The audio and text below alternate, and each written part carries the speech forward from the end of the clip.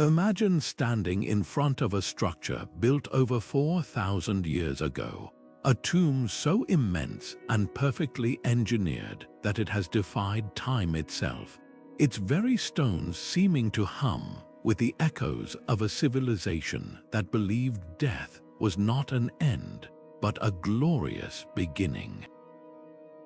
This is the power of ancient burial sites. They are not just places of rest, but profound statements etched into the earth, each one a unique key to understanding how our ancestors viewed existence, the cosmos, and their own place within it.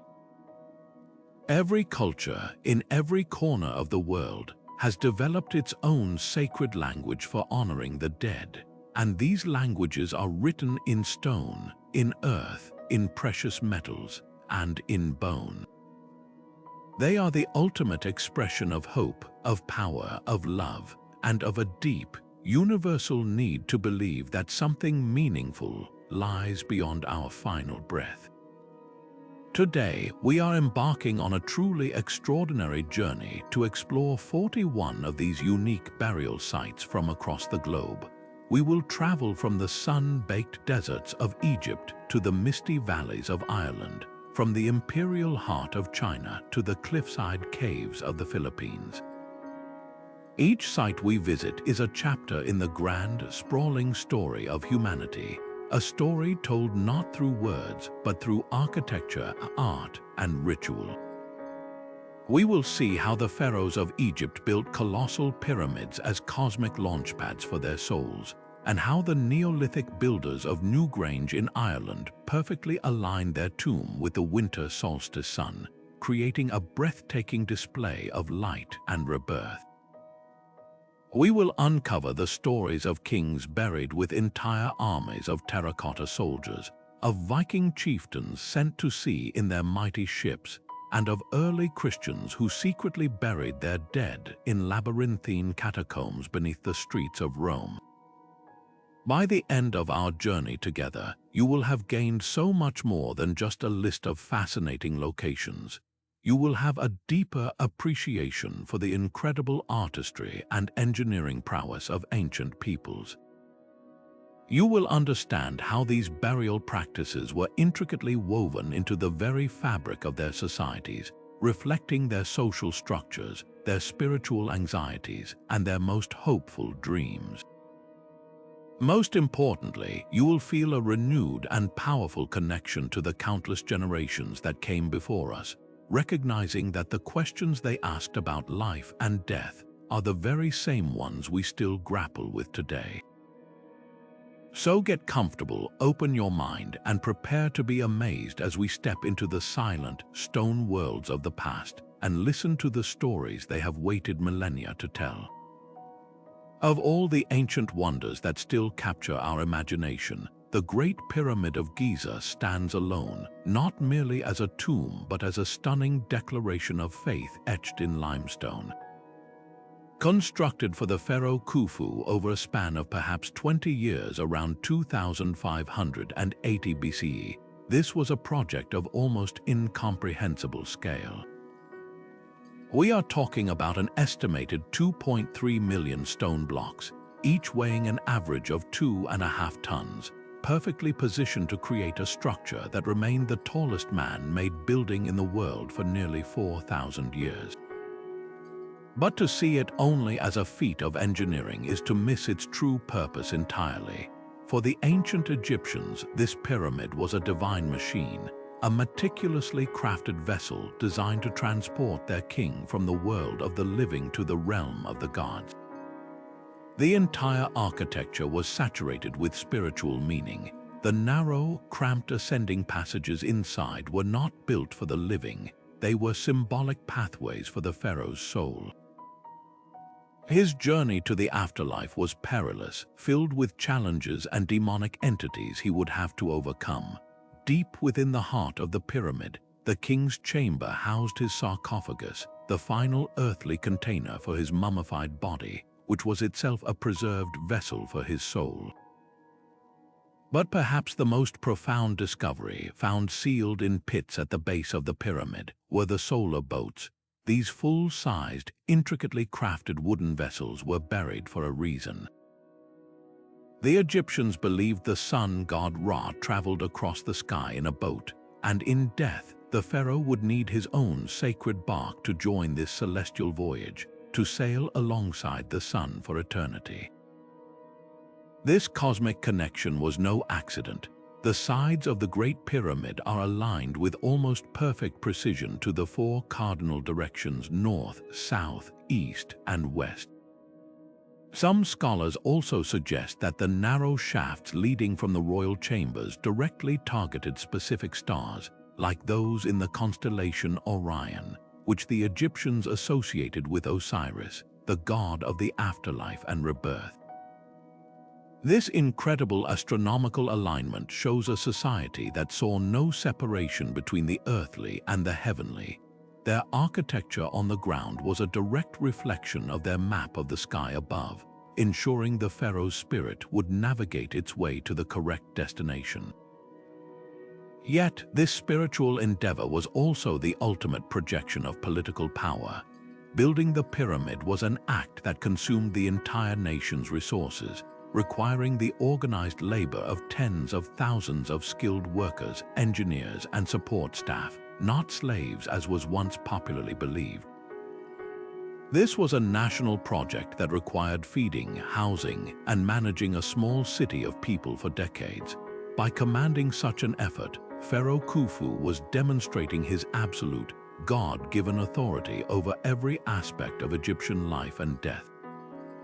The pyramid was his permanent, indestructible resume, a statement to his people and to future generations that his power was eternal, as solid and enduring as the mountain of stone he left behind on the Giza plateau. It was this powerful fusion of profound spiritual belief and raw, organized state power that created not just a tomb, but an eternal symbol of an entire civilization's worldview.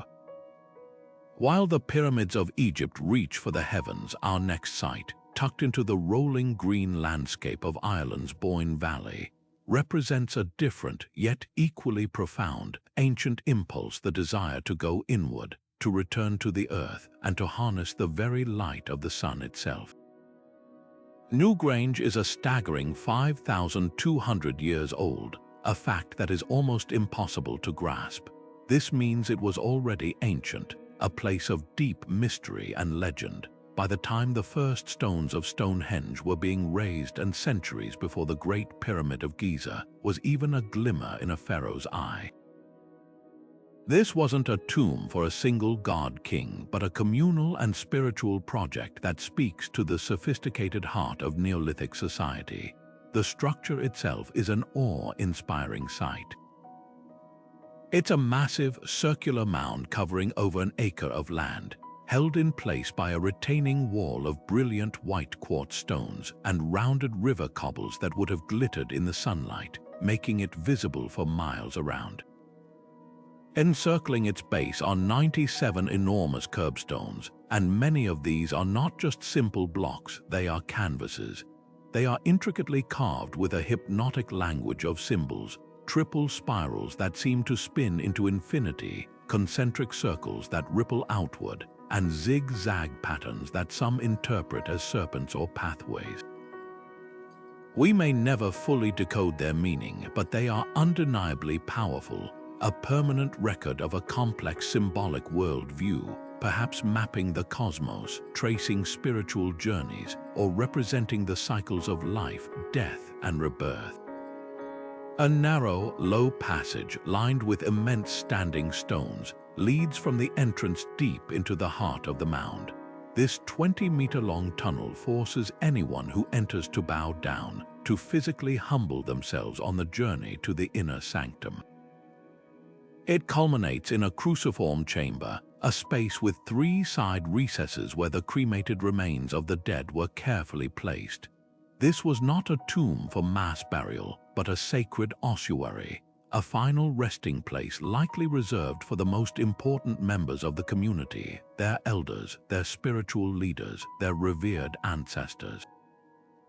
The engineering here is masterful. The chamber's roof is a corbelled vault where each layer of stone slightly overlaps the one below, rising to a height of 6 meters and sealing the space so perfectly that it has remained waterproof and intact for over 5 millennia. But the true genius of Newgrange, the feature that elevates it from an impressive tomb to an astronomical marvel, is its roof box. This is a small, carefully engineered opening above the main entrance, framed with carved slabs. For 364 days of the year, the inner chamber is a place of profound, silent darkness. But on the morning of the winter solstice, around December 21st, something miraculous happens.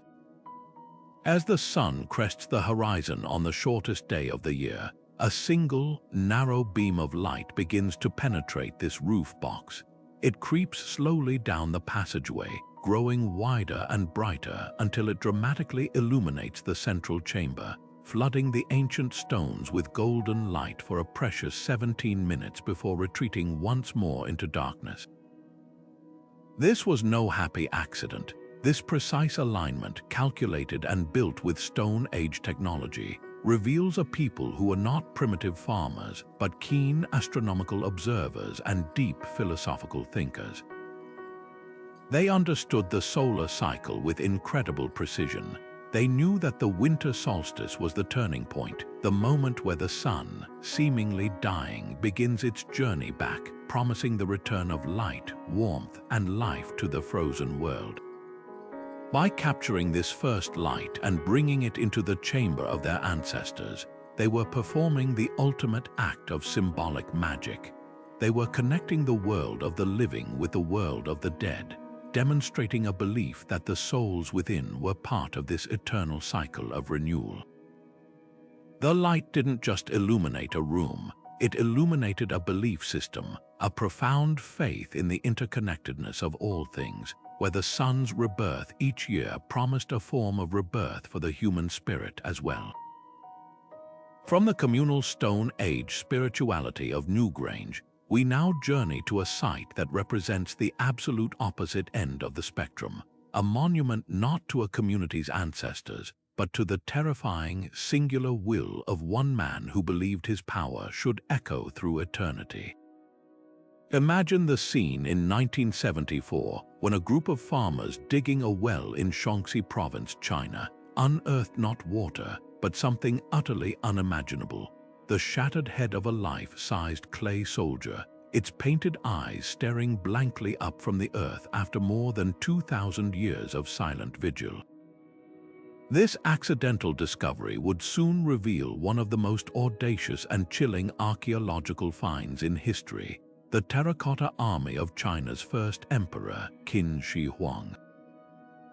This was no symbolic token force. We are talking about a complete military division frozen in time, an entire subterranean universe built to service one man's afterlife. The scale is simply staggering. 3 massive pits contain an estimated 8,000 soldiers, each one painstakingly crafted from terracotta clay. But they are not anonymous, identical duplicates. Look closely and you see an entire empire reflected in their faces. There are young, smooth-cheeked recruits and grizzled veterans with stern, lined features. There are cavalrymen ready to mount their charges, archers kneeling with crossbows drawn, and officers standing with an air of command, their more elaborate armor and unique headgear denoting their rank. Each figure was originally painted in vibrant pigments: pinks, blues, greens, purples, making the assembled army a riot of color, a hyper-realistic force waiting for a command that would never come. This incredible individuality suggests they may have been modeled on actual soldiers from the emperor's real armies, capturing the incredible ethnic diversity of the vast lands he had brutally conquered and unified for the first time. The purpose of this silent host was explicitly stated in the beliefs of the time. The ancient Chinese concept of the afterlife was not a purely spiritual realm. It was a direct extension of earthly existence. A ruler would need his court, his entertainers, his palaces, and most importantly, his military might to maintain his authority and defend himself against any spiritual threats in the next world. Previous dynasties had practiced the horrifying custom of retainer sacrifice, where living servants, soldiers, and concubines were entombed alive with their deceased master. In a move that could be seen as strangely progressive for its sheer avoidance of mass murder, Kinshi Huang substituted these living people with intricate clay facsimiles. He was not, however, foregoing the display of absolute power. By commissioning this unimaginably expensive and labor-intensive project, he was demonstrating that his will could command the resources of the entire nation, even in death. The army was both a practical spiritual guard and the ultimate flex of imperial muscle. And this army is merely the outer perimeter, the guardian of a secret that remains largely untouched to this day. The main tomb mound of Kinshi Huang, a man-made hill covered in vegetation, looms in the distance, and according to the writings of a grand historian from a century later, it contains wonders that dwarf even the terracotta soldiers. Ancient texts describe a miniature universe under the earth, palaces with pearl-lined ceilings representing the starry sky, models of the empire's rivers and mountains, and most fantastically rivers and seas of shimmering, flowing mercury, mechanically circulated to never cease their motion. Modern scientific surveys have indeed detected unusually high concentrations of mercury in the soil around the tomb, lending a startling credibility to these 2,000-year-old accounts. The texts also warn of crossbow booby traps set to fire automatically at any intruder, a final deadly defense for an emperor paranoid even in death. This unexcavated central tomb is the true heart of the mystery, a sealed capsule holding the full, unfiltered ambition of a man who so desperately craved immortality that he drank potions containing mercury, ironically likely poisoning himself in the process. The Terracotta Army stands as his eternal, stone-faced sentinel, a breathtaking and terrifying testament to how far one man would go to conquer death itself. Now, let's sail across the North Sea to the wind-swept shores of Suffolk, England, where a discovery just on the eve of the Second World War would completely rewrite our understanding of a period once dismissively called the Dark Ages. In 1939, as the shadow of global conflict loomed, an archaeologist named Basil Brown, working at the request of a local landowner, carefully began to excavate a series of mysterious grassy mounds known as Sutton Hoo. What he uncovered in Mound 1 was not just a grave but a ghost ship. There was no pristine wooden hull waiting for him. The organic material had long since decayed, vanishing into the acidic soil. But it left behind a perfect, breathtaking impression, a negative space in the earth, a 30-yard-long phantom vessel outlined by rows of rusted iron rivets that once held its planks together.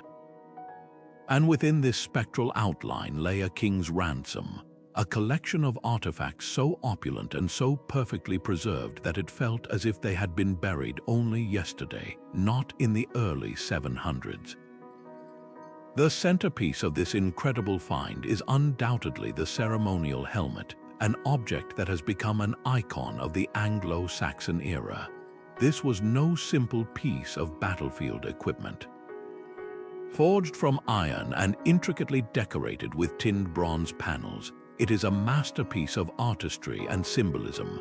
A fierce face stares out from the front, with garnet inlaid eyebrows that flow into the nose and mouth to form a mustache, creating a kind of hybrid between a warrior and a soaring bird of prey, with wings that become the helmet's cheek guards. This fearsome visage was designed to transform the wearer, to project an aura of superhuman power and ferocity in battle, a literal embodiment of the heroic ideals celebrated in poems like Beowulf. But it was more than just a mask for war. It was a crown, a definitive symbol of royal authority that connected its owner to a legacy of legendary heroes and gods. The treasures surrounding this helmet spoke of a world far wider and more connected than historians had ever imagined for 7th century Britain. Nestled alongside the body were solid gold belt buckles and shoulder clasps, exquisitely crafted with intricate interlaced patterns of writhing animals, their bodies made of gleaming millefiori glass.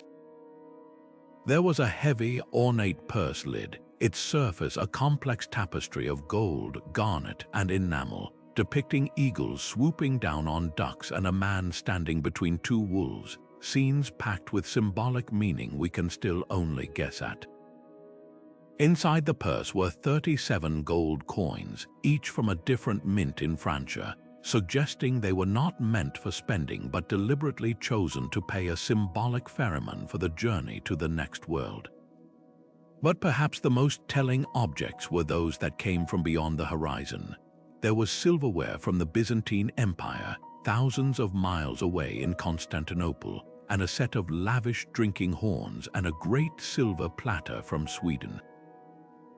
This was not the hoard of an isolated tribal chieftain. It was the treasure of a sophisticated ruler plugged into a vast international network of trade, diplomacy, and gift exchange, a man whose influence reached across all of Europe. The method of burial itself is a powerful clue to the beliefs of this fascinating transitional time. The Anglo-Saxons did not bury this king in a coffin. They chose his ship. This was a vessel built for the open sea, yet it was dragged nearly a mile uphill from the River Deben, an astonishing feat of logistics and communal effort to serve as his final resting chamber. This act powerfully echoes the Norse practice of ship burial, where great leaders were sent out to sea on a burning vessel, their souls carried to the afterlife on the waves. It suggests a deeply held pagan belief in a watery journey to the realm of the dead, a final voyage for a man who may have been a sea king, a ruler whose power and identity were intrinsically linked to his command of the waves. And yet, the burial also contained 2 small silver spoons, inscribed with the names Paulos and Solos, the names of St. Paul before and after his conversion on the road to Damascus. Was this a subtle nod to a new faith? The man buried here, almost certainly King Riedwald of East Anglia, was recorded by the Venerable Bede as a ruler who tried to straddle both worlds, setting up a Christian altar alongside his pagan shrines. His magnificent burial captures that precise moment of cultural flux, where the old gods of the north still held sway over the ritual of death, but the new god from the south was beginning to whisper on the horizon. Sutton Hoo is not a tomb of a pagan or a Christian king, but of a man caught perfectly between 2 worlds, sent to the afterlife with all the splendor of both. But if the ship burial of Sutton Hoo was a grand, solitary monument to a single king, our next journey takes us into a world that is its complete opposite, a hidden, collective city for the dead, not built upward for all to see, but carved downward in secret, out of both necessity and profound faith. Far beneath the bustling modern streets of Rome, a silent, sprawling labyrinth waits, a world away from the sunlit glory of the Colosseum and the Forum. This is the realm of the Catacombs, a network of subterranean passages so vast that if placed end to end, they would stretch for hundreds of miles. These were not dank dungeons for outcasts, but sacred, meticulously organized burial cities, the final resting place for 500,000 early Christians who carved out their eternity in the soft, volcanic tufa rock beneath the feet of an empire that often sought to eradicate them. Walking these narrow, shadowy passages today, the first thing that strikes you is the sheer, overwhelming scale of it. Walls from floor to ceiling are honeycombed with thousands of rectangular slots, known as loculi. Each one was a single, humble grave where a body, wrapped simply in a shroud and perhaps doused with lime, would be laid to rest.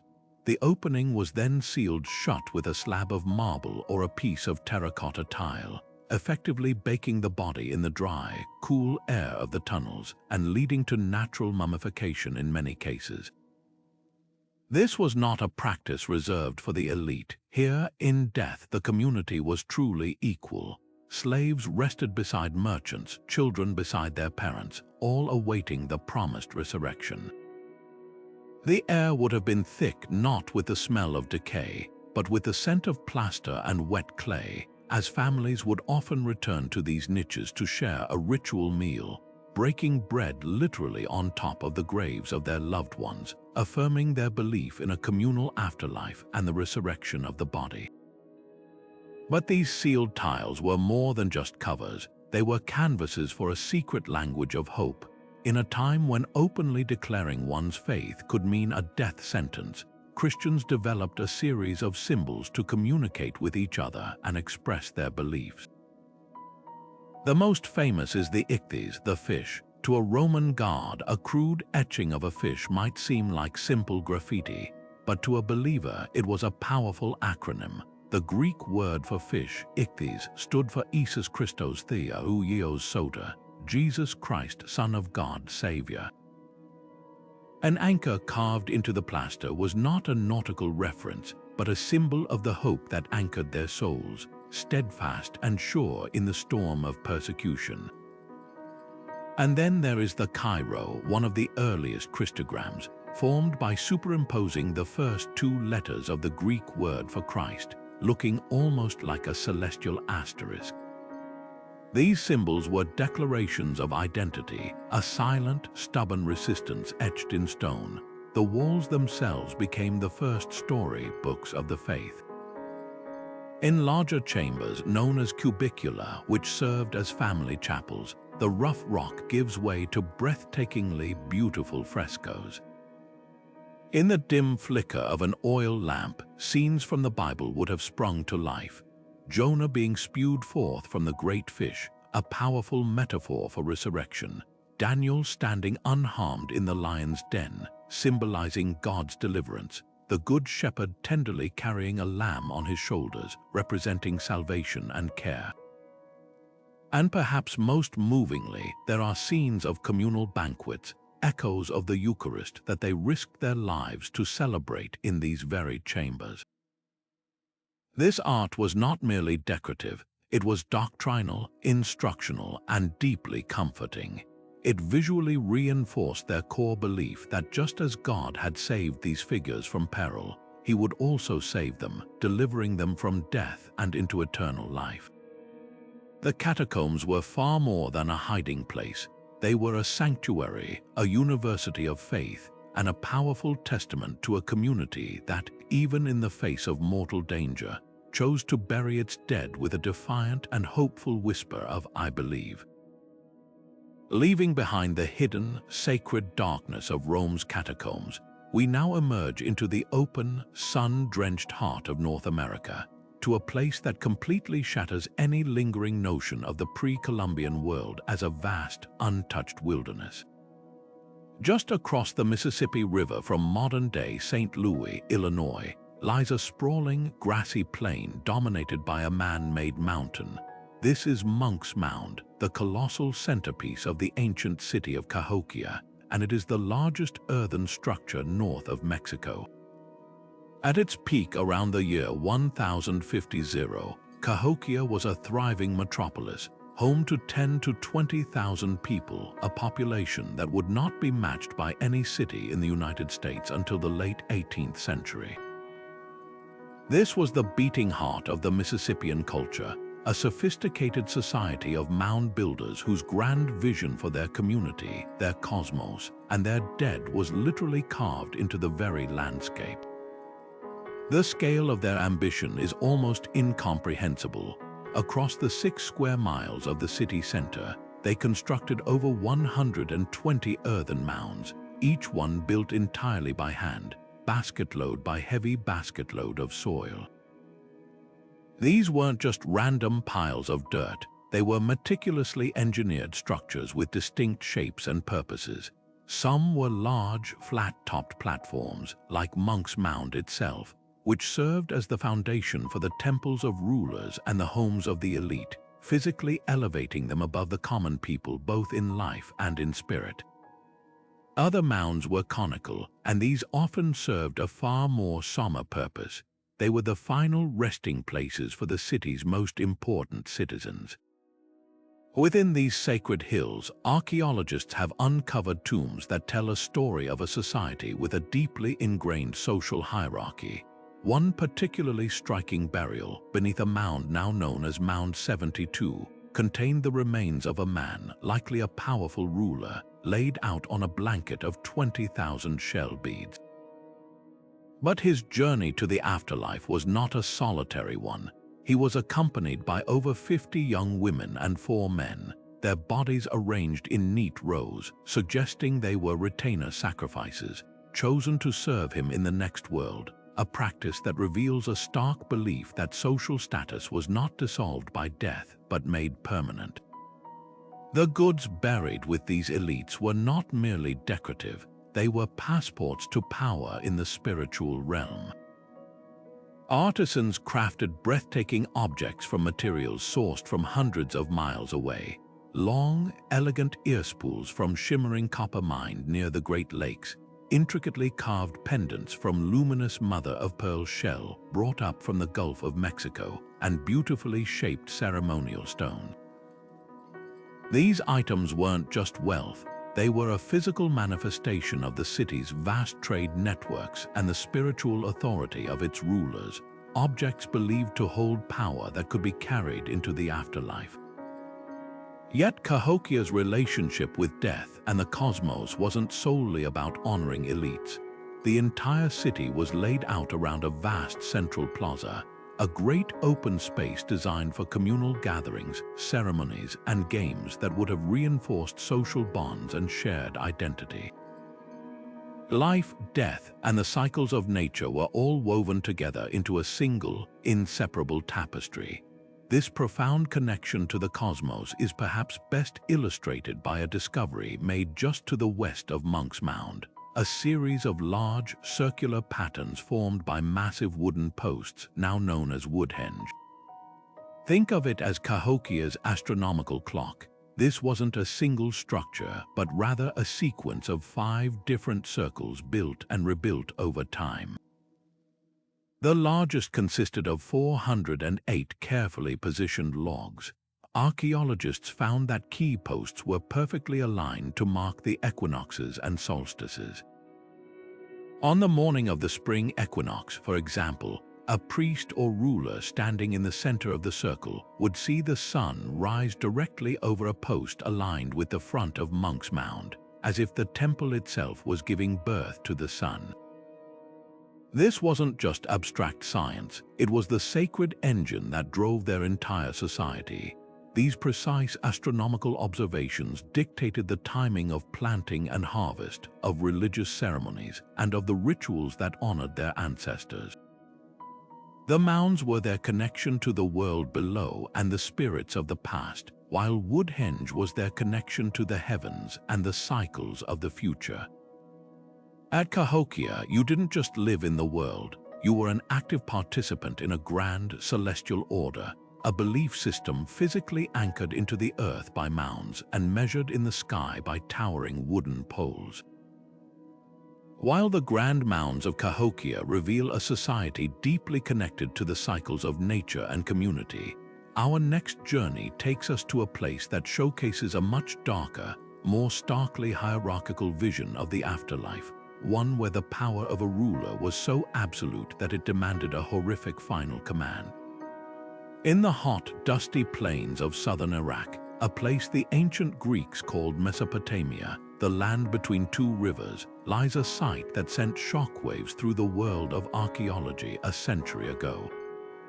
Here, in the 1920s, a British archaeologist named Leonard Woolley began to dig into what he initially thought was a simple refuse dump on the outskirts of the ancient city of Ur. But as his team dug deeper, they broke through a layer of clay and stumbled into a scene of unimaginable splendor and profound horror, a collection of 16 royal tombs that would forever change our understanding of the world's first civilization, the Sumerians.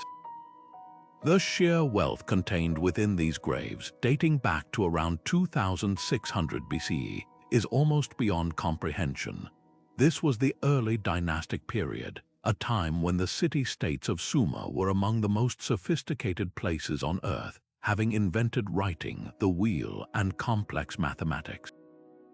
Their royalty were buried as if they were divine. Take the tomb of Queen Puabi, perhaps the most famous discovery. Her body was found adorned with a headdress of exquisite, almost delicate gold leaves, ribbons of lapis lazuli and carnelian beads, and enormous golden earrings.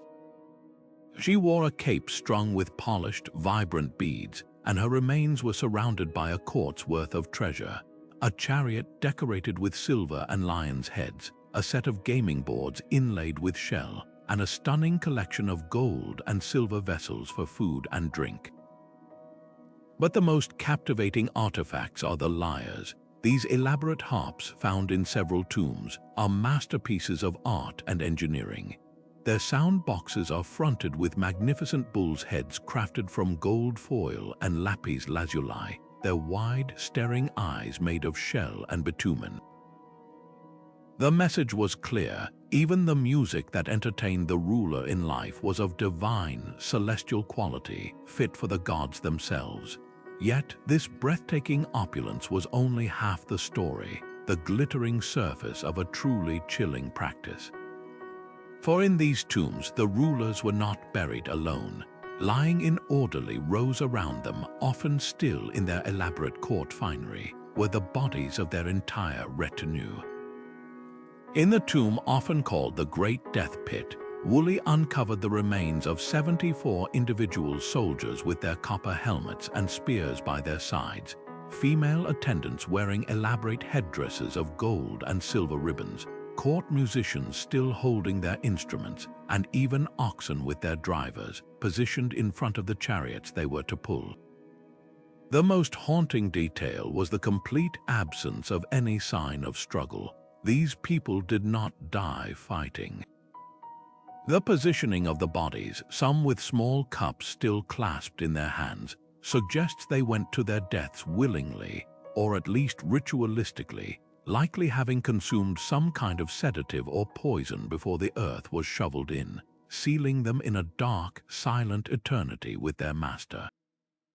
This practice is known to scholars as retainer sacrifice, and it provides a terrifyingly clear window into the Sumerian mind. Theirs was not a view of a peaceful, egalitarian paradise awaiting all souls. The afterlife, often called Kur, was frequently depicted as a dark, gloomy underworld, a place from which there was no return. To navigate this grim existence, a ruler would need everything they had in life: their soldiers for protection, their servants for comfort, their musicians for entertainment, and their charioteers for transport. The entire social hierarchy of the earthly court was to be replicated exactly in the world below. This was the ultimate expression of power and belief, a conviction that the authority of a king or queen was so absolute that it transcended death itself, granting them the right to command the very lives of their subjects into the hereafter. The royal cemetery of Ur stands as a stark, dual monument to humanity's earliest heights of artistic achievement and its most profound depths of social control, a place where beauty and brutality were interred together for all eternity. From the dense, hierarchical world of Sumerian royalty, we now travel to one of the most starkly beautiful and enigmatic landscapes on Earth, the vast, arid pampas of southern Peru. Here, the Nazca culture faced a challenge that was the polar opposite of the resource-rich river valleys of Mesopotamia, a brutally dry desert where life itself was a constant negotiation with scarcity. In this unforgiving environment between 100 BC and 800 CE, they undertook a project of such immense scale and mystery that it continues to baffle and inspire us today. They did not build towering pyramids or opulent tombs. Instead, they created a gallery so vast it can only be properly seen by the eyes of the gods, or from the window of a modern airplane. This is the realm of the Nazca lines, These are not mere scratches on the Earth's surface. The Nazca lines are geoglyphs, monumental designs created by the simple, yet backbreaking, process of removing the dark, sun-baked top layer of reddish-brown pebbles to reveal the lighter, sandy-colored soil beneath. The contrast creates lines that can be starkly visible, but the true genius lies in the stability of this environment. The Nazca Desert is one of the driest places on the planet, with virtually no rain or wind to disturb the designs. Once made, these drawings were essentially permanent, etched into the landscape as if on a colossal etching plate. The figures they depicted are a breathtaking menagerie of the real and the imagined. A hummingbird with a beak as long as a bus, a spider with perfectly articulated legs, a condor with wings outstretched, a mysterious humanoid figure nicknamed the astronaut, and endless geometric shapes, trapezoids, triangles, and spirals that stretch for miles across the desert floor. For decades, the purpose of these lines has fueled wild speculation, from ancient alien landing strips to elaborate astronomical calendars. While the astronomical connection has some merit, some lines do align with solstice sunrises and important stars. The most compelling theories are rooted in the spiritual and practical realities of the Nazca world. Water was the single most precious, life-giving, and unpredictable element in their existence. Their entire survival depended on underground aquifers and sporadic river flows, and their rituals were overwhelmingly focused on appealing to the deities who controlled this vital resource. Many researchers now believe the geoglyphs were not meant for daily viewing by people on the ground. Instead, they were sacred pathways, giant ritual circuits intended for the gods and ancestors to traverse in the spiritual realm above. The act of walking these lines, of participating in processions along these giant figures, may have been a form of worship, a desperate and hopeful prayer for life-giving water and fertile crops. The biomorphic figures, the monkey, the killer whale, the dog, may have represented totemic spirits or constellations believed to influence the weather and the flow of water from the distant Andes. This profound spiritual activity is inextricably linked to how the Nazca treated their dead, and the connection is found not in the lines themselves, but in the surrounding hillsides and valleys. Here, the Nazca established their cemeteries, and the burial practices reveal a people deeply concerned with safe passage and rebirth. Bodies were carefully prepared, dried and mummified by the arid climate, and then placed in a flexed fetal position, as if they were returning to the womb of the earth, awaiting a new birth. They were then wrapped in some of the most magnificent textiles ever produced in the ancient Americas. These textiles were far more than burial shrouds. They were narratives woven in cotton and dyed with vibrant colors, depicting their gods, often a terrifying, bloodthirsty deity known as the anthropomorphic mythical being, as well as crops, animals, and ritual scenes. The deceased were also accompanied by exquisite pottery, often painted with similar iconography, and offerings of food, all provisions for the long journey ahead. This is where the connection between the lines in the desert and the bodies in the tombs becomes clear. The Nazca likely believed that the spirit of the deceased, properly honored and equipped, would embark on a perilous journey to join the ancestors in the sky. The giant geoglyphs, those pathways for the gods, could also have served as celestial signposts or landing beacons for these ascending souls, guiding them safely to their new home. A proper burial, wrapped in sacred cloth and surrounded by symbolic art, ensured the spirit was strong and prepared for this voyage. In this way, the Nazca seamlessly integrated their deepest fears, their greatest hopes, and their most profound artistic expressions. The lines were a prayer for life and water for the community, while the burials were a prayer for safe passage for the individual. Both practices were a direct response to their harsh environment, a brilliant and beautiful attempt to bring order, meaning, and hope to a world where both life and death were dictated by the merciless, rainless sky. After the Nazca's intricate desert prayers and community-focused rituals, we now encounter a ruler whose final resting place speaks in a completely different architectural language, one not of overwhelming scale or hidden complexity, but of profound, dignified simplicity. In the wide, wind-swept plain of Murghab in Iran, standing utterly alone against the backdrop of distant mountains, is a structure that feels both humble and majestic. This is the tomb of Cyrus the Great, the founder of the vast Achaemenid Persian Empire, and it is a monument that defiantly rejects the very idea of the hidden, sealed, or ostentatious tomb. Unlike the sealed pyramids of Egypt or the subterranean splendors of Ur, Cyrus's tomb is open, accessible, and almost shockingly straightforward. It consists of a simple, small chamber with a gabled roof, sitting atop a six-tiered stepped platform of pale limestone. There are no long, dark passages, no hidden chambers brimming with gold, no warnings for trespassers. It is a quiet, powerful statement in stone, and every line of it was designed to reflect the revolutionary philosophy of the man it honors. Cyrus was a conqueror, but history remembers him not for his brutality, but for his extraordinary tolerance and visionary statecraft. After capturing Babylon in 539 BCE, he did not slaughter the population or crush their culture. Instead, he issued a decree recorded on the famous Cyrus cylinder, allowing deported peoples, including the Jews, to return to their homelands and practice their own religions. He presented himself not as a tyrant, but as a liberator and a just ruler chosen by the Babylonian god Marduk. This philosophy of inclusion and respect is physically embodied in his tomb. Its design is a fusion of influences from across his empire. The stepped platform echoes Mesopotamian ziggurats, the gabled roof recalls Greek temples, and the overall form feels distinctly Anatolian.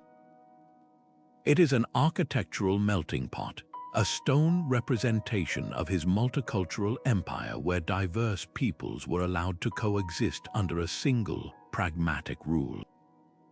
The tomb wasn't meant to intimidate or obscure.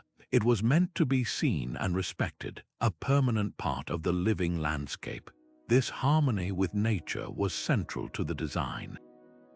The tomb was originally set within a vast, lush royal garden, known as a paradisa, the linguistic root of our word, paradise. These were not just pleasure gardens. In Persian culture, they were sacred microcosms of the entire world, representing the divine order and fertility that a righteous king was duty-bound to maintain. The tomb, rising from the center of this ordered paradise, symbolized Cyrus's eternal role as the benevolent guardian of his land and people.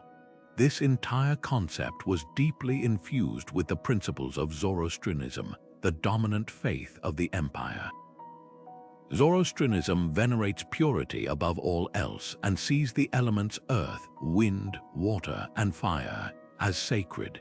Standard funerary practice involved exposing the dead body on a tower of silence to be consumed by birds and elements, preventing the physical corruption of death from contaminating the pure earth.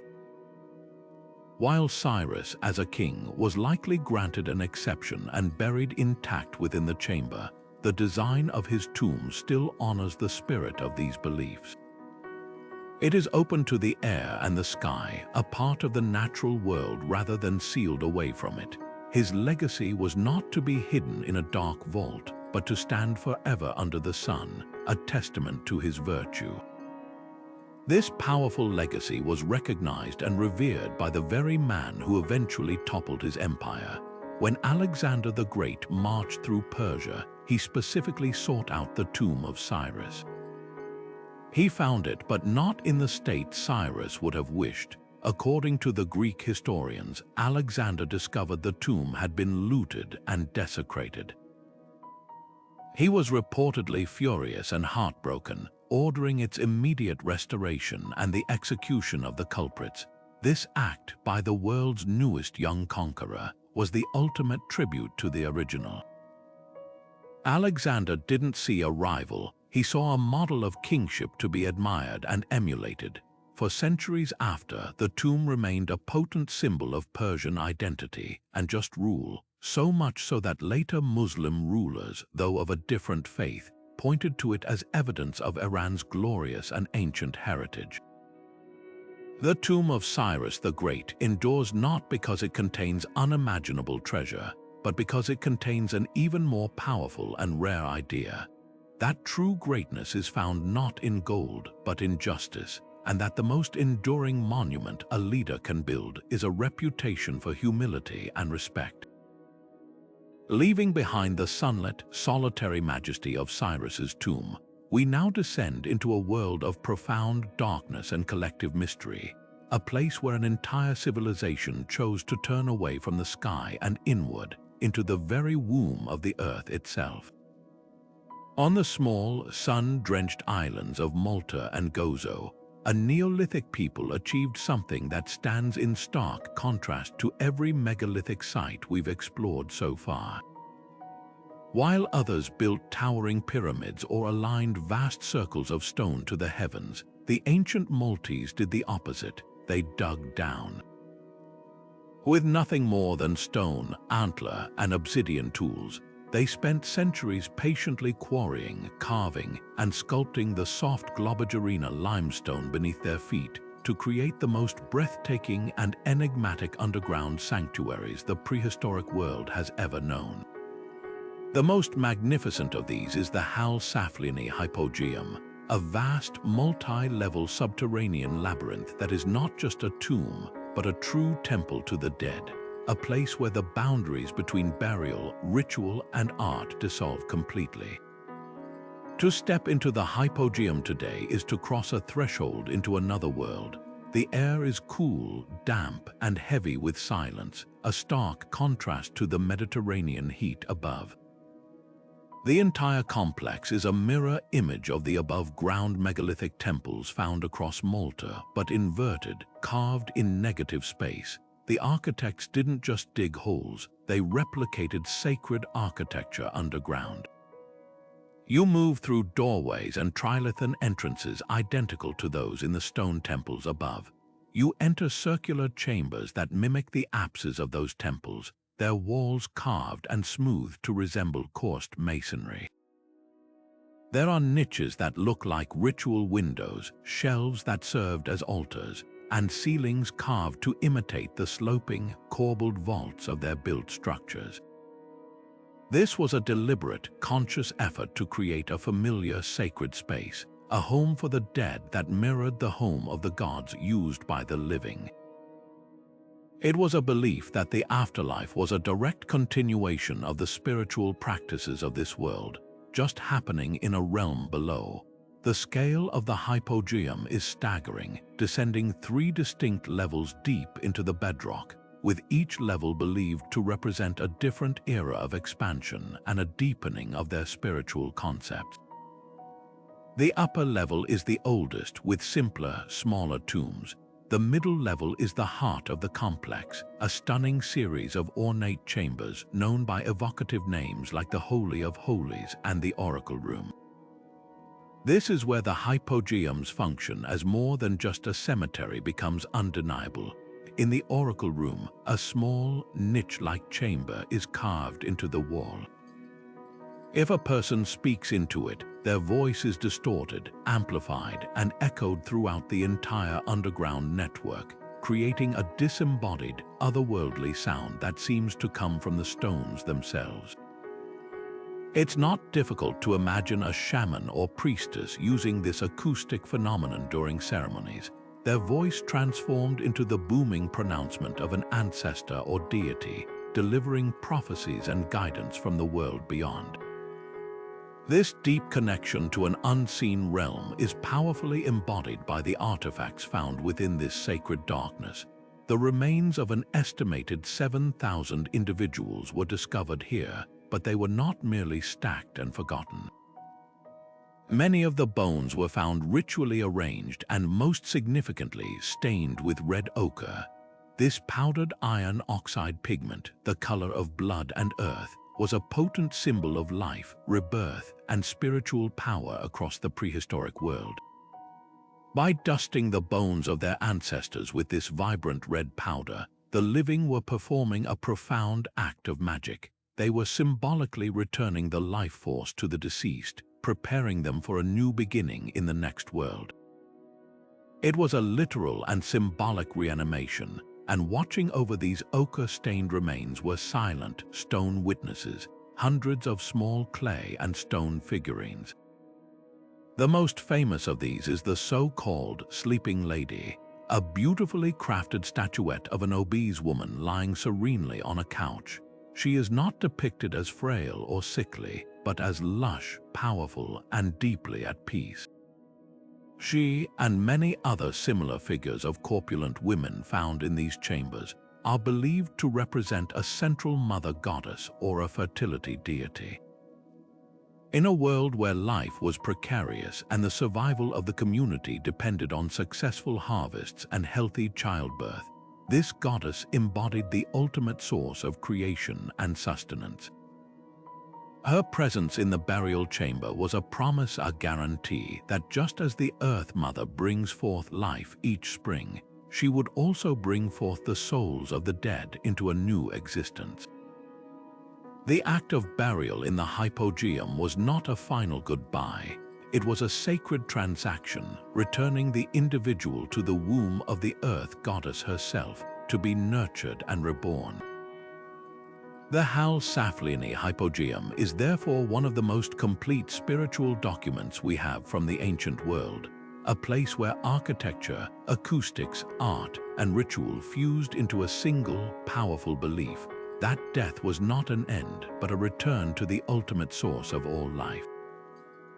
If the serene, womb-like darkness of Malta's Hypogeum represents a nurturing vision of death and rebirth, the Moche culture of ancient Peru presents us with a vision that is its dramatic, terrifying, and blood-soaked opposite. In the arid coastal valleys of northern Peru, between 100 and 800 CE, the Moche people built a civilization of extraordinary artistic achievement and profound religious intensity, a society where life, death, and the very survival of the world were believed to hinge on a sacred, violent contract with the gods. At the heart of this belief system stood their massive adobe pyramids, and none speaks more eloquently of this world view than the Huaca de la Luna, the Pyramid of the Moon. This was not a sealed tomb for a solitary king, but a living, breathing stage for a state-sponsored theology where elite burial and public sacrifice were two sides of the same coin, a perpetual cycle of death designed to guarantee the continuation of life itself.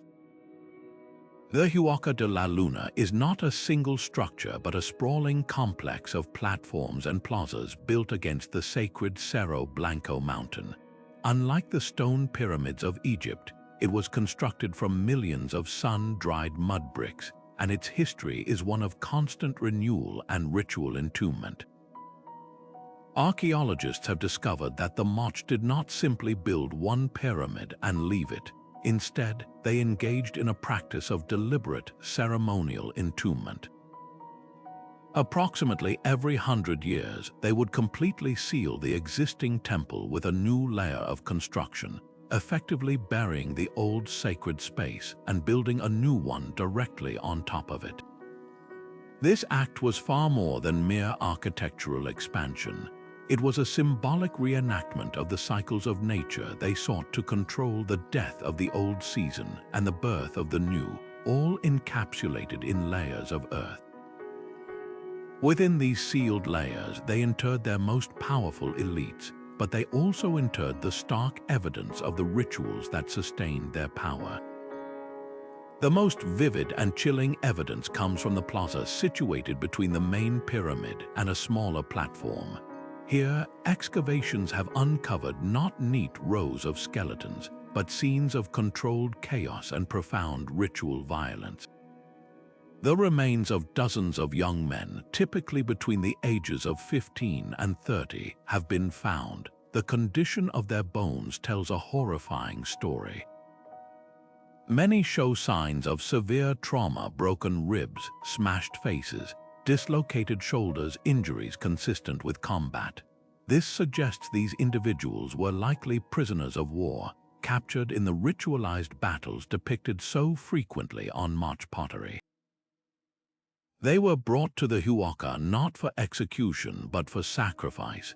The method was brutally consistent and deeply symbolic. Sharp cuts on the neck vertebrae indicate precise decapitation. But the violence did not end there. Their bodies were systematically dismembered, and in a final, graphic act, their blood was collected. Depictions on Moche ceramics show a priest presenting a goblet of this blood to a supernatural being, while other vessels show the blood being offered to the animated decapitated head itself. This was the core of the ritual, the offering of the most potent life force, human blood, to the deities who controlled the most vital element in their desert world, water. The entire complex was a canvas for this ideology. The exterior walls of the pyramid were once covered in breathtaking, multicolored murals, many of which have been preserved under the later layers of construction. These are not peaceful scenes of harvest or domestic life.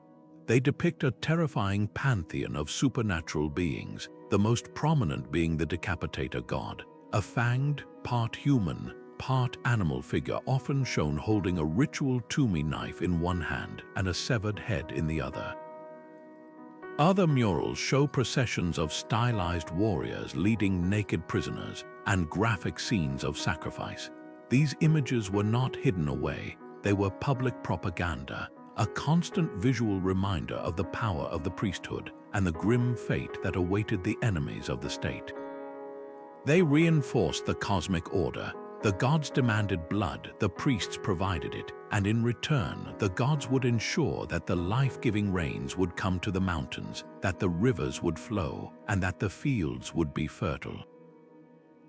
The elite burials discovered within the Huaca are the direct beneficiaries of this system.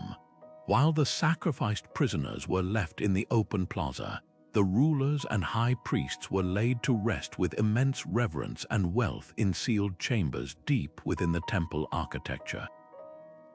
The tomb of the so-called warrior priest, for example, was found surrounded by fine ceramics, gilded copper headdresses, and intricate jewelry. He was buried with his ceremonial regalia, a sign of his status that he would carry into the afterlife. But his authority in death was directly purchased by the sacrifices performed in life. His comfortable journey to the other world, his continued high status among the ancestors, was guaranteed by the violent public offering of others. The pyramid itself thus becomes a perfect metaphor for Moche society. Its glorious apex, adorned with art and treasure, was supported by a foundation of ritualized violence and a deeply held belief that the stability of the world, from the weather to the social order, required a perpetual and bloody sacrifice. While the Moche pyramids of Peru tell a story of ritual sacrifice to appease ancient gods, our next site captures a different kind of transformation entirely, not of blood, but of belief, etched into stone at the very dawn of a new age for an entire people. In the small town of Jelling, Denmark, two massive, grass-covered mounds rise from the earth like sleeping giants, flanking a simple white church. This serene, almost pastoral scene belies its true, earth-shaking significance. This is where the Viking Age, with all its pagan splendor and warrior ethos, collided head-on with a new world religion, and where the legacy of a king was used not just to commemorate the dead, but to forcibly steer the destiny of the living. Jelling is often called Denmark's birth certificate, and for good reason. It marks the precise moment when a loose collection of chieftains and sea kings began to coalesce into a single Christian kingdom, and the burial mound became a powerful political billboard. The two great mounds themselves are a direct link to the old ways. The larger northern mound, standing over 8 meters high, is believed to be the final resting place of King Gorm the Old, the first historically recognized king of a unified Denmark. When archaeologists excavated it in the 19th century, they found something fascinating and, for a royal tomb, surprisingly modest: an empty, robbed-out burial chamber made of wood, situated right at the original ground level before the mound was heaped over it. There were no grand treasures left behind, but the structure spoke volumes. This was a classic pagan ship burial in the style of Sutton Hoo, but without the ship, a chieftain laid to rest in a wooden chamber, surrounded by his grave goods, and then sealed under a monumental earthen barrow that would dominate the landscape for 1,000 years. It was a statement of earthly power and a passport to the pagan afterlife, a tradition his son would forever alter. That son was Harold Bluetooth, and his legacy is literally set in stone between the two mounds. He raised not one, but two incredible runestones. The smaller one is attributed to his father, Gorm, and it is a beautiful, traditional piece of work, inscribed in straight, powerful runes that simply state, "King Gorm made this monument in memory of Thea, his wife, Denmark's adornment." It is a touching, personal tribute from a husband to his wife, a queen described as the nation's ornament, but it is Harold's stone that truly stops you in your tracks. It is a colossal, three-sided, triangular beast of a rock, often referred to as Denmark's baptismal certificate. Its inscription is a masterpiece of royal propaganda. King Harold ordered this monument made in memory of Gorm, his father, and in memory of Thea, his mother, that Harold who won for himself all of Denmark and Norway and made the Danes Christian. Let's unpack that for a moment. In 3 lines of text, Harold does 3 revolutionary things. First, he honors his parents, anchoring his legitimacy in his lineage. Second, he boasts of his military and political conquests, claiming rule over 2 kingdoms. But the third claim is the real bombshell, and made the Danes Christian. This is not a suggestion or an invitation. It is a declaration of a completed act. It presents the forced conversion of an entire people as a fait accompli, a triumph on par with a military victory. The stone itself reinforces this message with its imagery. One side features the largest depiction of a ribbon-like great beast from the Viking art tradition, a symbol of the old world. But on another side is something entirely new, the oldest known depiction of Christ in Scandinavia. This Christ is not shown suffering on the cross. He is shown in a classic, heroic Viking pose, entangled in ribbon-like branches, appearing almost as a triumphant warrior. Harold was shrewdly repackaging the new god in a familiar visual language, making him seem strong and powerful to a culture that valued strength above all else. This fusion of old and new is what makes Jelling so profoundly important. The smaller southern mound, which contained no burial, was likely a symbolic counterpart to Gorm's grave, perhaps used for pagan rituals that Harold eventually supplanted with Christian ceremonies. He built one of the first wooden churches in Denmark directly between the mounds, and compelling evidence suggests he had his father's bones exhumed from the pagan mound and reinterred in a Christian burial beneath the new church floor. This was the ultimate symbolic act, literally moving the legacy of the old king from the pagan past into the Christian future, physically demonstrating that the new faith had subsumed and redeemed the old. The entire Jelling complex, the pagan mounds, the Christian runestone, and the church, becomes a single, open-air history book. It tells the story of a ruthless and brilliant king who understood that to rule a nation, you must first command its soul, and that the most enduring monument is not just a mound of earth, but a complete rewriting of a people's identity, carved in stone for all eternity. The treasure-filled pits of the Terracotta Army, as awe-inspiring as they are, were never meant to be the main event. They were merely the outer garrison, the spiritual guardians stationed at the periphery of a secret so profound and so well protected that it has remained inviolate for over 2,000 years. This is the heart of the matter, the unexcavated tomb mound of Kinshi Huang himself, a man-made hill covering nearly 50 square meters of land, standing as a silent, verdant monument to one of history's most ambitious and terrifying visions of the afterlife.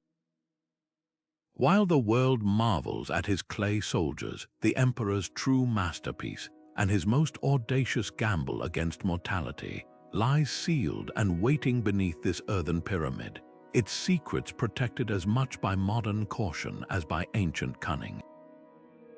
Our most detailed and tantalizing account of what might lie within comes from the grand historian Sima Qian, writing about a century after the emperor's death. His description reads less like an inventory and more like a page from a book of myth. He tells of a subterranean universe, a microcosm of the emperor's realm painstakingly recreated underground.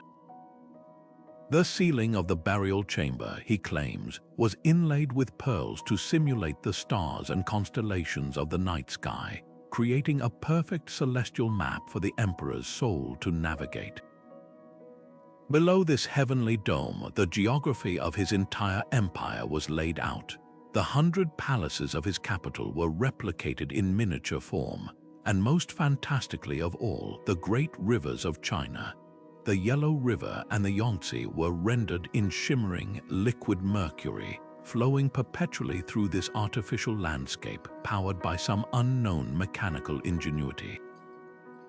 For centuries, scholars dismissed this account as a fabulous legend, a symbolic story not to be taken literally. The idea of rivers of mercury seemed like a metaphor taken to an impossible extreme.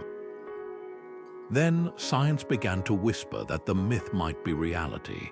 Starting in the 1980s, Chinese archaeologists conducted a series of rigorous scientific surveys of the soil in and around the tomb mound. Using drills to extract core samples and sophisticated equipment to analyze their composition, they made a startling discovery. The mercury levels in the soil were significantly higher, in some places staggeringly higher, than the normal background levels for the area. The pattern of this mercury contamination wasn't random or uniform. It seemed to trace a specific, higher concentration path across the site, eerily mirroring the alleged course of the simulated rivers within. This scientific evidence doesn't prove every detail of Sima Qian's story, but it lends it a powerful and undeniable credibility. It suggests that the ancient accounts were based on something real, that the first emperor's architects somehow achieved the logistically nightmare-ish feat of sourcing, transporting, and installing vast quantities of this rare and toxic liquid metal into his tomb. The purpose was likely twofold.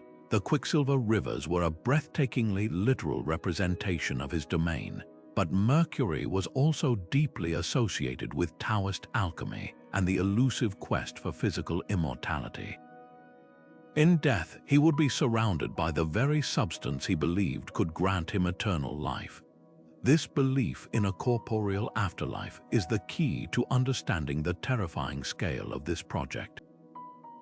The ancient Chinese conception of the next world was not a wispy, spiritual heaven of clouds and harps. It was a direct and literal continuation of earthly existence. The soul, or Hun, would travel to the afterlife, but it would require the same comforts, authority, and material possessions it enjoyed in life.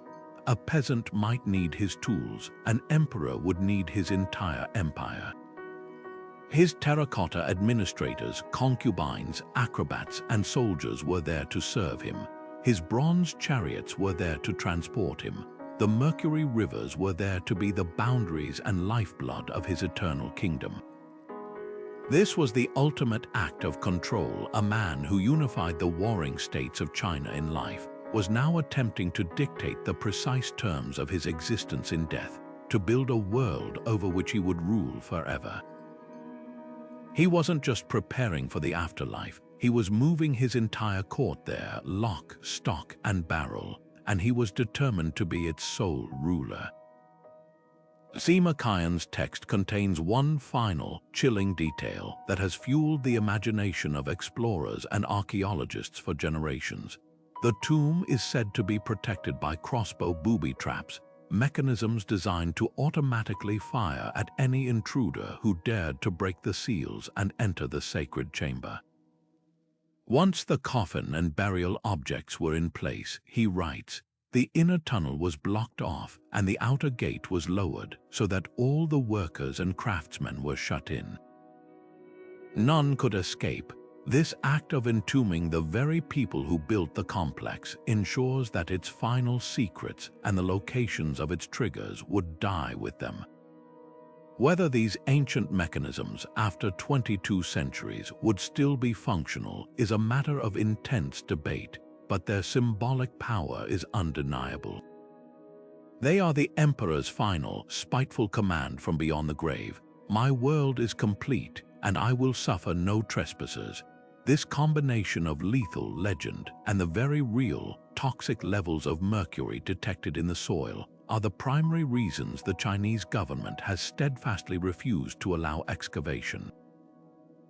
The potential archaeological reward is weighed against the immense physical danger and the very high risk of irreparably damaging whatever fragile organic treasures, silks, texts, the Emperor's own remains, might still be preserved inside. For now, the greatest treasure chamber of the ancient world remains a sealed capsule, a puzzle of myth, mercury, and murderous intent. Its wonders known only to the man who ordered it built and the countless souls who were forced to stay behind with him. After the monumental, state-driven projects of emperors and kings, the world of the ancestral Pueblones presents a vision of death and life that feels profoundly different, one not of towering ego, but of quiet harmony, woven directly into the fabric of the living earth itself.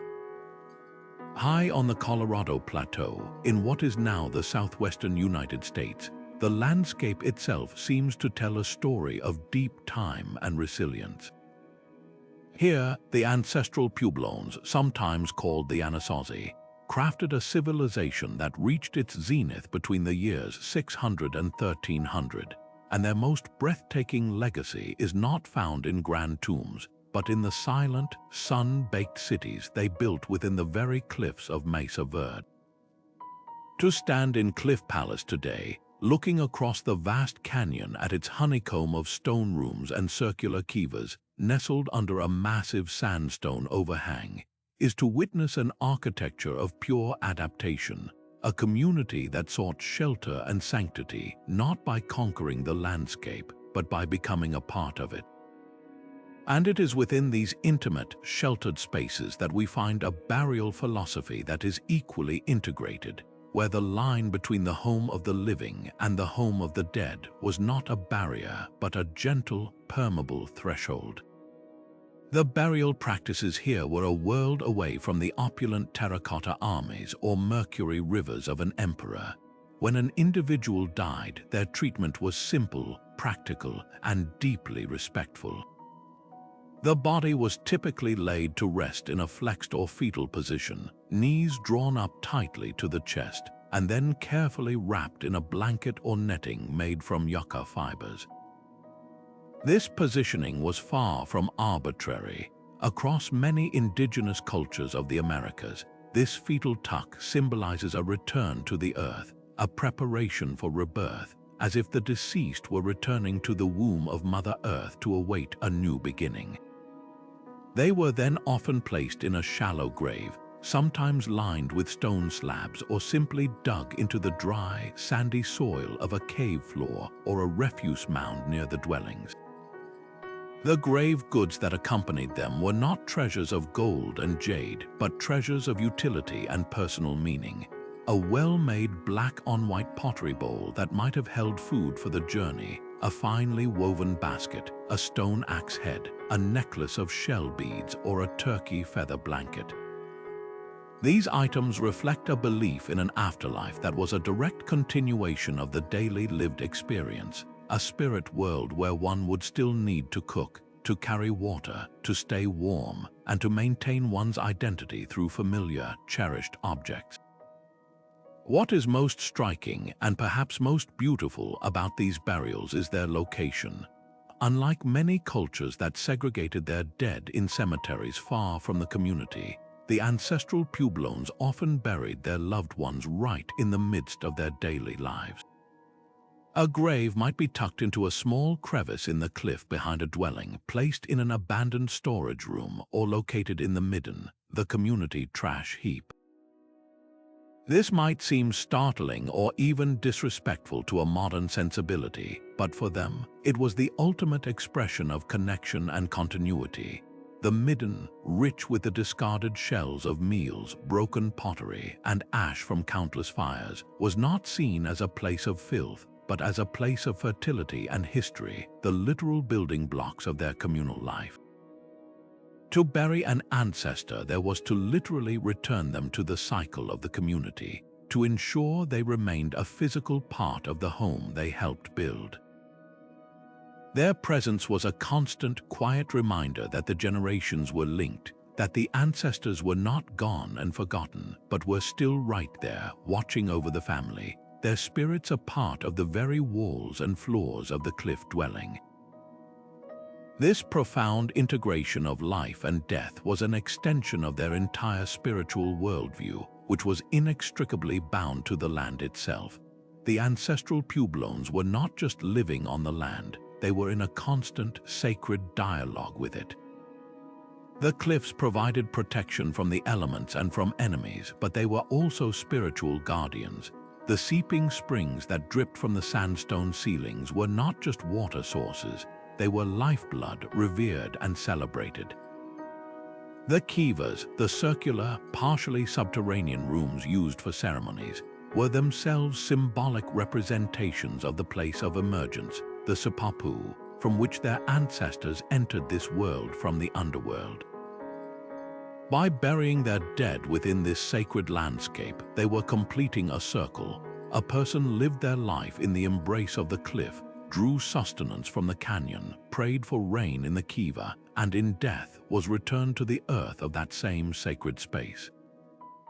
Their spirit could then easily journey to the underworld or remain nearby as a protective force, forever part of the community's memory and the land's enduring story.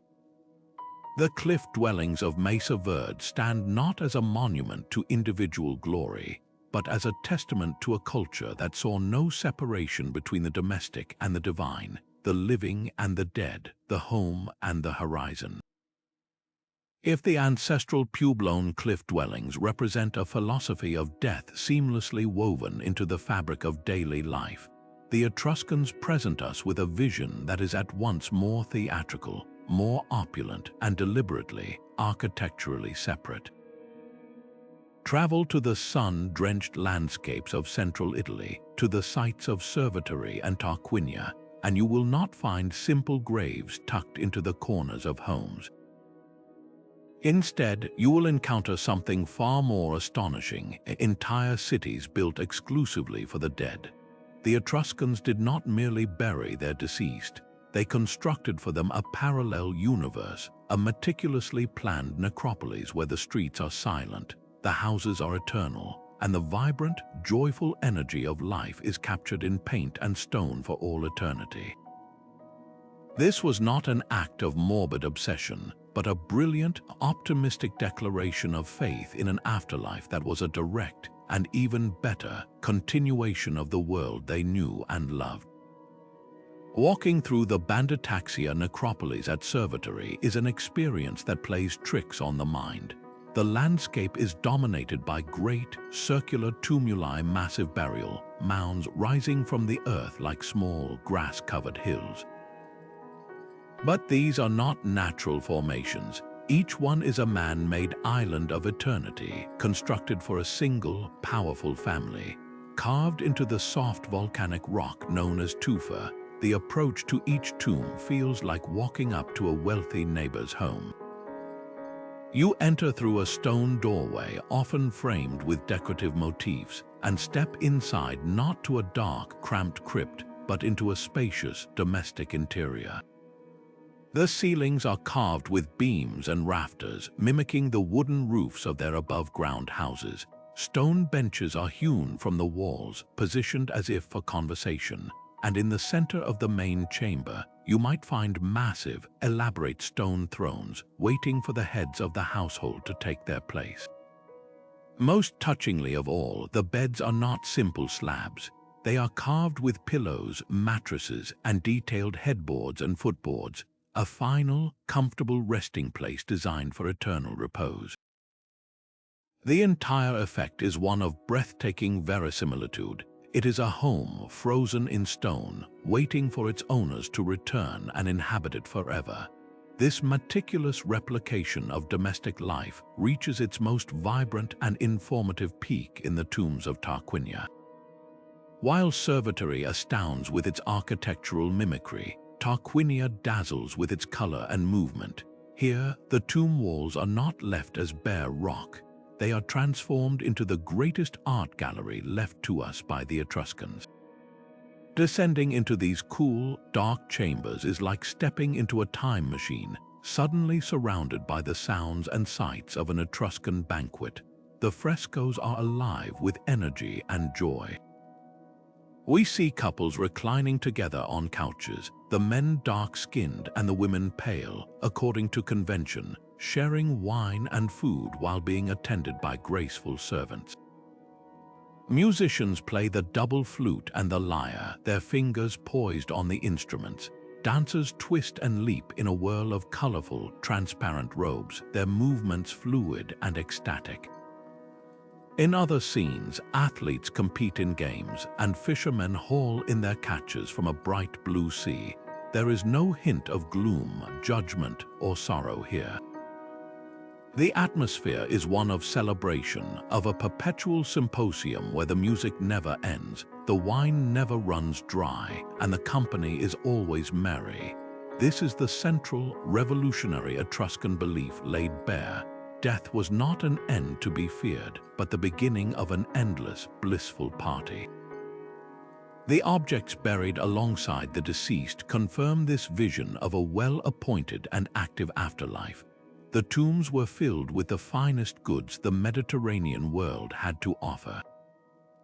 Exquisite black and red figure pottery imported from Athens, decorated with scenes from Greek mythology, sat alongside ornate gold jewelry featuring intricate granulation work, a technique the Etruscans mastered to perfection.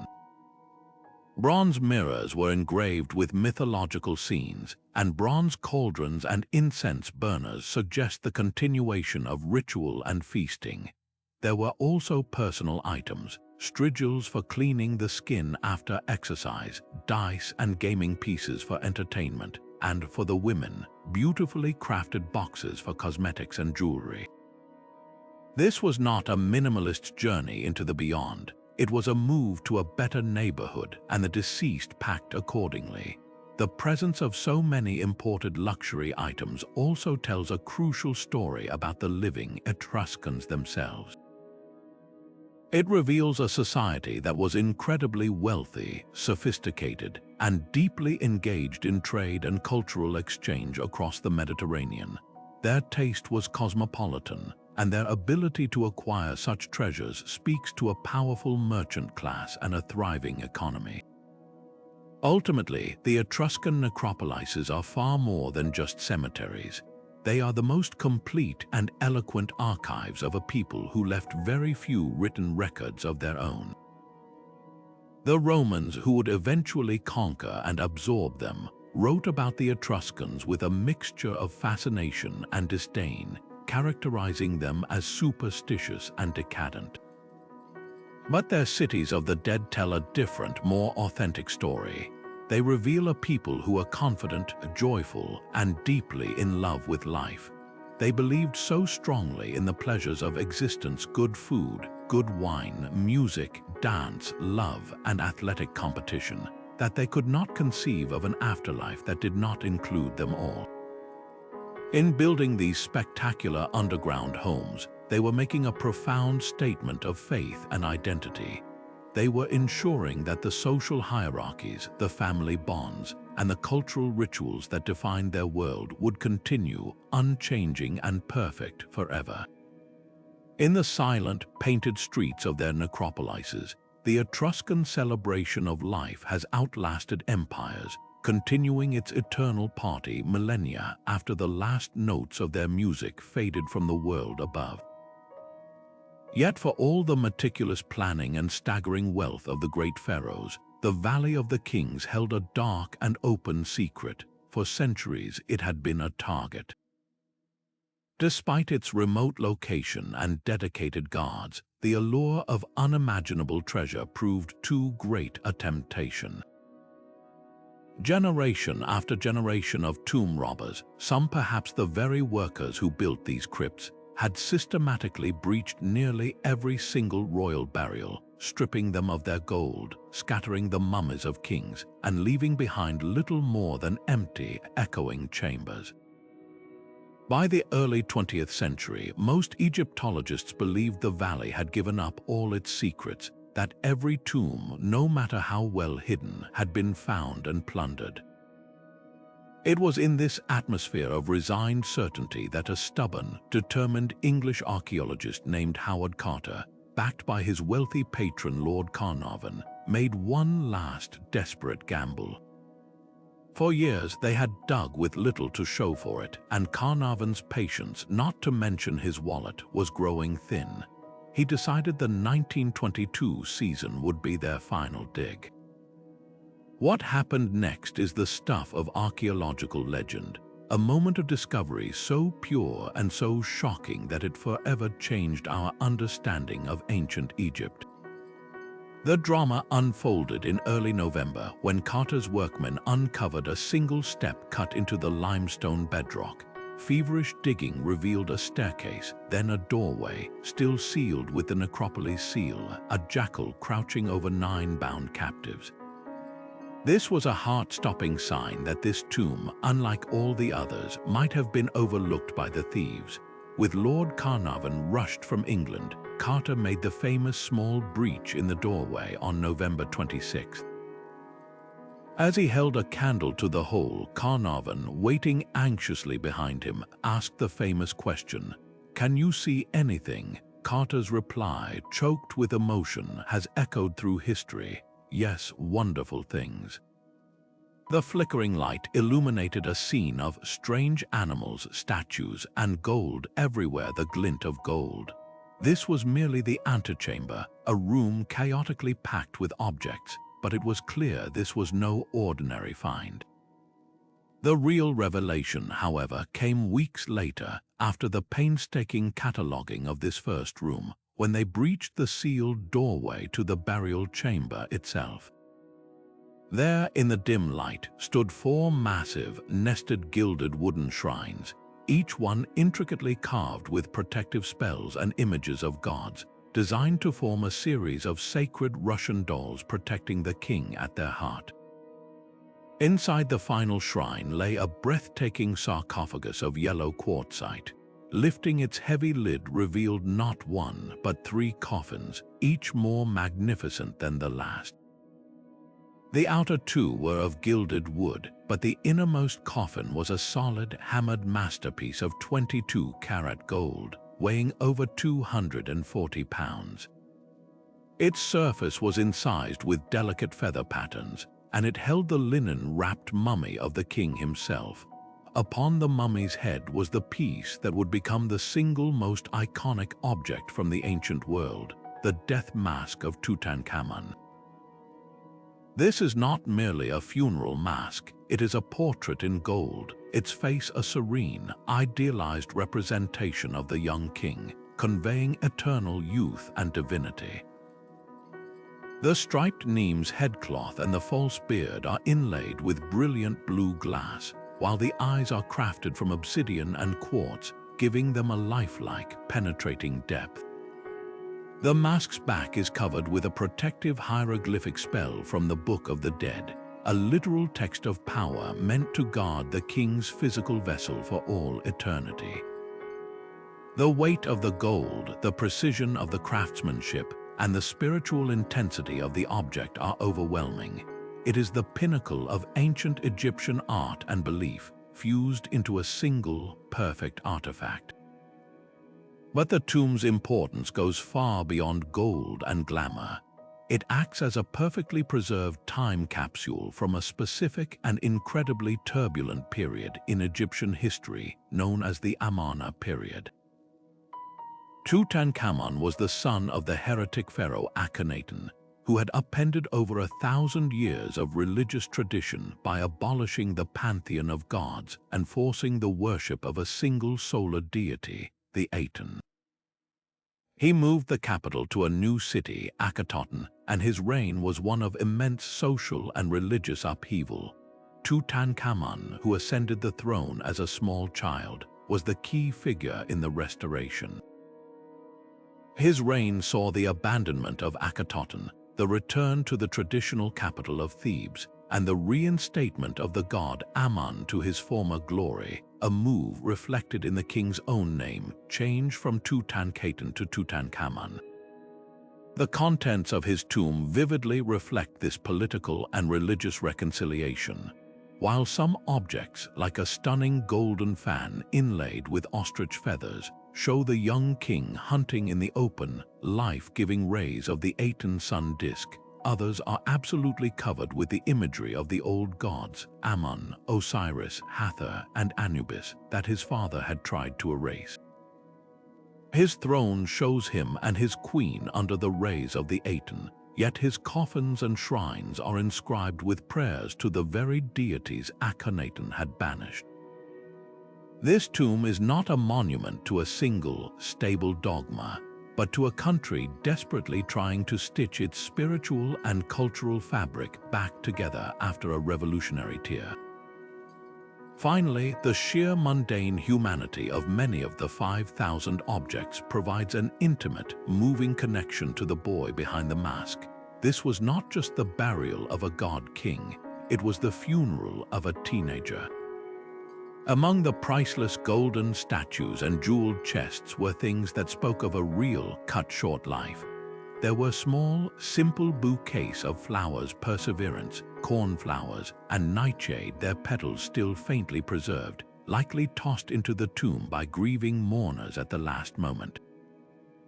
There were over 100 carefully preserved baskets of food, joints of meat, grains, dates, and cakes, enough provisions to sustain the king's spirit forever. There was a box containing children's clothing, perhaps from his early childhood, kept for sentimental reasons. Most poignant of all was a small, simple wooden chair, its seat worn smooth from use, a humble, everyday object placed alongside golden thrones. These items transformed Tutankhamun from a distant, glittering icon into a relatable human being, a young man who was buried with not only the regalia of his office, but also the personal, cherished possessions of his brief time on earth. His tomb, therefore, gives us two priceless gifts: an unparalleled insight into the maximum expression of pharaonic burial, and a tender, heartbreaking glimpse of the boy king who never got to grow up, forever frozen in time within his golden, hidden treasure chest. While the golden treasures of Tutankhamun speak of a single, divine ruler entombed in splendor, our journey now takes us to a landscape that tells a completely different story, one of community, collective memory, and a powerful connection to the earth that is written not in hieroglyphs but in circles of stone. Scattered across a wide region of Senegal and the Gambia in West Africa, a vast and silent necropolis awaits, one that challenges any lingering notion that monumental architecture was the sole domain of pharaohs and emperors. Here, across hundreds of square miles, over 1,000 stone circles stand in stoic, elegant formations, their reddish-brown laterite pillars arranged with a geometric precision that has endured for well over a millennia. This is the UNESCO World Heritage Site known as the Senegambian Stone Circles, and it represents one of the most extensive and yet least understood megalithic complexes on the entire planet, a breathtaking testament to the sophisticated engineering and profound spiritual world of pre-colonial West African societies. The sheer scale of the undertaking is humbling. These are not haphazard piles of rock. Each circle is typically composed of anywhere from 8 to 28 individual stones, meticulously cut and shaped into rough cylindrical pillars that stand up to 2.5 meters tall and can weigh an astonishing 10 tons apiece. The material itself, laterite, is a type of iron-rich soil that hardens upon exposure to air, but quarrying these monolithic pillars from the earth using only stone and early iron tools would have been a feat of immense communal labor and engineering skill. Transporting them, likely using rollers, ropes, and immense coordinated human effort, across the landscape to their final resting places was a logistical masterpiece. The circles themselves are not random. They are arranged with clear intention, often in clusters that form vast, open-air necropolises, with some sites like Washu in the Gambia or Sine and Gain in Senegal containing dozens of individual circles. The visual effect is one of both order and mystery, a sprawling city of the dead where the streets are defined by rings of ancient stone. Beneath the center of many of these circles, archaeology has revealed the true purpose of these monuments. They are burial markers of immense significance. Excavations have uncovered deep burial pits containing the remains of multiple individuals, often accompanied by a quiet, personal wealth of grave goods that offers a poignant glimpse into their beliefs. Unlike the golden masks of pharaohs, the treasures here were of iron and clay, the essential tools of daily life and status. Finely wrought iron spears point to the individual's role as a hunter or protector, while elegant pottery vessels likely held food and drink for the journey into the next world. Personal adornments like beads crafted from imported materials or finely worked metal bracelets speak to social identity and aesthetic appreciation. The presence of these items is a powerful statement of faith. It reveals a belief in an afterlife that was a direct continuation of the earthly one, a realm where a person would still need their tools, their ornaments, and the sustenance provided by their community.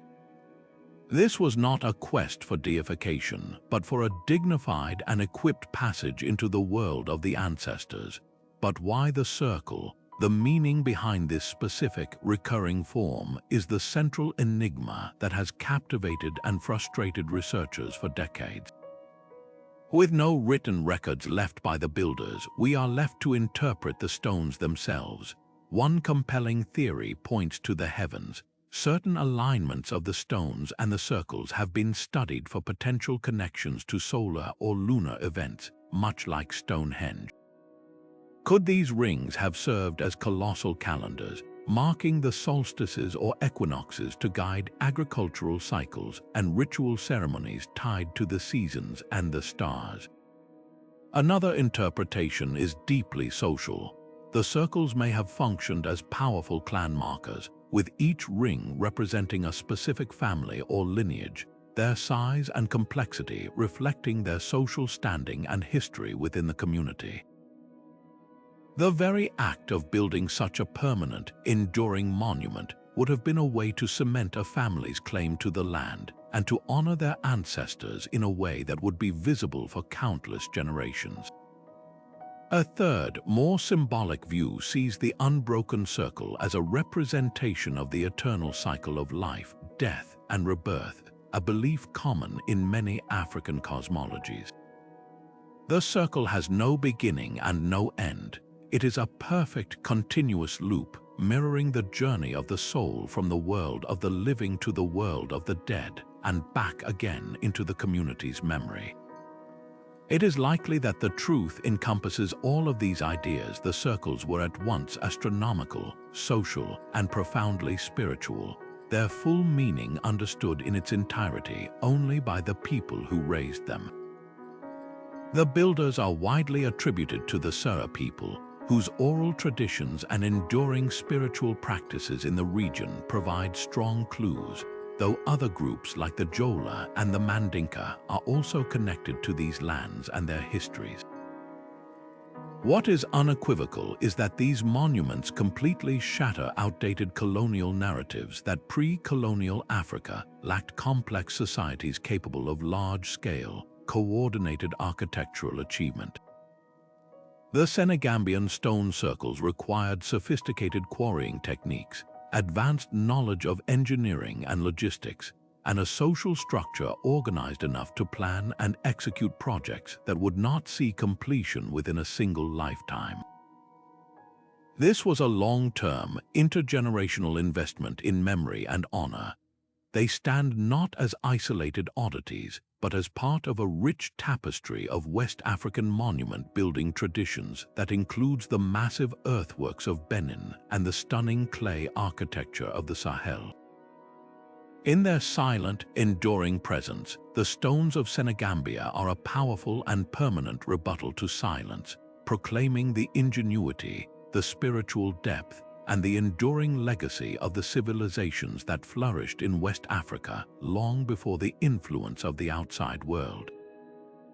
Yet for all the terrifying grandeur of the Huaca de la Luna, with its public spectacles of sacrifice aimed at appeasing the gods for the entire community, the Moch world held another, even more intimate secret, one that revealed the astonishing personal wealth and spiritual authority of the individuals who orchestrated those very rituals. For centuries, the story of the Moch was told almost entirely through their art, through the stunningly graphic and detailed ceramics found scattered by looters. These vessels depicted rulers, warriors, priests, and scenes of myth and ceremony, but they were silent, unmoored from any physical context. Were these images myths, ideals, or portraits of real people? This question hung in the air until one night in early 1987, when police in the small town of Sutton, Peru, received a tip about a shootout between rival gangs of looters or huaqueros at a nearby mud brick pyramid called Huaca Rajada. The battle was not over turf, but over treasure of a quality and quantity never before seen in the Americas.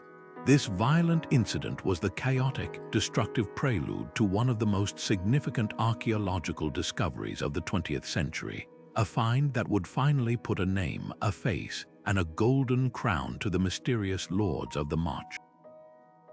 The man thrust into the center of this drama was a local museum director named Walter Alva. Rushing to the site, he was met with a scene of devastation. The looters had already ransacked one tomb, scattering priceless artifacts and human bones. But as his team began a desperate salvage operation, their trowels uncovered something the thieves had missed entirely: the faint, straight lines of adobe bricks marking a sealed doorway lower down.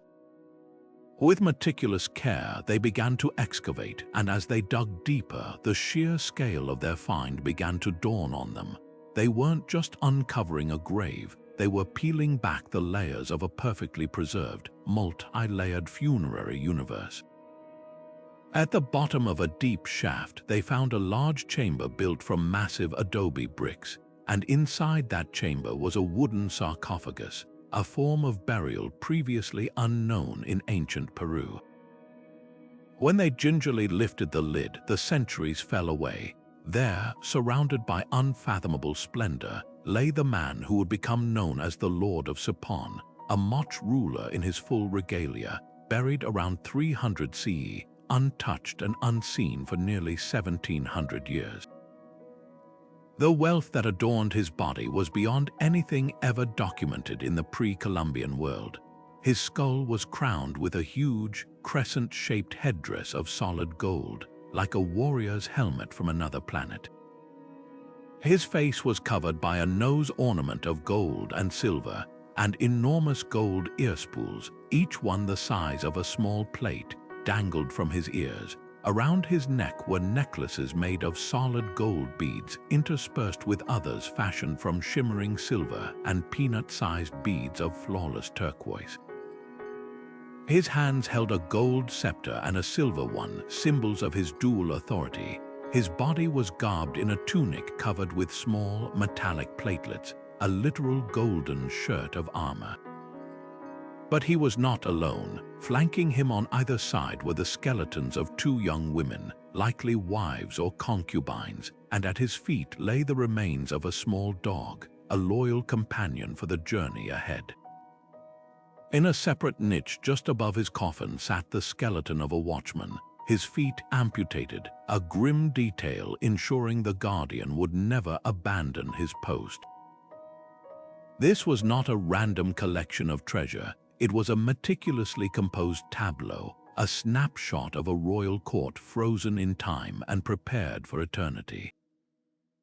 The discovery of the Lord of Sutton was just the beginning. As Walter Alva and his team continued their work, the Huaca revealed itself to be a complex layered cake of much elite burial. Just above the Lord's tomb, they found another high-status burial, now known as the priest. This individual was adorned differently, with a distinctive octagonal headdress and a goblet, suggesting a more specific religious role. And later, even deeper than the Lord, they uncovered the tomb of the Old Lord, an earlier ruler from whom the Lord of Sutton may have been descended, surrounded by his own set of magnificent offerings. This stratification was a revelation. It showed that the much political and religious hierarchy was not a fleeting phenomenon but a stable, inherited system that endured for generations. Each ruler, each high priest, was buried according to their specific station and function, their grave goods acting as a kind of divine resume detailing their power and responsibilities in the afterlife. The objects themselves are a direct window into the Mach soul. This was not merely wealth for wealth's sake. Every item was a dense package of spiritual meaning. Ceramic vessels depict the same decapitator god and ritual combat scene at the Huaca de la Luna, directly linking the man in the tomb to the public ceremonies.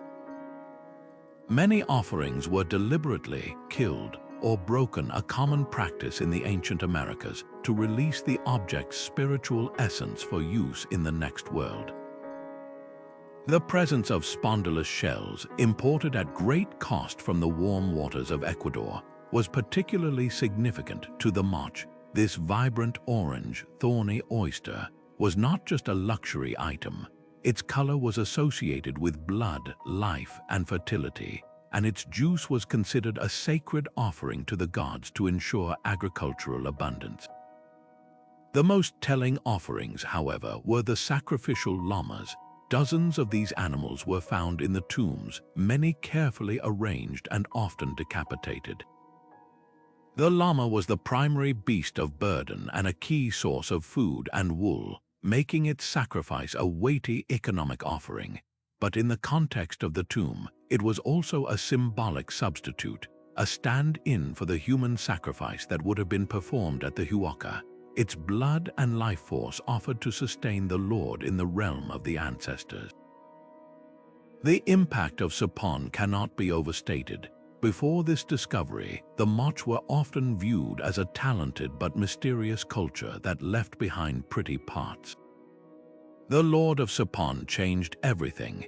He provided irrefutable physical proof that the elaborate scenes on Mach pottery were not fantasy, but depicted a real, complex society with a ruling elite, a powerful priesthood, and a deeply codified set of rituals. He gave us a face, a name, and a context for the iconography of power. The treasures of Sutton did more than fill museum cases.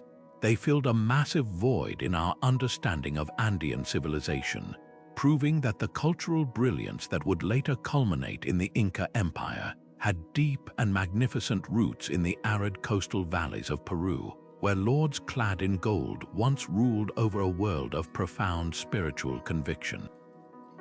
Leaving behind the intricate goldwork and layered tombs of the Moch Lords, we travel now to a very different kind of achievement, one not of metal and jewels, but of earth and incomprehensibly heavy stone. In the sun-drenched heart of Andalusia, Spain, near the town of Antequera, lies a concentration of Neolithic engineering so audacious that it seems to defy the very limitations of its time.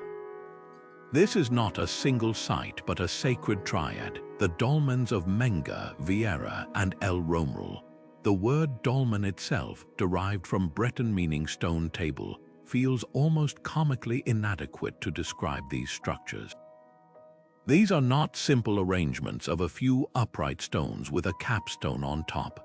They are colossal, architecturally sophisticated temples of the dead, constructed over a span of 800 years beginning around 3800 BCE.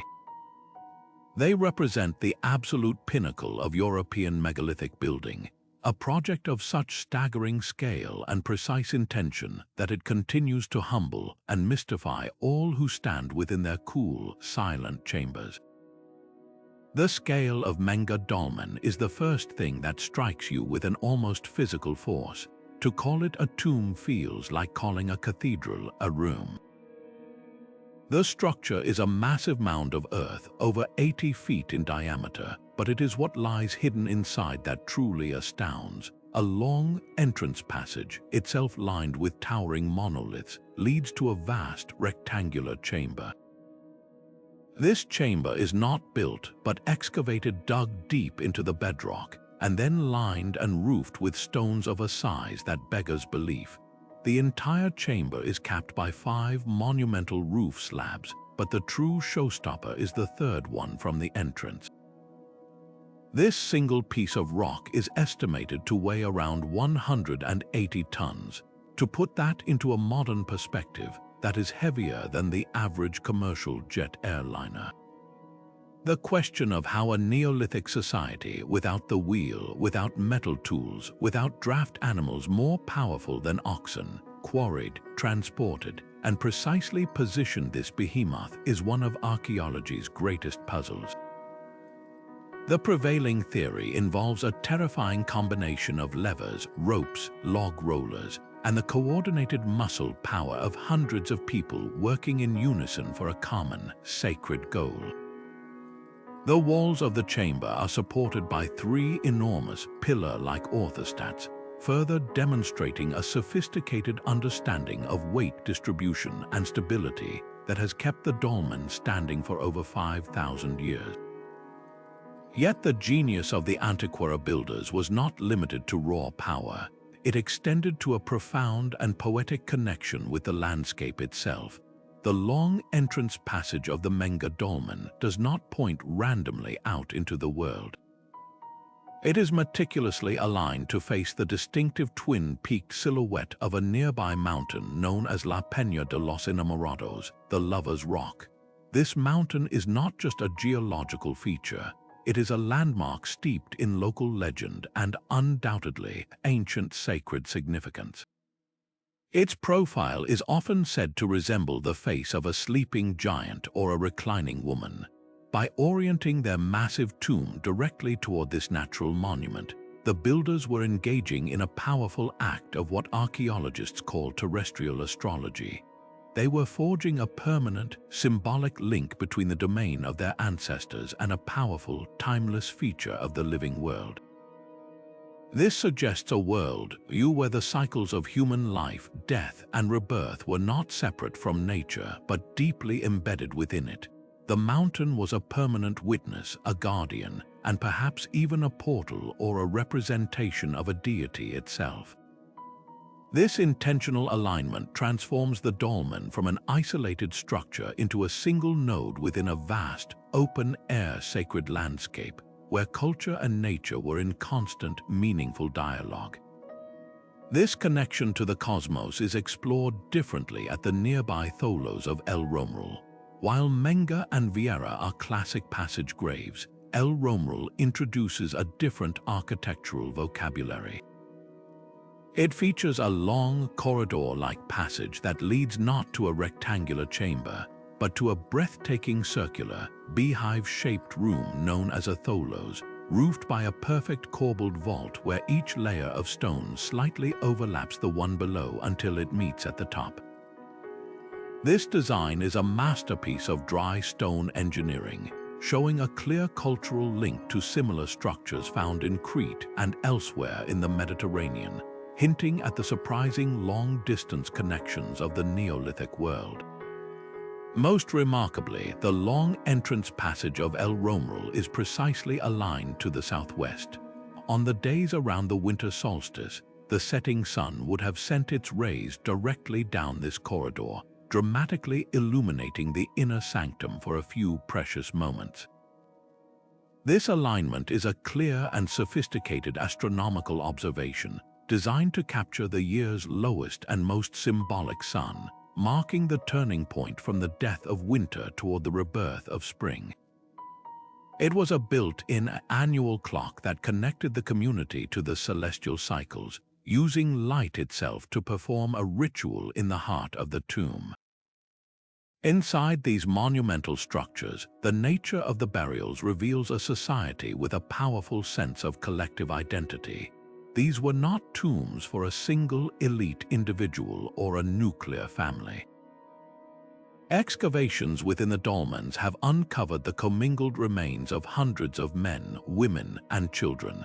This was a community ossuary, a final resting place for generations of people from the same clan or village.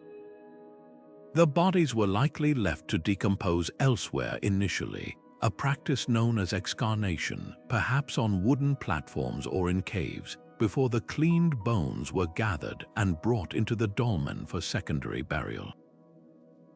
This practice of collective interment speaks volumes about their values. In death, as in life, the individual was subsumed into the identity of the whole.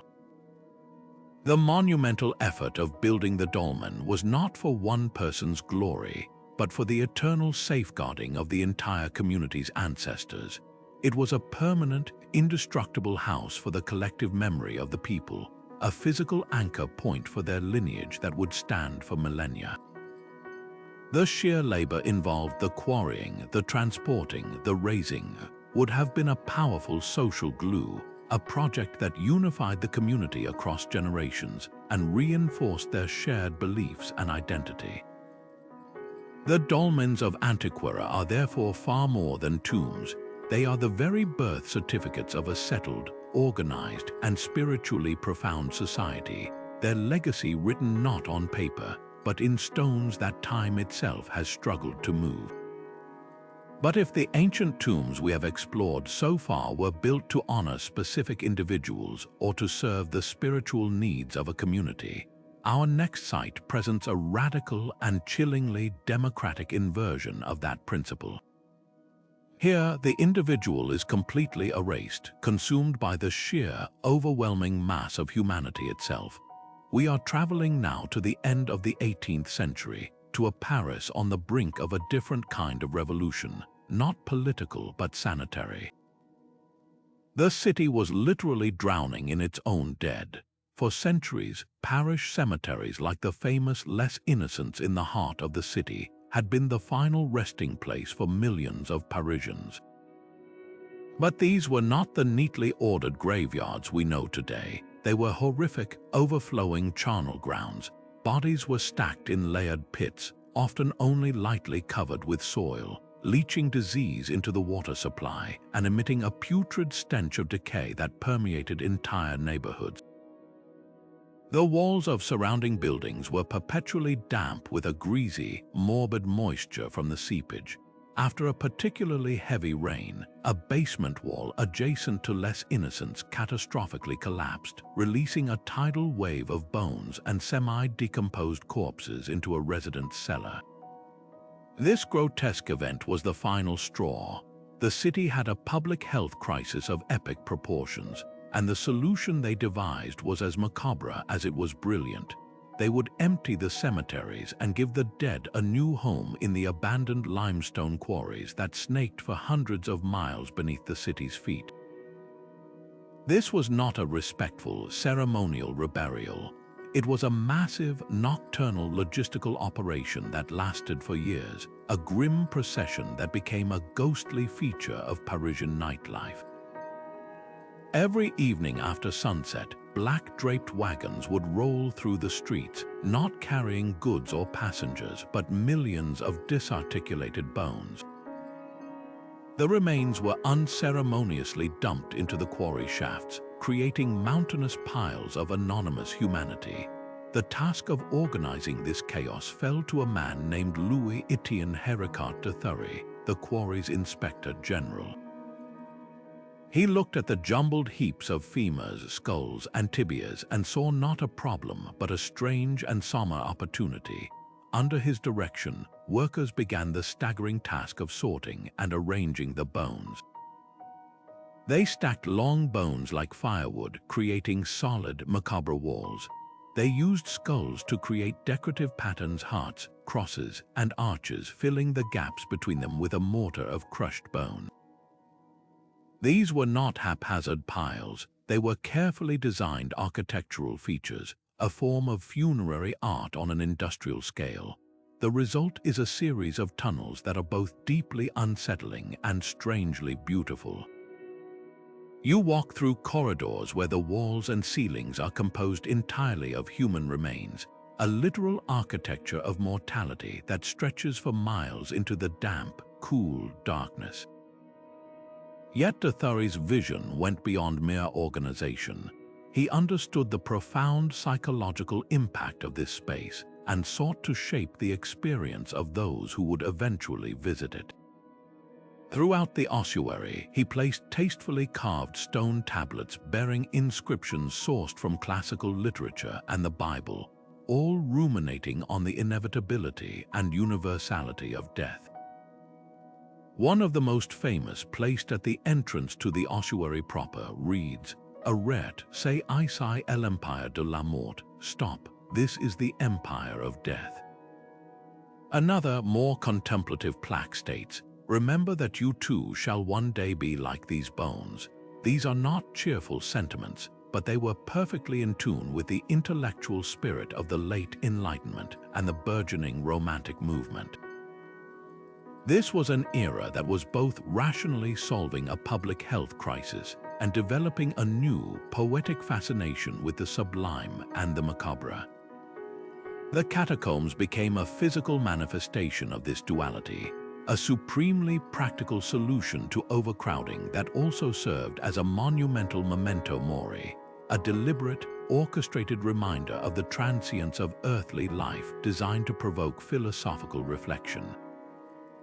And provoke it did. Almost from the moment they opened to the public in the early 19th century, the catacombs became a macabre tourist attraction, drawing everyone from curious citizens to foreign royalty.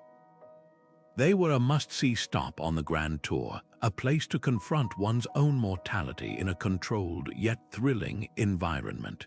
This was the birth of the modern dark tourism industry. People came to be shocked, to be awed, and to safely flirt with the idea of death from within the safety of a guided tour. What they found was the ultimate social leveler. Within these bone-lined walls, the skeleton of a medieval pauper was indistinguishable from that of a Renaissance aristocrat. The elaborate tombs and inscribed monuments that once separated them in life were gone, stripped away to leave only the anonymous, democratic reality of the skeleton. The catacombs silently scream that in the end, despite all our striving, our wealth, and our titles, we all share the same fate. This egalitarian message was particularly potent in a post-revolutionary Paris that had just violently overturned its ancient social order. Today, the catacombs stand as one of the world's most powerful and unique cultural landmarks, precisely because of this complex layering of meaning. They are a stunning feat of urban planning and public health management, a sobering work of installation art, a historical archive of pestilence and population, and a deeply spiritual site that forces a confrontation with the one experience that unites all of humanity. They show us that how a society chooses to handle its dead is never just a matter of logistics. It is a profound reflection of its deepest fears, its philosophical preoccupations, and its changing relationship with mortality itself. The Paris catacombs took an ancient practice, the ossuary, common in church crypts across Europe, and scaled it to a metropolitan, industrial level, creating a new, modern language for death that blends cold efficiency with Gothic romance, a silent, underground city that holds a mirror up to the living world above, reminding us of the bones upon which our cities are built. While the catacombs of Paris represent a modern, collective solution to urban death born of necessity, the burial mounds of ancient Japan represent the opposite impulse, the powerful, singular desire of an emerging elite to permanently stamp their authority onto the very landscape itself. Imagine flying over the Osaka plains in the 4th century and seeing the earth itself reshaped into colossal, keyhole-shaped islands, surrounded by shimmering moats of water. These are the coffin, the great burial mounds that give their name to a 300-year period of Japanese history, and they are not just graves, they are the ultimate political statements, earthworks so vast they can only be truly comprehended from the sky, declaring the birth of a centralized hierarchical state. The scale of these monuments is simply staggering, designed to overwhelm the senses and crush any doubt about the power of the individual buried within.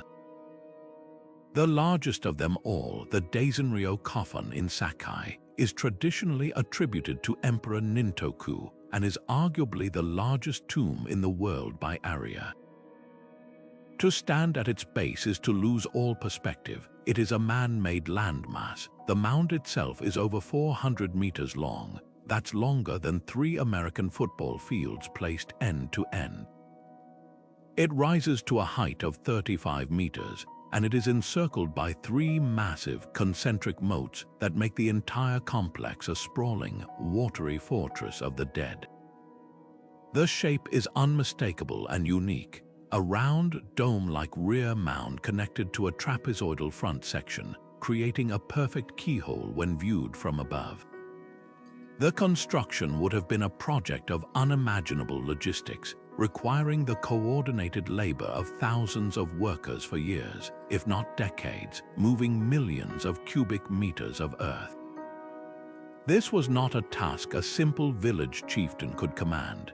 This was the act of a state apparatus, a ruler who could mobilize the entire population in the service of his own eternal glory. The coffin was his permanent, indestructible resume, a declaration that his power was as fundamental and enduring as the earth itself.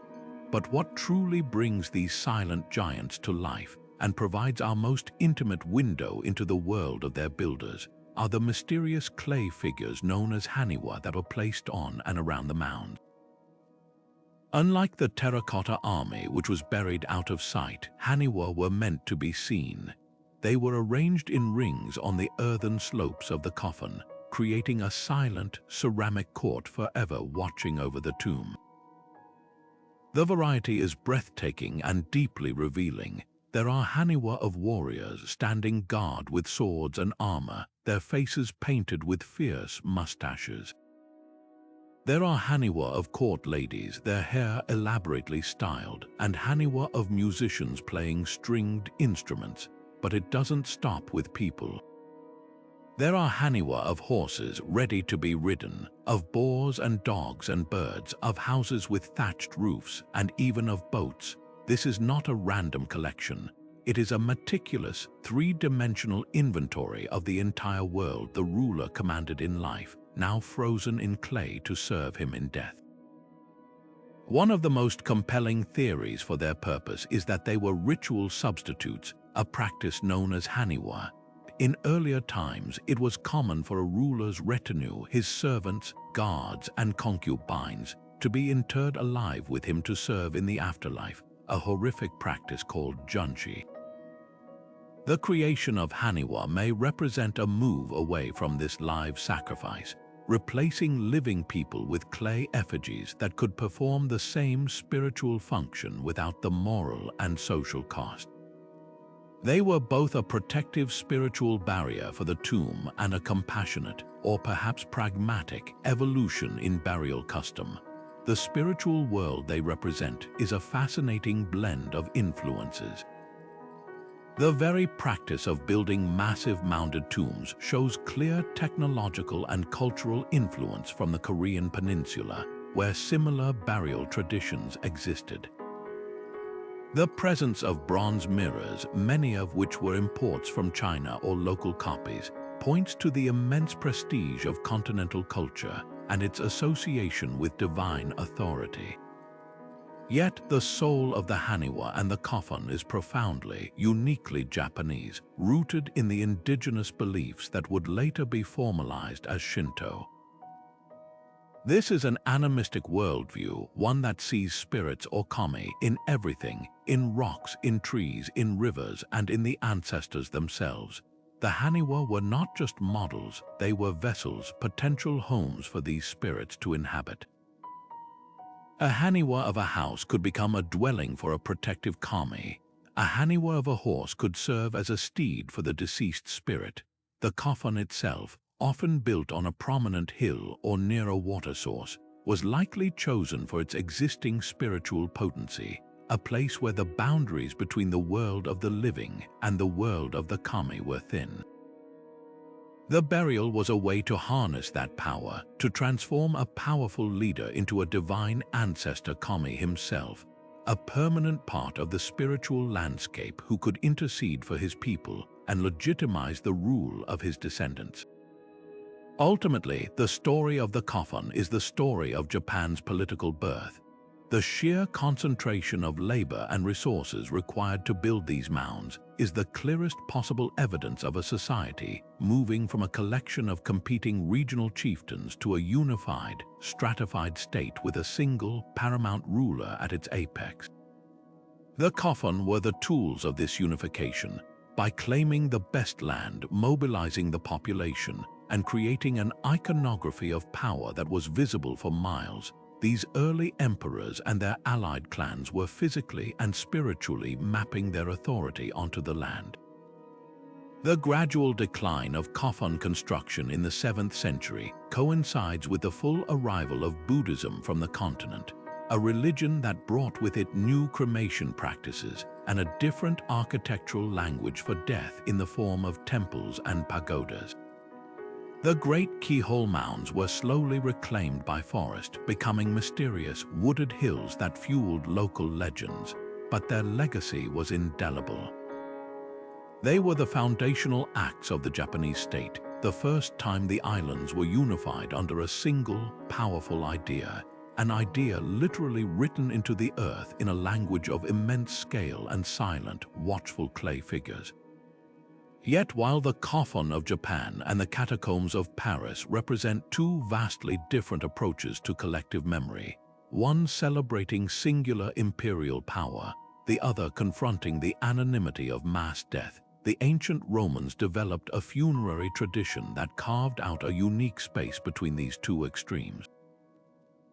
In the heart of the Eternal City, away from the grandeur of the imperial mausoleums that would come later, lies a much older and more intimate testament to a different kind of power, the power of a single family.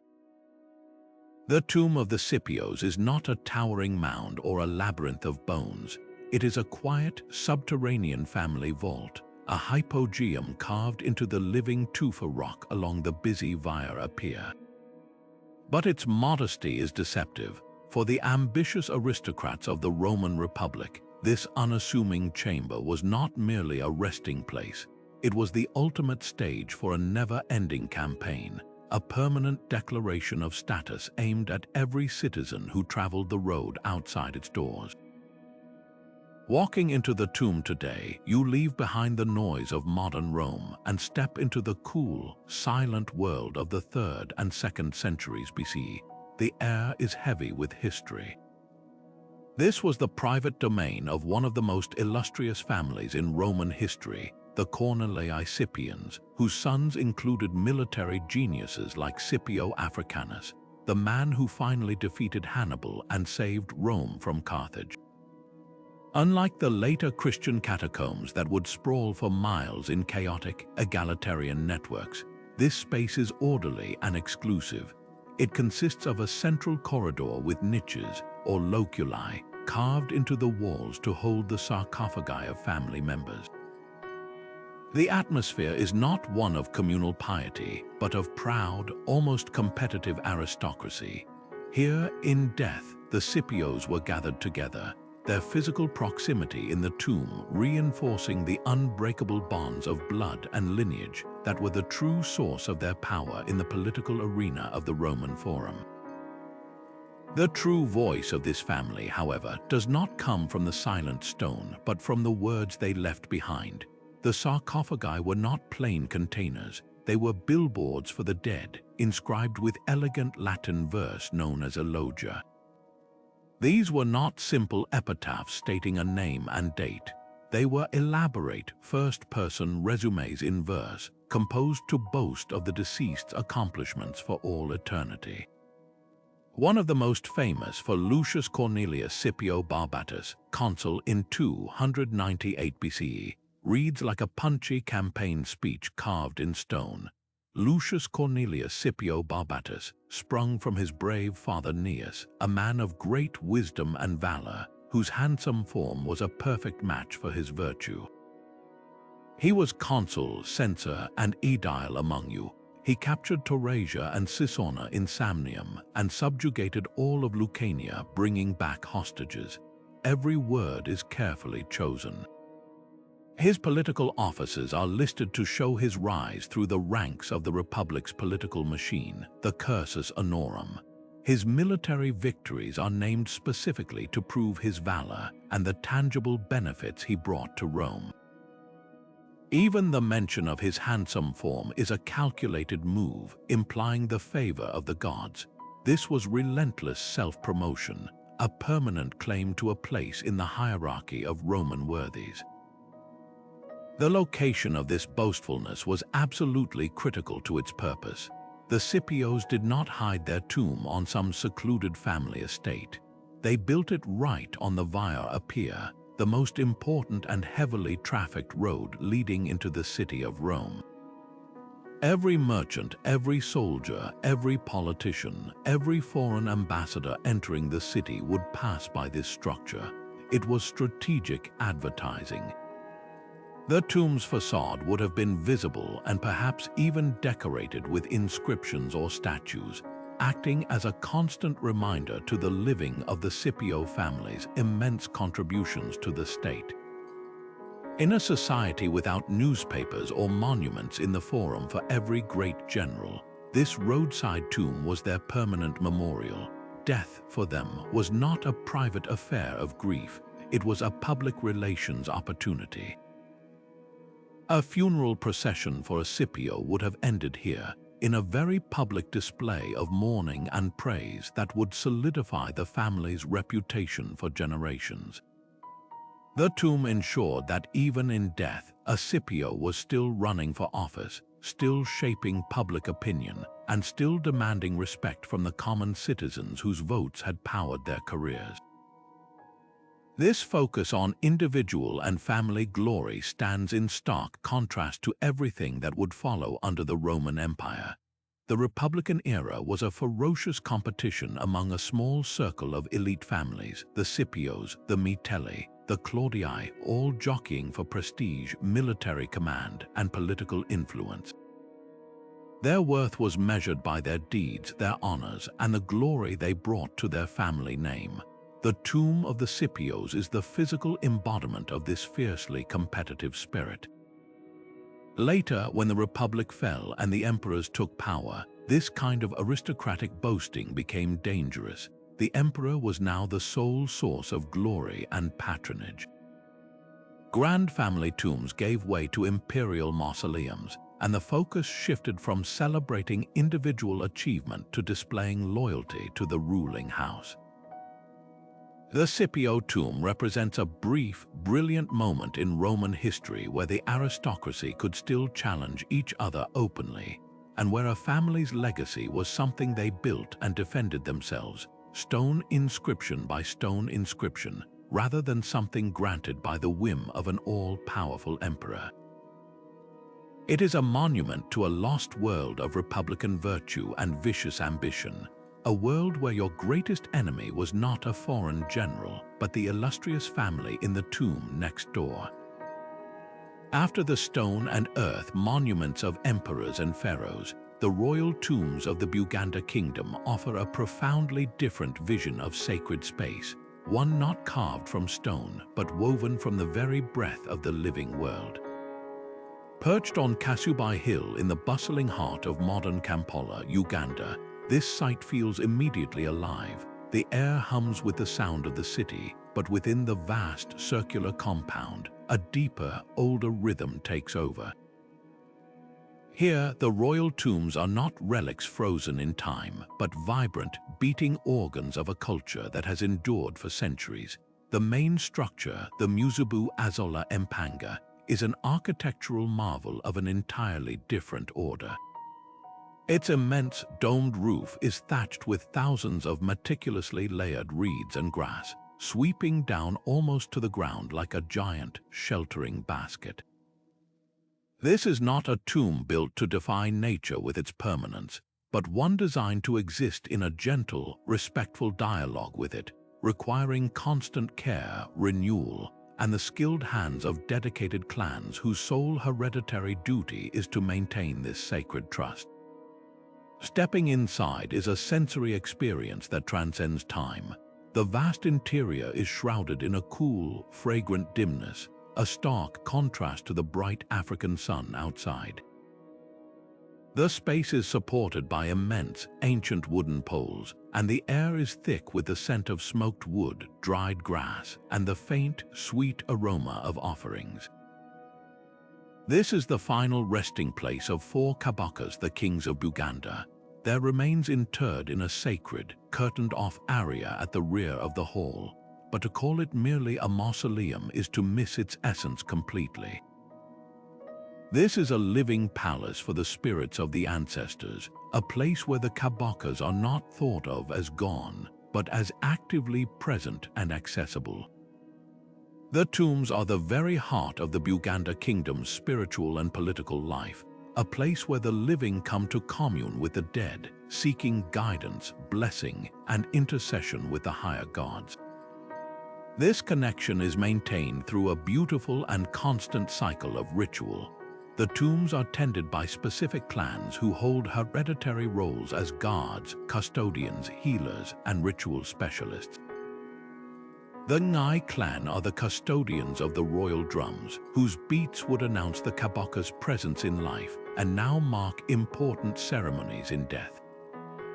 The Njavu clan are the royal tomb guards, but most intimately connected are the Abalamansa, the royal widows and sisters, who live on the grounds and serve as the primary caretakers and mediators between the physical and spiritual realms. They are the ones who perform daily rituals, tending to the symbolic fire that must never go out, preparing ritual meals, and arranging the offerings of food and drink that are presented to the ancestors. During important ceremonies, the compound comes alive with the energetic, rhythmic stamping of traditional dances, the air vibrating with the sound of drums and call and response chants that tell the history of the kingdom and praise the deeds of the departed kings. This is not a performance for tourists. It is an act of active remembrance, a way of feeding the spirits with energy and attention to keep the bond between the generations strong and vital. Every single element of the tombs, from the grandest structure to the smallest detail, is a dense package of symbolic meaning. The architecture itself is a microcosm of the Buganda universe. The vast circular compound represents the entirety of the kingdom. The main building's immense domed roof symbolizes the heavens, while the supporting pillars represent the different clans that hold up the kingdom. The use of organic materials, wood, reed, and especially bark cloth is deeply significant. Bark cloth made from the mutuba tree is a traditional fabric of immense cultural importance. Its production is a sustainable, ancient craft, and its reddish-brown color and soft texture connect the site directly to the earth, to tradition, and to a way of life that predates the introduction of woven textiles or modern materials. Using these impermanent materials is not a sign of primitiveness, but a philosophical choice. It acknowledges the natural cycle of growth, decay, and renewal. The roof must be entirely re-thatched every couple of decades, a massive communal undertaking that reinforces social bonds and ensures that each generation physically invests itself in the preservation of its heritage. The political power of this place is as potent as its spiritual energy.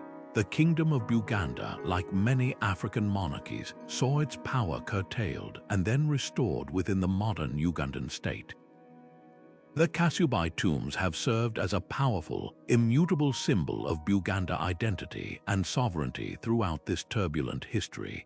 They are the physical proof of an unbroken lineage stretching back to the 13th century, a tangible anchor for a people's sense of self.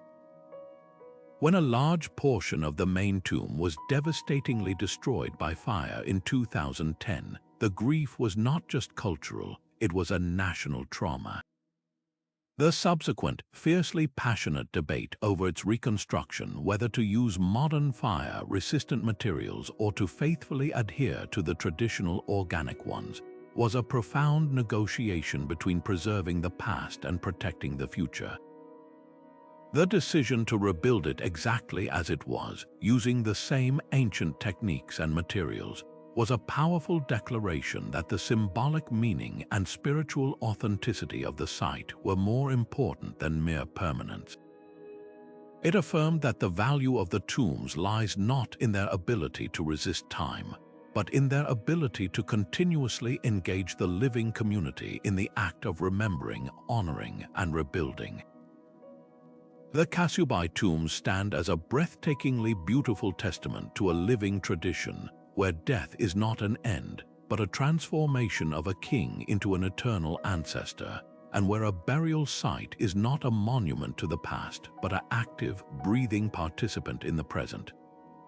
Leaving behind the intricate palaces and vibrant frescoes of Minoan Crete, the cultural torch of the Aegean Bronze Age passed to the mainland, to a people who were as fiercely martial as the Minoans were elegant. The Mycenaeans, immortalized in Homer's epics, were a society built on a foundation of warfare, trade, and a rigid, powerful elite. And nowhere is their unique, formidable spirit more tangibly expressed than in their monumental tombs, structures so awe-inspiring that later Greeks would look upon them and believe they were built by one-eyed giants, the Cyclopes. These are the Tholos tombs, the breathtaking beehive graves that dot the landscape of Bronze Age Greece, serving as the final, indestructible statements of the warrior kings who ruled from mighty citadels like Mycenae, Tiryns, and Pylos. The most magnificent of them all, and the one that has come to symbolize this entire architectural tradition, is the so-called treasury of Atreus at Mycenae. To stand before its entrance is to feel a sense of immediate, humbling awe. You approach through a long, unroofed walkway or dromos cut deep into the hillside, its towering stone walls narrowing your view until it is entirely filled by the tomb's colossal entrance. The doorway itself is a masterpiece of engineering and intimidation, capped by a single, monstrous lintel block estimated to weigh over 120 tons. Above this lintel is the true stroke of architectural genius, a relieving triangle. This is a hollow, triangular space carved into the masonry above the door, designed to divert the immense weight of the structure away from the lintel itself, preventing it from cracking under the pressure. This simple yet profound solution, a cornerstone of later architectural principles, was being employed here with flawless precision over 3,000 years ago. The space was originally hidden behind an elaborate facade of richly colored red and green marble columns and carved stone decorations, a dazzling and ostentatious display meant to overwhelm any visitor long before they even stepped inside. But it is what lies beyond that doorway that truly defies belief. You step from the bright Greek sun into a vast, breathtaking darkness. As your eyes adjust, the space reveals itself not as a square chamber, but as a perfect, soaring dome. This is the tholos itself, the beehive. The dome was constructed using the corbelling technique, a method of stacking concentric rings of stone, each one slightly overlapping the one below until they meet at the top. Each block was painstakingly shaped and smoothed on the inside, creating a seamless, soaring parabolic curve that rises to a height of over 13 meters. The engineering is so precise, the acoustics so perfect, that a whisper uttered at the center of the chamber can be heard with crystal clarity at its periphery. The final capstone, now missing, would have sealed the entire structure, creating a perfect, dark, and silent womb of stone. The effort to build this was Herculean, requiring not only a deep understanding of physics and geometry, but also the absolute power to command a vast workforce of skilled laborers for years on end. This was not a tomb built in secret. It was a very public, very permanent declaration of a ruler's unimaginable authority. And what did these powerful rulers take with them into this eternal, engineered darkness? The answer, revealed by archaeologists like Heinrich Schliemann, was a king's ransom fit for the heroes of Homer's Iliad. The most iconic finds are the death masks, thin sheets of gold hammered onto the faces of the deceased, their features heavy-lidded eyes, thin lips, stylized beards frozen in a serene yet powerful eternity. Schliemann's famous telegram, "I have gazed upon the face of Agamemnon," though certainly a romantic exaggeration, captures the thrilling impact of these discoveries. Alongside these golden faces were vast quantities of weaponry, exquisitely inlaid bronze swords, their hilts studded with gold, razor-sharp daggers depicting scenes of lion hunts in shimmering yellow, and body armor. There was also a staggering array of drinking vessels, from simple clay cups to breathtakingly elaborate rhytons of gold, silver, and rock crystal, shaped like animal heads. This was the kit of a warrior aristocrat whose power was demonstrated in the feast hall as much as on the battlefield. The message was unambiguous. Status, honor, and wealth were not dissolved by death. They were to be packaged and carried directly into the next world. The afterlife for the Mycenaean elite was clearly envisioned as a direct continuation of their earthly existence, a place where they would still need their finest weapons to fight, their most prized cups to drink, and their gold to proclaim their undiminished glory. This vision of eternity did not emerge in a vacuum. The Mycenaeans were voracious borrowers and adapters, and their burial practices show clear influences from the sophisticated Minoans they eventually overshadowed. The Tholos tomb form itself may have antecedents in earlier Minoan communal burials. More directly, the artistic themes on the grave goods, the fluid depictions of octopuses, the graceful spiral motifs, the scenes of nature are pure Minoan in style, likely executed by captured or imported Cretan artisans. Yet, the Mycenaeans stamped these influences with their own unique, martial identity. Where Minoan art celebrates the grace of the natural world and elegant ritual, Mycenaean art is obsessed with warfare, hunting, and the projection of power.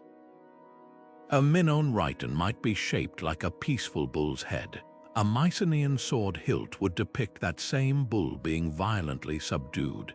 This synthesis created a powerful new cultural language, one that blended Minoan sophistication with a raw mainland power, forming the very bedrock of the later classical Greek identity.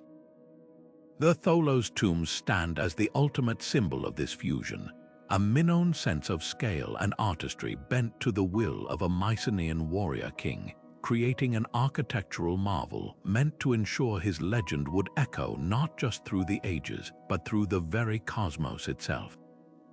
High up in the mist-shrouded mountains of the Cordillera Central on the island of Luzon, the very air feels different, thinner, cooler, and thick with a palpable sense of ancient reverence. Here, the landscape is not a passive backdrop for human activity. It is an active, sacred participant in the cycle of life and death. Clinging to the sheer limestone cliffs, tucked into the mouths of dark caves, and perched precariously on natural rock shelves, you will find one of the world's most visually striking and spiritually profound burial traditions, the hanging coffins of the Igorot people. These are not monuments meant to be visited easily. Reaching them often requires a strenuous hike, a physical effort that mirrors the spiritual journey they represent. To stand at the base of Echo Valley in Sagada and look up at these weathered wooden coffins, some centuries old, is to witness a breathtaking dialogue between a culture and its environment, a practice where the final act of laying a loved one to rest defies gravity itself in the pursuit of eternal peace.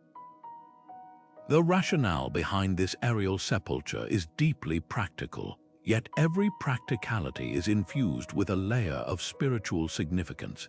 The Igorot are skilled rice terrace farmers, and their world is defined by the rugged, vertical terrain of the mountains. Flat, cultivable land is precious and scarce. Burying the dead in the earth would mean sacrificing valuable soil that is needed to grow food to sustain the living. But the choice to elevate the dead is far more than a simple land-saving measure. It is an act of profound protection. The region is prone to sudden, torrential rains and flash floods that can easily wash away traditional graves. By placing the coffins high up on the cliff face, they are safe from the raging waters below. Furthermore, it places them out of reach of scavenging animals, ensuring the physical vessel of the deceased remains undisturbed and intact. In this one ingenious solution, the Igorot address the environmental challenges of their home while honoring a core belief that the body must be preserved and protected to allow the spirit to move on properly. The preparation of the body is a meticulous and deeply symbolic process, a final physical shaping that reflects a spiritual journey. When an elder passes away, their body is not laid out flat. It is carefully cleaned and then tied into a seated, fetal position, with the knees drawn up to the chest and the arms wrapped around them. This is not a random contortion. It is a powerful return to the beginning, a deliberate reenactment of the position of a child in the womb. Just as a person enters this world curled and compact, so do they leave it, symbolizing a complete cycle and a hopeful return to the source of all life, the womb of the earth itself. The body is then smoked over a low fire for several days, a traditional process that dehydrates and preserves the remains, slowing decomposition.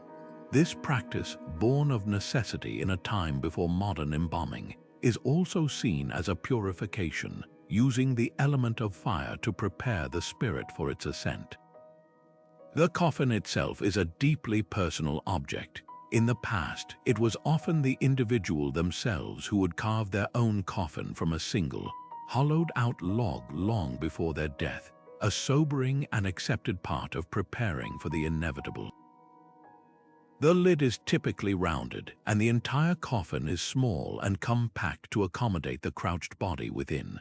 Some are left in their natural wood state, while others are painted with simple, symbolic designs, often including a crude ladder.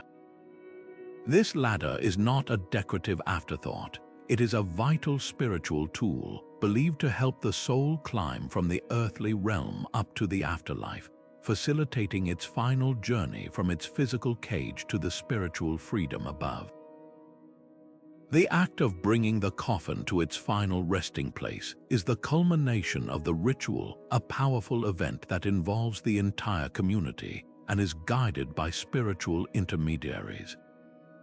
The journey to the cliffs is a solemn procession, but the most dramatic moment comes when the coffin must be raised. Using a terrifying web of ropes, vines, and ladders, the male members of the community work together in a precise, dangerous ballet of strength and coordination. They scramble up the rock face, hauling the heavy coffin up behind them, often using ancient, worn grooves in the rock that have been used for this same purpose for generations. The entire process is directed by a spiritual elder who determines the exact final placement of the coffin through a form of divination. This often involves the ritual sacrifice of a chicken. The way the bird flails in its death throps is interpreted as a sign from the ancestors, indicating the perfect spot on the cliff where the deceased spirit will be most content and closest to them. A coffin placed higher is considered more prestigious, bringing the soul closer to the ancestral realm, but the final decision always rests with the omens. This ongoing dialogue with the ancestors is the very heart of the practice. The Igorot believe in a world where the spirits of the departed remain active and influential members of the community. They are not gone and forgotten. They are ever-present guides and guardians watching over their descendants from their lofty perches. Being buried near the bones of one's forefathers is of paramount importance, creating a physical and spiritual lineage etched into the stone of the mountain itself. The hanging coffins are not meant to be visited and tended to like a garden grave. They are placed in their sacred, inaccessible niches to remain there in perpetuity, a permanent part of the landscape. This tradition, known as Hypogeum, is a stunning example of animism, a belief system that sees spirit in all natural things. The rocks, the wind, the water, and the cliffs themselves become sacred participants in the ritual. While the practice is now sporadic, performed mostly for very respected elders who specifically request it, its power has not diminished. It stands as a defiantly unique cultural signature in a world increasingly homogenized by globalization. The hanging coffins are a physical manifesto of the Igorot worldview, a belief that humanity's highest aspiration is not to conquer nature, but to find a harmonious and respectful place within its majestic, unforgiving order. In the end, they teach us that there are many ways to find eternity. For some, it is sealed in a gold-filled chamber beneath a pyramid. For the Igorot, it is found in the quiet, elevated dignity of a wooden coffin, suspended between the earth and the sky, forever listening to the whisper of the wind and the echoes of the ancestors. Yet for all its authentic, awe-inspiring grandeur as a masterpiece of Mycenaean engineering, the so-called treasury of Atreus holds a fascinating secret at its core. It is a tomb built for a king whose name history has forgotten, only to have its ownership stolen by a legend who likely never set foot inside it. This magnificent structure, the largest and most sophisticated of all the Tholos tombs at Mycenae, was constructed around 1250 BCE, a full 4 centuries before the traditional dating of the Trojan War and the reign of its most famous commander, Agamemnon. The man actually buried here was undoubtedly a powerful Wanax, a Mycenaean ruler of immense wealth and authority, but his true name is lost to us, his identity erased by the very passage of time that his tomb so defiantly resisted. The romantic misnomer, the Tomb of Agamemnon, is not an ancient era but a later layer of myth-making, a powerful testament to the human desire to connect tangible, breathtaking ruins with the intangible, heroic figures of epic poetry. This process of legendary adoption began with the Greeks of the classical period themselves. By the time the historian Pausanias toured Greece in the 2nd century CE, the great Bronze Age citadels like Mycenae were already ancient, mysterious ruins. The massive, rough-hewn stone blocks of their walls were so colossal that later Greeks could not conceive of them being built by human hands. They attributed them to the Cyclopes, a mythical race of one-eyed giants. Standing before the towering lion gate or gazing into the deep, dark dome of the Tholos tomb. It was a short and irresistible step for the classical imagination to look upon these monumental remains and conclude, this must be the work of the heroes. This must be the palace of the son of Atreus. This must be the tomb of the king who led 1,000 ships to Troy. The physical reality of the ruins provided a concrete anchor for the floating world of Homer's verses. The epic poems, the Iliad and the Odyssey, were the national scripture of the Greeks, their shared cultural heritage and a blueprint for heroism. To find the physical setting of these stories was to prove their truth, to ground their national identity in a glorious and tangible past. The tomb, therefore, ceased to be just a burial place and became a patriotic monument, a physical proof of Greek greatness that predated even the glory of Athens and Sparta. This fusion of place and myth reached its fever pitch in the 19th century, an era intoxicated by the romance of discovery and the quest to prove the historical truth behind legend. The central figure in this drama was the German businessman and self-taught archaeologist Heinrich Schliemann. Driven by an almost fanatical belief in the literal truth of Homer, Schliemann arrived at Mycenae in 1876, his mind already ablaze with visions of Agamemnon. His excavations were spectacularly successful, uncovering the famous shaft graves just inside the Lion Gate, which yielded a hoard of gold unlike anything ever seen in the ancient world, death masks, weaponry, and jewelry of staggering richness. Upon uncovering one particularly noble gold death mask, Schliemann famously sent a telegram declaring, "I have gazed upon the face of Agamemnon." It was a magnificent, headline-grabbing moment, but it was also a profound misdirection. The shaft graves he discovered were centuries older than the Tholos tombs, and the mask he held predated any historical Agamemnon by at least 300 years. Yet the damage, or rather the magic, was done. Schliemann's sensationalistic announcement, fueled by his own romantic desires, permanently cemented the link in the public imagination between the physical site of Mycenae and the legendary house of Atreus. He didn't just excavate a site, he resurrected a myth and gave it a golden face. The consequences of this romantic association ripple far beyond a simple mislabeling on a tourist map. The grandeur of the tomb itself, with its 44-ton lintel and its soaring, corbelled dome, directly influenced architects and artists for millennia.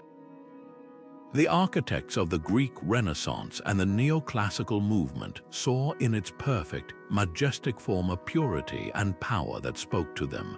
Elements of its design can be seen echoing in later ancient Roman architecture, and even in the 18th century garden follies of English aristocrats who wanted a touch of heroic antiquity on their estates. More importantly, the Tomb of Agamemnon became a potent symbol in the forging of the modern Greek national identity after the country gained independence from the Ottoman Empire. Here was proof that the roots of Greek civilization were deep, magnificent, and heroic, providing a powerful narrative of ancient glory that a new nation could rally around. The site became a place of pilgrimage not just for archaeologists but for poets, painters, and dreamers. It was painted by Edward Dodwell and written about by countless travelers, each adding another layer of legend to its stones. This beautiful, complicated entanglement of archaeology and myth at Mycenae teaches us a crucial lesson about the power of place. A burial site is never just a container for bones. It is a vessel for memory, and that memory is constantly being rewritten and reimagined by every generation that encounters it. The original Mycenaean builder intended his tomb to project his power and ensure his legacy for his immediate descendants. He could never have imagined that his eternal home would be borrowed by a legendary king, used to fuel a national identity or inspire an archaeologist's dream.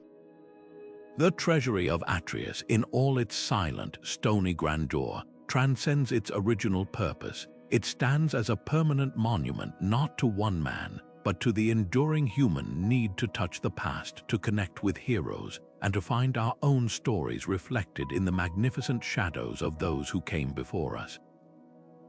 It is a place where history and legend are inseparably interred together, each giving the other a more powerful, more resonant life. Imagine the scene in a quiet Norwegian fjord in the early 9th century. A community gathers not for a raid but for a funeral. The centerpiece of their solemn task is not a pyre or a simple grave, but a magnificent ocean-going ship, its towering, spiraled prow and stern curling like the horns of some great beast. This is the Osberg ship, a 21-meter-long masterpiece of clinker-built oak, and it is not being prepared for a voyage across the sea, but for a journey into the earth. With immense effort, the community drags it a kilometer inland, digs a massive trench, and carefully lowers the vessel into its final mooring place. This act, so laborious and deliberate, is the opening act of one of the most lavish and enigmatic funerals the Viking world has ever known. A farewell fit for a queen that would lay sealed in blue clay for over 1,000 years, waiting to rewrite everything we thought we knew about the Norse people. Within the ship's hull, a burial chamber was constructed behind the mighty mast, and inside this wooden tent were placed the remains of 2 women. The first was an elderly woman, likely in her 70s or 80s, an exceptionally advanced age for the time. Analysis of her remains revealed she suffered from severe arthritis, cancer, and a host of other ailments that would have left her in constant pain and unable to move without assistance. The second woman was younger, perhaps in her 50s, and her bones tell a very different story. She shows signs of a robust, active life, but also a violent one. A healed collarbone fracture and the telltale signs on her skeleton suggest she may have been a horsewoman. The nature of their relationship has fueled decades of speculation. Was the elder a revered ruler, a queen or a powerful Cyrus, and the younger her loyal companion, caretaker, or perhaps even a relative sacrificed to serve her in death? The presence of 2 women in the central role of such a high-status burial immediately challenges the popular image of Viking society as a purely masculine, warrior-dominated culture. Here, at its very heart, was a ceremony of immense power and spiritual significance led by women. The goods that surrounded them were not merely offerings, they were a complete and functioning aristocratic household packed for eternity. This was a practical vision of the afterlife, where one would need all the comforts and tools of their earthly station. There were ornately carved wooden carts, their sides decorated with gripping beast motifs, likely used in ceremonial processions rather than for hauling goods. There were 4 elaborately decorated sledges, indicating winter travel and leisure activities of the elite. The women were surrounded by down-filled bedding, exquisite textiles including imported silk ribbons, and a full suite of agricultural tools, scythes, sickles, and a metal hoe pointing to the source of their wealth, land and farming. Perhaps most touching were the provisions, a large, bronze-bound wooden chest filled with barley and wheat, and a handful of wild apples. They were sending their queen off not only with her regalia, but with the seeds to plant a harvest and the fruit to sustain her on her journey, a blend of the symbolic and the deeply practical that feels profoundly human. Yet it is the artistry that truly takes one's breath away and provides the deepest glimpse into the Viking soul. Every single object, from the massive ship itself down to the smallest bucket, is a canvas for a mesmerizing, complex world of mythology. The ship's prow is a writhing serpent of carved wood, its body a series of interlocking, gripping beasts. The sledges and carts are covered in scenes that scholars have struggled to interpret for a century: processions of warriors, scenes of sacrifice, and a recurring image of a man being devoured by many-headed monsters, possibly a depiction of the punishment of the god Loki or a scene from a lost heroic saga. A particularly famous carving on the so-called animal head post shows a figure gripping the tongues of two lions, a scene of incredible power and control that may represent a mythical hero or a deity. This was not mere decoration. This was a visual language, a belief system carved in wood. It suggests the women were being equipped not just for a comfortable afterlife, but for a perilous journey through the Norse cosmos, perhaps to reach the hall of the goddess Freyja or to navigate the dangers of the path to hell. The artifacts were both practical tools and spiritual talismans, maps and protections for the voyage ahead. The ultimate fate of the burial, however, adds a layer of dark intrigue. When the tomb was excavated in 1904, archaeologists made a horrifying discovery. The skeletons were in a state of chaos. The bones of the two women had been badly mixed and disturbed, and their priceless grave goods were strewn about as if by frantic hands. Most significantly, the younger woman's skull was missing and was only found much later, away from the body. This was not the work of random looters. The evidence points to a ritual reopening of the burial mound not long after the funeral itself. Why? One compelling theory is that the younger woman was a sacrificial victim, and her powerful, restless spirit was believed to be haunting the area, requiring someone to re-enter the mound, behead her body, and pin it down with a large runestone to prevent her from walking again. Another theory suggests this was an act of political desecration by rivals seeking to symbolically break the power of the deceased queen and her lineage. This post-funeral ritual violence reveals a world where death was not a clean end, but an ongoing negotiation with the spirit world, full of fear, magic, and the constant threat of supernatural retribution. The Osberg ship burial, therefore, is so much more than a collection of beautiful artifacts. It is a complex, multi-layered document that forces us to completely reconsider the Viking Age. It proves that women could hold positions of the highest religious and political authority, commanding the resources for a funeral that dwarfed those of most kings. Its preservation in waterlogged clay gave us an unparalleled window into the Viking aesthetic world, saving the wood that would have normally rotted away, and with it, the most sophisticated artistic tradition of its age in all of Europe. It shows a society that was deeply spiritual, intensely practical, and capable of astonishing artistic beauty alongside its famed martial prowess. The ship never sailed to England or France on a raid. Its final, glorious voyage was into the earth, carrying with it the secrets of two women who continue to challenge our stereotypes and captivate our imagination 1,000 years after their journey began. But if the Osberg ship burial represents the ultimate in personalized, individual Viking farewells, our next site represents the absolute opposite impulse, a burial tradition born from the terrifying, industrial-scale anonymity of modern warfare. After the cataclysm of the First World War, nations across the globe were left with a grief so vast, so collective, and so profound that the ancient practices of honoring named kings and heroes suddenly felt inadequate, even irrelevant.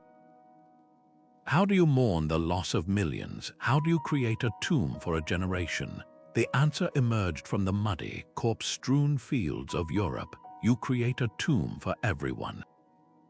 This is the powerful, haunting concept of the tomb of the unknown soldier, a modern funerary tradition that deliberately erases the individual to create a universal symbol, transforming a single, anonymous body into a sacred vessel for a nation's collective pain, gratitude, and memory. The genesis of this idea is as poignant as it is brutal. The Great War introduced a new, horrific form of combat that rendered traditional burial and identification often impossible. Millions of men were simply vaporized by artillery, buried alive in collapsed trenches, or left as unrecognizable remains in the wasteland of no man's land. For countless families, there was no body to mourn, no grave to visit, no closure to be found. This shared agony of uncertainty demanded a new kind of monument, one that could provide a focal point for a grief that was both intensely personal and overwhelmingly national. The first official tomb of an unknown soldier was established in London at Westminster Abbey on November 11, 1920, the second anniversary of the armistice. The ceremony was stark and deeply moving. A single, unidentified British soldier, selected from among the fallen from the main battlefields, was interred in the nation's most hallowed space. The soil covering his coffin was not mere earth. It was brought from the battlefields of France so that even in death he would rest upon the ground for which he died.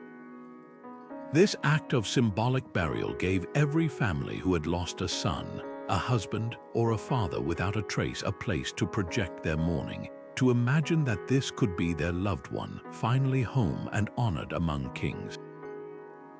The United States followed suit the next year with a ceremony at Arlington National Cemetery that was a masterpiece of solemn choreography and democratic symbolism. The selection process was designed to be utterly random and therefore completely fair.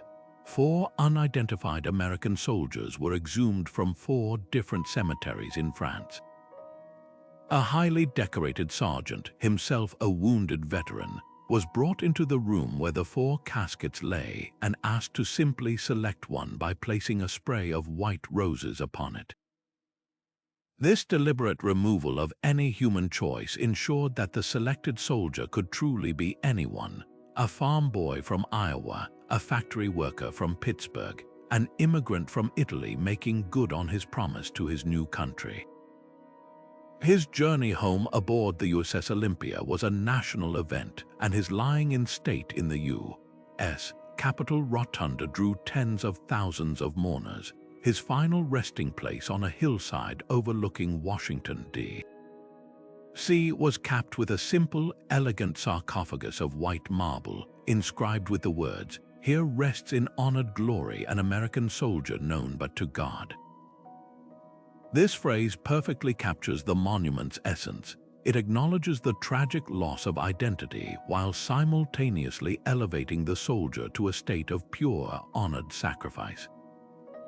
The rituals that have grown around these tombs are not spontaneous. They are carefully designed, continuous performances of national remembrance, and none is more iconic than the Sentinel Guard at the Arlington tomb. The precision of the 3rd U.S. Infantry Regiment, the Old Guard, is a mesmerizing spectacle of discipline and respect. The 21-step walk, the 21-second pause, the exacting rifle shoulder shifts, and the meticulous inspection of the weapon are all rich with symbolism. The 21 steps represent the 21-gun salute, the highest military honor bestowed.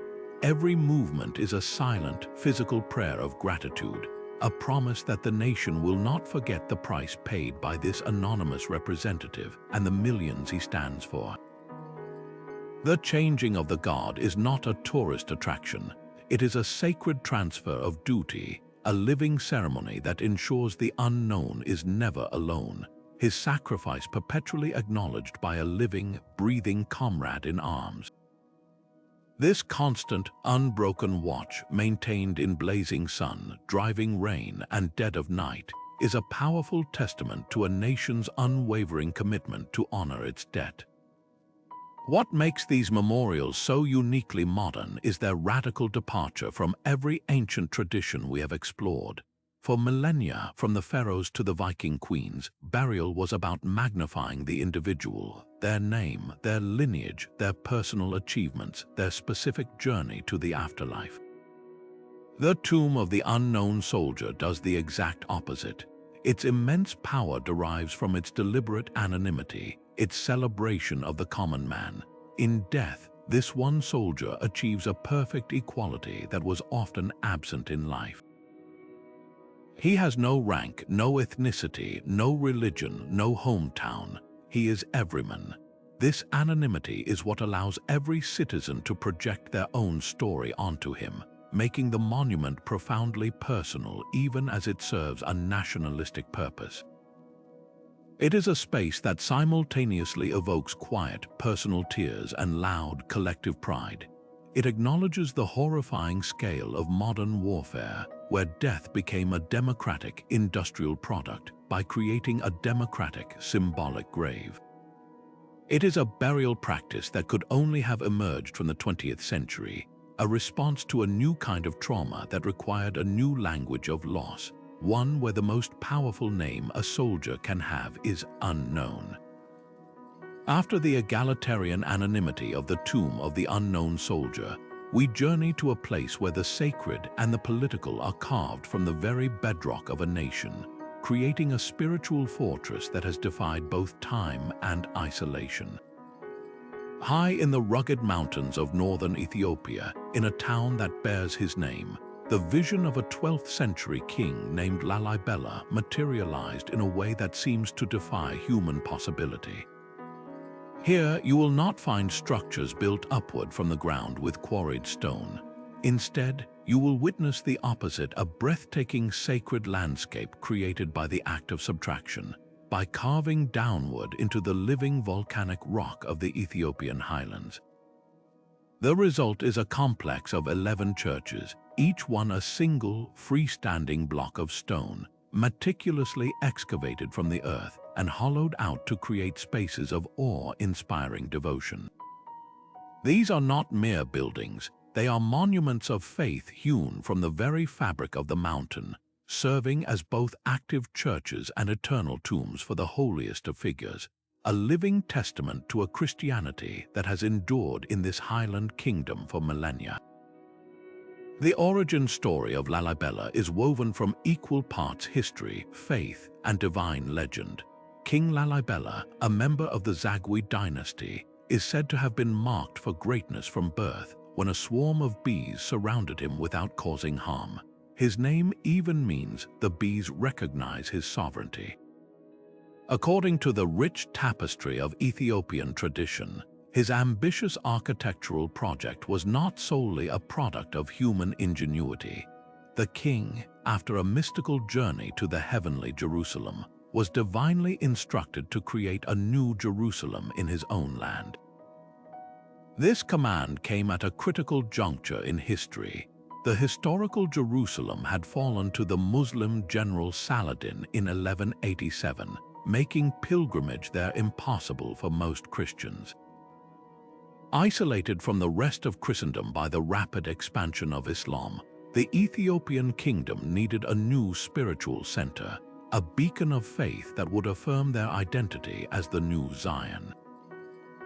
The most captivating element of the lore, however, is the claim that the construction was aided by angels. The story goes that the work continued unabated each night after the human workers had retired, the angels multiplying their efforts and ensuring the project's miraculous completion in just 24 years. While modern archaeology suggests a longer, more complex period of construction, this legend is not a trivial detail. It is a fundamental part of the site's identity, framing it not as a human achievement but as a divine gift, a direct manifestation of God's will in the Ethiopian landscape. To navigate the complex today is to walk through a symbolic map of the Holy Land, a spiritual theme park carved from stone. The site is deliberately divided by a small river now known as the River Jordan, separating the churches that represent the earthly Jerusalem from those symbolizing the heavenly Jerusalem. You move through a labyrinth of deep, narrow trenches that serve as processional pathways, their sheer rock walls rising high overhead, shutting out the modern world and creating a profound sense of otherworldly isolation. Narrow tunnels connect plazas and courtyards, forcing pilgrims to bend and crouch, a physical act of humility before emerging into the stunning open space surrounding a church. The engineering is nothing short of genius. The most famous church, Bet George's Church of St. George, is carved in the perfect shape of a Greek cross, a 30-foot deep cruciform moat isolating it from the surrounding rock, making it appear for all the world like a colossal, three-dimensional cross stamped into the earth. The builders displayed an incredible understanding of geology and hydraulics, creating an intricate network of drainage channels, aqueducts, and ceremonial pools to manage the seasonal rains, ensuring the churches would not flood and erode. Every element, from the orientation of the doors to the patterns carved into the windows, was infused with liturgical significance. Within these cool, dimly lit interiors, the air thick with the scent of centuries of incense and beeswax, the function of the site as a living tomb becomes powerfully clear. These are not museums, they are active, pulsating centers of worship, but certain areas are set aside for the most sacred of burials. The bodies of revered saints, monks, and pilgrims are interred in cavities within the outer walls of the churches or in crypts carved directly into the floors. These are not public cemeteries. This honor is reserved for those who have achieved a recognized state of holiness, whose earthly remains are believed to be saturated with divine grace or baraka. Their tombs are not sealed away and forgotten. They are active focal points for veneration.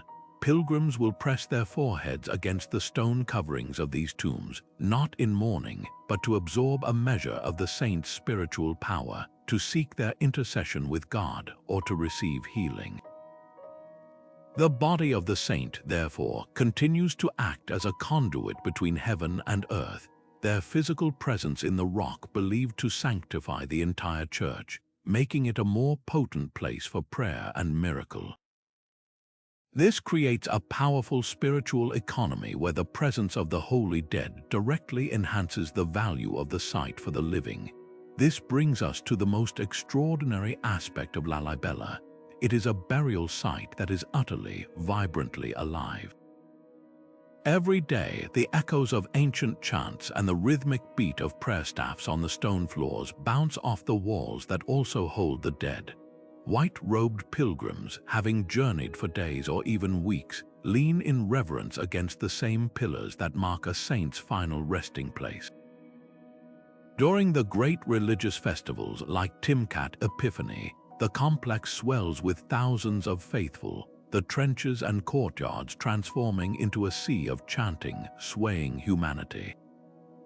The line between the sacred past and the devotional present is completely blurred. The tombs are not separate from the practice of faith, they are its very engine. A pilgrim's journey to Lalibela is considered a once-in-a-lifetime act of devotion that brings immense spiritual merit and blessing, precisely because of the powerful presence of these sanctified remains. The site is the ultimate expression of the Ethiopian Orthodox Tewahedo Church's enduring strength, a faith that survived centuries of isolation by turning inward and carving its own unshakable reality out of the mountains. Lalibela is more than an UNESCO World Heritage Site.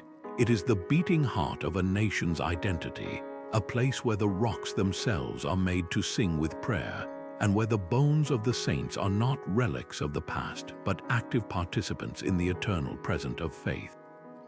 Leaving behind the rugged, spiritual intensity of Lalibela's rock-hewn churches, we are transported to a world of perfect, serene geometry, where the afterlife is not a dark crypt but an open-air garden of eternal spring. In the bustling heart of modern Delhi, behind high walls that shield it from the city's relentless energy, lies a sanctuary of extraordinary peace and precision. This is the tomb of the second Mughal emperor, Humayun, and it represents a revolutionary moment in architectural history, a place where the very concept of a tomb was reimagined not as a somber monument to death, but as a living, breathing vision of paradise itself. It is the first of its kind on the Indian subcontinent, a masterpiece that would set the aesthetic and spiritual template for the most famous building in the world, and it achieves its power not through intimidating scale, but through sublime, harmonious balance. The moment you pass through its grand gateway, the world outside seems to fall away, replaced by an overwhelming sense of order and tranquility. The entire complex is a perfect example of the charbagh, a Persian-inspired quadrilateral garden divided into 4 equal parts by shallow, stone-lined water channels or rills. These channels are far more than decorative. They are the central arteries of the entire design, a physical representation of the 4 rivers of paradise described in the Quran: rivers of water, milk, wine, and honey. They act as reflective ribbons mirroring the sky and the majestic structure at their center, doubling the beauty and creating a shimmering, ethereal effect. The garden itself is not left wild. It is a meticulously planned orchard with trees and flowering plants arranged in a strict geometric grid. This was not a garden for casual strolling, but a symbolic landscape. Walking along its paths, crossing the small bridges over the rills, was meant to be a spiritual exercise, a meditative journey through an earthly reflection of the divine realm promised to the faithful.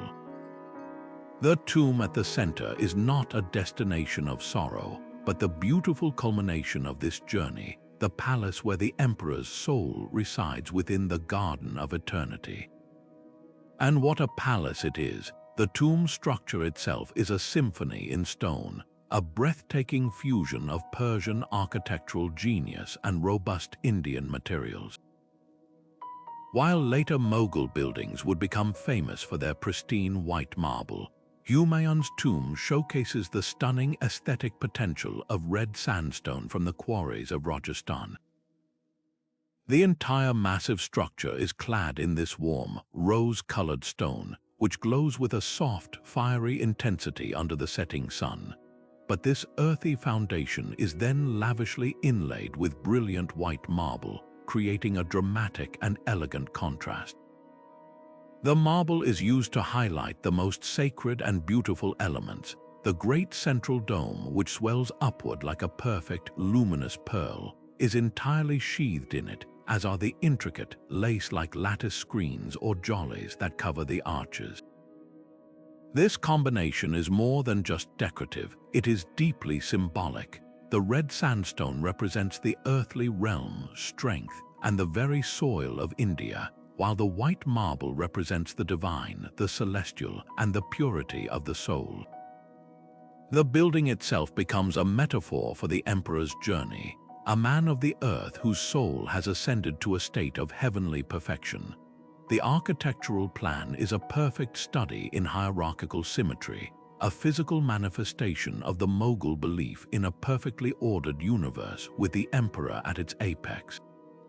The tomb is built on a massive, elevated platform, lifting it above the garden and further emphasizing its importance.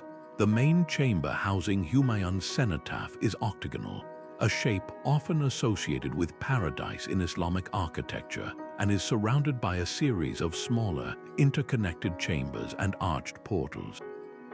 This design creates a fascinating play of light and shadow, with sunlight filtering through the jollies to dapple the intricate floor patterns in a constantly shifting dance. But perhaps the most revolutionary aspect is what lies within these chambers. This was not designed as the tomb of a single man. Dozens of smaller, identical arched niches line the interior walls, and over 150 members of the Mughal royal family are interred here, including later emperors and empresses. This was a dynastic mausoleum, a concept entirely new to India. It physically embodies the Mughal obsession with lineage and legacy, creating a permanent, centralized seat of power for the entire imperial family, both in this world and the next. The tomb proclaims that the Mughal dynasty is not a fleeting enterprise but a permanent, divinely sanctioned institution, its roots now physically and spiritually anchored in the soil of Hindustan. The genius behind this vision was not the emperor himself, but a remarkable woman, his senior widow and the mother of the reigning Emperor Akbar, Empress Begum. Grief-stricken by Humayun's sudden death after a fall down his library stairs, she dedicated her life and a staggering portion of the royal treasury, 15 lakh rupees, a truly astronomical sum, to the creation of this eternal memorial. She even traveled to Mecca to oversee the project's funding and is credited with personally commissioning the Persian architects who brought the charbagh concept to India. Her profound act of love and patronage did more than just honor her husband. It fundamentally changed the landscape of Indian architecture. Every element of Humayun's tomb, from its garden setting to its double-shelled dome and its use of decorative hatris, the small, domed kiosks on the roof, became the foundational grammar for an entire architectural style.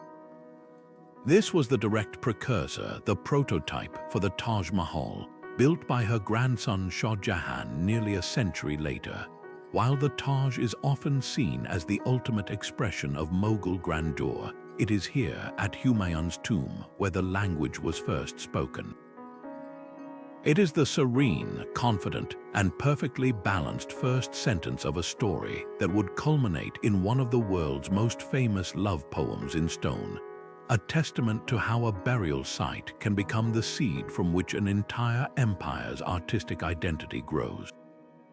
After the serene, garden-like paradise of Humayun's tomb, we descend into a space that explores a completely different and far more visceral relationship between the living and the dead. In the heart of Palermo, Sicily, beneath the humble Capuchin monastery, lies a labyrinth that is not a silent ossuary of anonymous bones, but a shocking, silent census of an entire society, preserved in startling detail.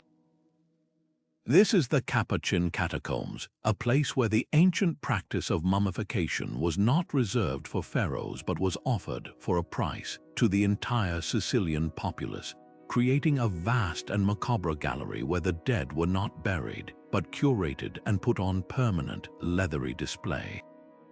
The catacombs began, as so many of these places do, out of a simple, practical problem. In the 16th century, the Capuchin friars outgrew their traditional cemetery. When they excavated new crypts beneath the monastery, they discovered that the unique combination of the soil's chemistry and the dry, ventilated environment had a remarkable effect. It naturally desiccated and preserved the bodies interred there. The friars saw this not as a scientific curiosity, but as a divine miracle, a sign that their brothers were deemed worthy of incorruptibility. They began a practice of respectfully laying out their deceased members on shelves in these crypts, allowing them to slowly transform from corpses into permanent, mummified monuments to a pious life. This was intended as a sacred, private act of remembrance, but word of this miraculous preservation spread beyond the monastery walls, and soon a powerful cultural demand emerged.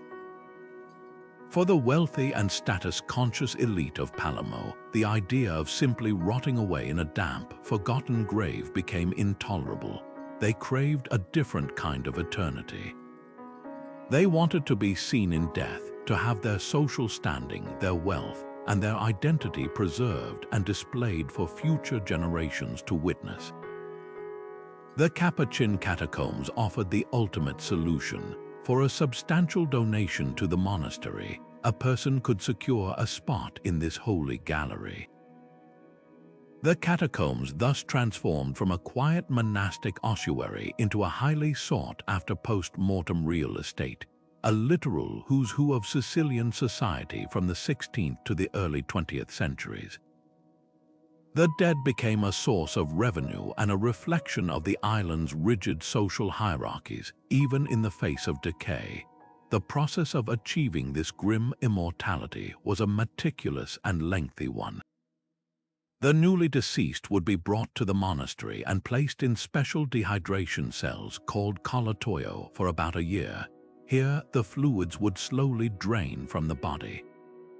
After this period, the desiccated remains would be washed with vinegar, an early form of disinfectant, and then meticulously prepared for their eternal presentation.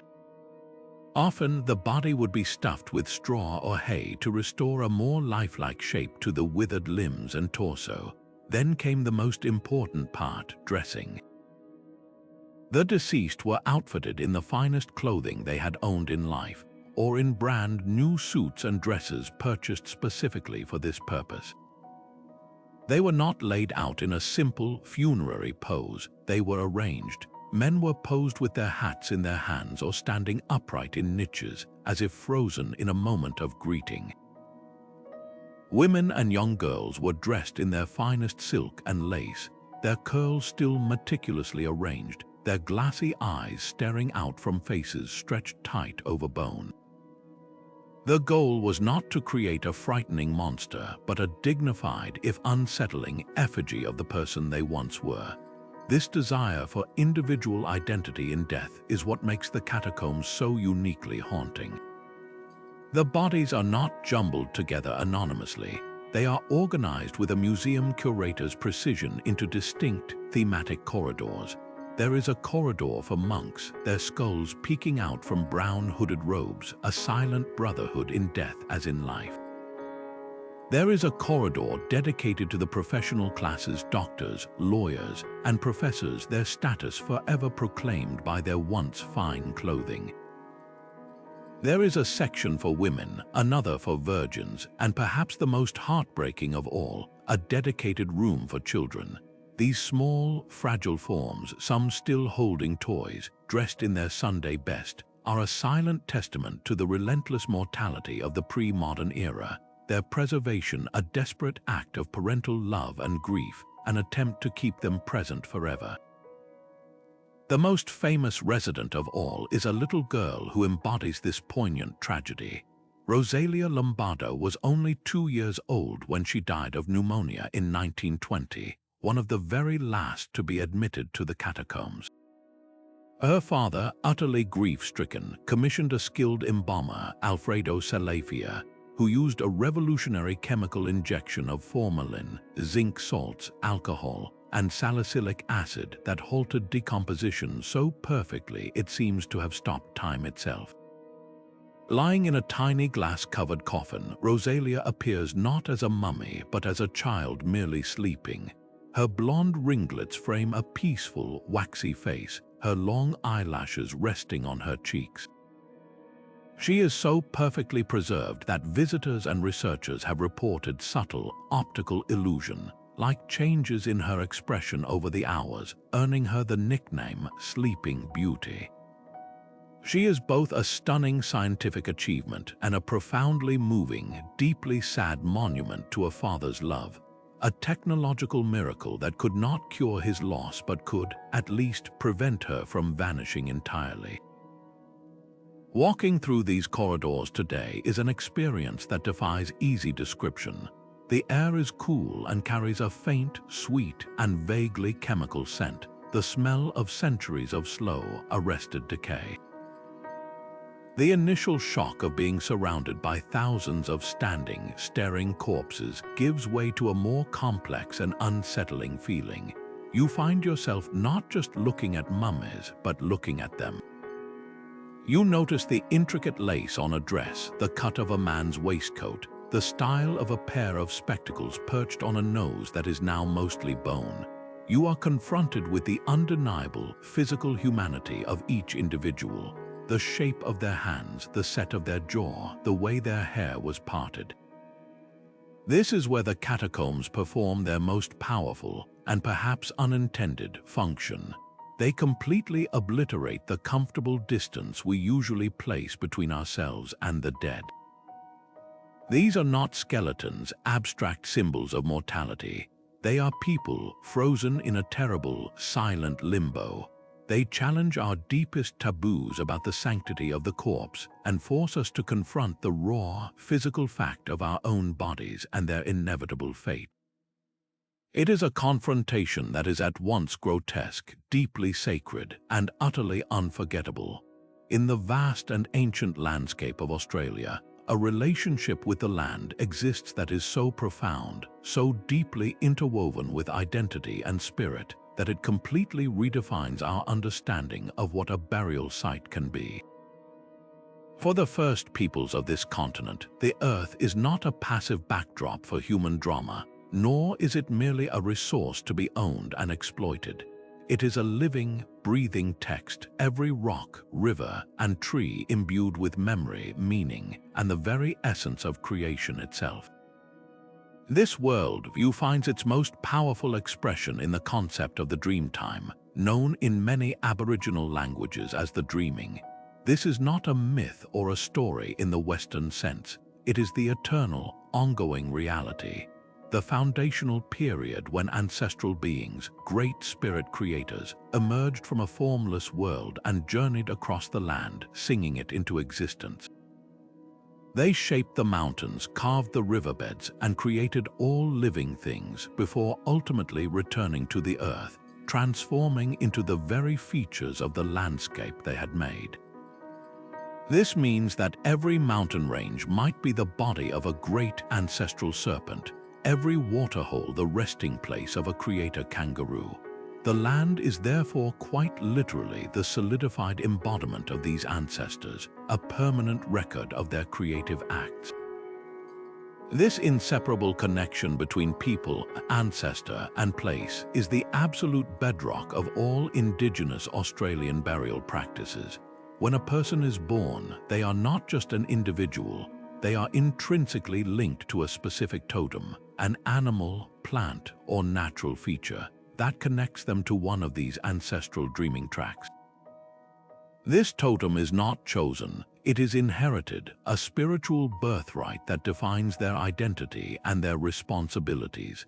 It anchors them to a specific part of the country, their totemic homeland, a place for which they become a custodian.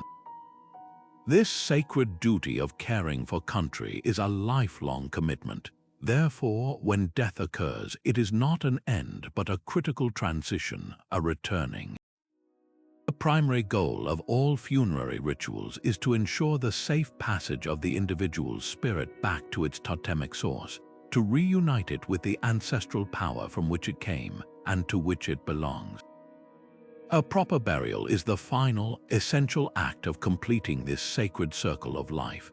Because of this deep spiritual geography, the methods of burial are as diverse as the land itself, varying dramatically between different language groups and environmental regions.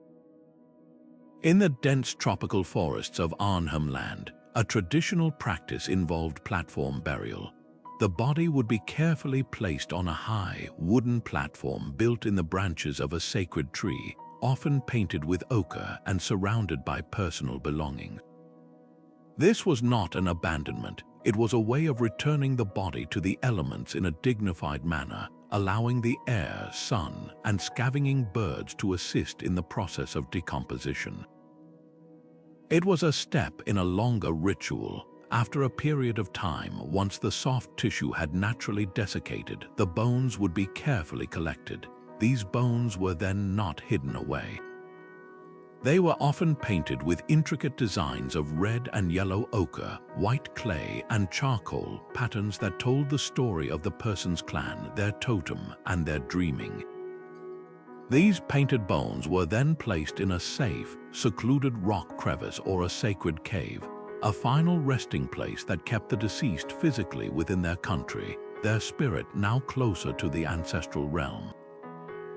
In other regions, particularly the arid center, earth burials were more common, but these were far from simple interments. The grave itself was a sacred site, often aligned with the path of a dreaming track. The body might be placed in a seated, flexed position, facing the direction of their ancestral homeland. The mourning ceremonies that accompanied these burials were, and in many places still are, elaborate and deeply emotional affairs that can last for days. They involve specific songs, dances, and body paintings that are the intellectual property of that specific family and clan. These performances are not merely expressions of grief, they are powerful reenactments of dreaming stories, charting the spirit's journey back to its origin point. The rhythmic stamping of feet during these dances is believed to resonate through the earth, sending vibrations along the dreaming tracks, guiding the spirit home. The wailing cries of the mourners are a sound that carries both profound sorrow and a powerful spiritual function, helping to release the spirit from its earthly attachments. What unites all these diverse practices is the concept of a living landscape, a country that is sentient and responsive. A burial site is never just a plot of ground. It is a place where the veil between the everyday world and the dreaming is at its thinnest. It is a node of immense spiritual power. The ancestors are not distant historical figures. They are ever present, watching from the landforms they became. The spirits of the more recently departed join them, remaining active and influential members of the community. They can bring blessings in the form of rain and a plentiful hunt, or they can bring misfortune if the sacred laws are broken, if their resting places are disturbed, or if the rituals are not performed correctly. This is why the protection of these burial places is not a matter of archaeological preservation alone. It is a vital, ongoing cultural and spiritual necessity. For Indigenous Australians, to desecrate a burial ground is not just to disrespect the dead. It is to violate the very fabric of creation, to sever a sacred connection that has been maintained for over 60,000 years, and to risk the spiritual and physical well-being of the entire community. These sites are the enduring heart of the world's oldest continuous culture, a permanent reminder that we do not own the land, we belong to it, and in the end, we are all called to return to it, completing the eternal cycle that began in the dreamtime. While the hanging coffins of the Igorot represent a deeply animistic tradition of returning the dead to the sacred landscape, the tombs of the kings in Paphos present a vision of the afterlife that is strikingly domestic and worldly, a grand declaration of status carved directly into the island's sun-bleached limestone. The name itself is a magnificent misnomer, a romantic invention from a later era that speaks to the sheer, overwhelming scale and ambition of the place.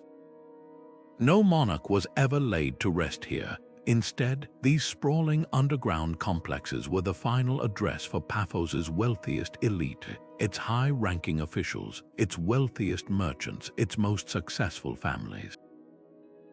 What they created was not a silent city of the dead, but a vibrant, stone-cut mirror of the bustling, cosmopolitan port city above, a permanent neighborhood where the social hierarchies and luxurious tastes of the living were intended to continue unchallenged for all eternity.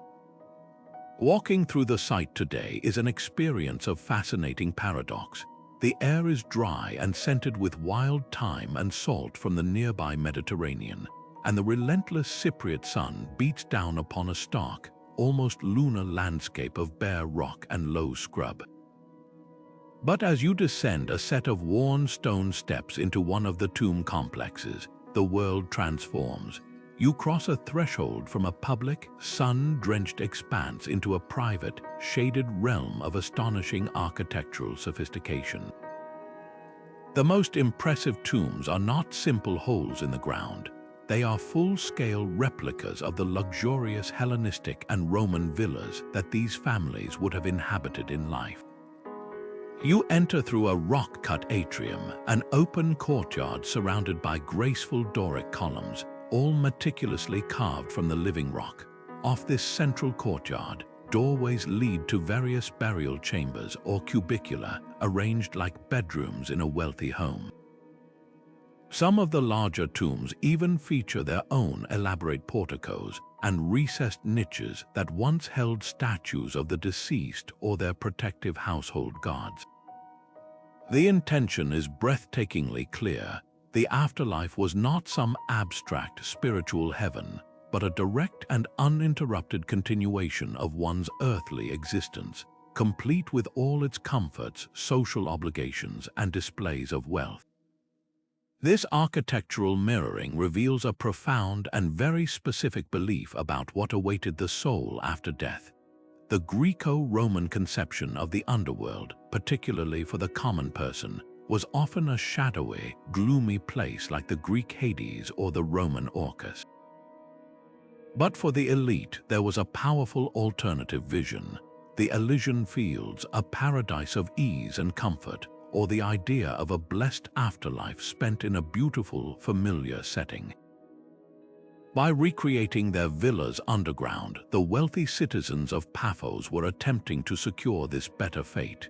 They were building their own personal Elysium, a guaranteed pleasant eternity modeled exactly on the life they had so enjoyed.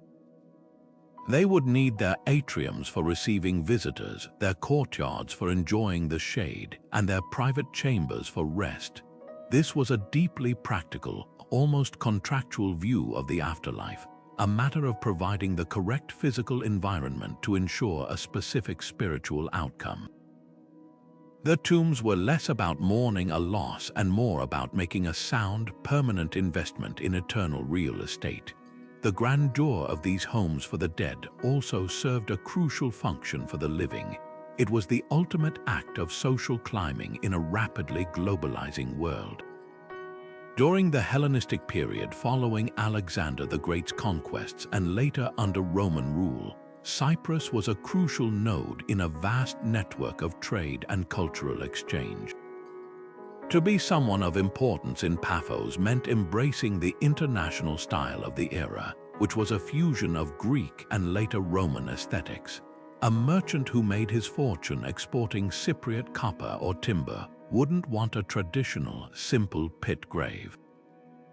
He would want a tomb that proclaimed his sophistication, his worldliness, and his successful assimilation into the dominant cosmopolitan culture. Building a peristyle courtyard with Doric columns was the ancient equivalent of wearing the most fashionable toga or speaking the most polished Greek. It was a signal to the community that this family had arrived, that they were players on the world stage, and that their status was not a fleeting thing, but was now literally set in stone for future generations to witness and admire. The tomb was a powerful piece of social propaganda, ensuring their legacy would be one of refinement and power. Yet, for all their imported grandeur, the tombs of the kings are also undeniably, powerfully Cypriot. They are not built from quarried stone and assembled. They are subtractive, carved downward into the island's very bedrock. This method of construction has a deep history in the Eastern Mediterranean, echoing the rock-cut tombs of Phrygia and even Egypt. The architects and stonemasons of Paphos were masterfully adapting an international fashion to their local reality, using the soft, workable limestone to their advantage. Furthermore, the site's integration with the natural landscape is absolute. The tombs sprawl across a low cliff face overlooking the sparkling sea, their entrances and courtyards open to the sky, allowing the sunlight to dance across the carved columns and the rain to pool in the impluvium, just as it would in a real house. This creates a profound and beautiful connection between the natural beauty of Cyprus and the human desire for eternity. The deceased were not sealed away in a dark, isolated crypt. They were placed in a home with a permanent, breathtaking view, forever part of the light, the air, and the timeless landscape of their beloved island. In the tombs of the kings, we see no conflict between local tradition and foreign influence. Instead, we see a brilliant and unique synthesis, a confident culture taking what it admired from the wider world and crafting it into something distinctly and unforgettably its own. Long before European settlers ever laid eyes on the rolling hills and fertile valleys of what is now the American Midwest, a different kind of landscape was taking shape, one not of nature's design, but of human vision, faith, and immense communal effort.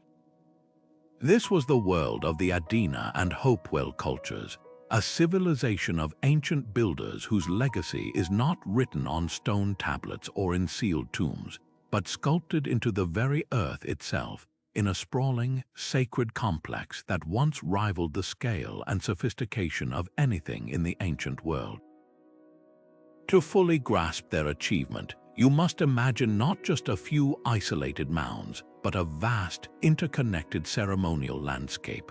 Picture the Ohio River Valley around 2,000 years ago, not as a wilderness, but as a meticulously planned ritual center, dotted with enormous geometric earthworks, perfect circles, vast squares, and precise octagons, all connected by wide ceremonial roadways. Within these enclosures, great conical mounds rose toward the sky, the final resting places of an elite who understood their role in a cosmos far grander than themselves. The Adena people, beginning around 1000 BC, were the pioneers of this tradition.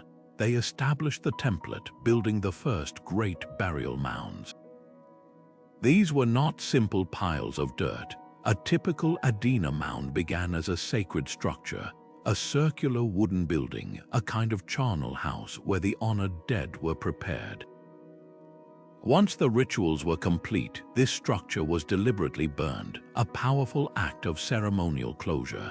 Then the community would gather, basketload by basketload, to bury the site under a massive, conical mountain of earth, forever sealing the sacred space within. The most famous of these, the Grave Creek Mound in West Virginia, still stands an impressive 62 feet tall, a silent testament to the labor of generations. Inside these mounds, the Adena laid their most important individuals to rest in log-lined tombs, often accompanied by beautifully crafted grave goods that hint at a rich spiritual life. There were stone tablets incised with intricate, swirling designs, perhaps used for body painting in rituals, and elegant pipes carved in the shape of animals, suggesting that the act of smoking was a sacred conduit for communication with the spirit world. But it was the Hopewell culture, emerging around 200 BCE, that transformed this local tradition into a continent-wide phenomenon, an explosion of cultural and spiritual energy that archaeologists call the Hopewell interaction sphere. The Hopewell took the Adena's conical mound and placed it within a much grander, more complex architectural vision. Their great earthwork complexes, like those at Newark in Ohio or the renowned Hopewell Mound Group, are staggering in their precision and ambition. The octagon earthworks at Newark, for instance, is aligned with such accuracy that its walls perfectly frame the northernmost moonrise, an event that only occurs every 18.6 years. This was not guesswork. This was the result of generations of precise astronomical observation, a way of anchoring their ceremonies to the slow, majestic dance of the cosmos. They were building a clock out of earth, a monumental calendar that connected the rhythm of their rituals to the fundamental cycles of the universe. The contents of their mounds reveal a society that was anything but isolated. The Hopewell were the hub of a vast trading network that stretched across North America. Within their tombs, archaeologists have found raw materials and finished goods from distances that are almost unbelievable. There are great sheets of shimmering mica, a sparkling, translucent mineral quarried from the Appalachian Mountains hundreds of miles to the east. They worked with obsidian, a black volcanic glass carried all the way from what is now Yellowstone National Park in Wyoming. They fashioned beautiful ornaments from copper that was mined and hammered from the southern shores of Lake Superior. Most telling of all are the pipes. Many of the finest Hopewell pipes are carved from a distinctive red stone called catlinite, which comes from a single, specific quarry in modern-day Minnesota. This means a piece of stone from the pipestone quarries of Minnesota was carried over 1,000 miles to be sculpted into a sacred object and buried in an Ohio mound. This wasn't commerce in the modern sense, it was a ritual exchange. These materials were not mere luxuries. They were spiritual necessities, physical pieces of a sacred geography, brought to the Ohio Center to be transformed through craft and ritual into objects of immense power.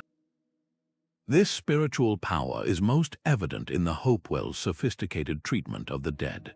They practiced a complex multi-stage burial process that suggests a deeply layered belief in the soul's journey. It often began with cremation. The body was burned and the bones were then carefully gathered. These cleansed remains might be buried in a charnel house or later placed in a mass grave within a great mound. But this was frequently a secondary burial. The bones were often buried, then later exhumed, sorted, and reburied with others in a grand collective ceremony. This practice of processing and curating the bones indicates a belief that the transition to the afterlife was not an instant event, but a gradual process requiring careful ritual intervention. The physical body had to be transformed through fire and through time to prepare the spirit for its final passage. The grand mounds then were not just cemeteries, they were processing plants for the soul, where the entire community collaborated to guide their loved ones and their leaders safely to the realm of the ancestors. What is perhaps most astounding about these earthworks is the sheer scale of cooperation they required. The Hopewell people were not a centralized empire with a pharaoh commanding slave labor. They were likely a network of smaller, dispersed communities connected by a shared belief system. Building something like the Great Serpent Mound, a 1,300-foot-long earthen effigy of a snake, required a breathtaking degree of social organization. Thousands of hours of labor had to be coordinated, with people coming together from across the region at specific times to move millions of basketloads of earth, all according to a preconceived, complex geometric and astronomical plan. This was a society that could mobilize itself not for war, but for a grand, collective act of spiritual engineering. The mounds are a permanent record of that shared purpose, a testament to what can be achieved when a culture's highest ideals are directed toward honoring the dead and harmonizing human life with the great cosmic order. Their legacy endures not in written words, but in the silent, graceful curves of the land itself, the greatest masterpiece they ever created.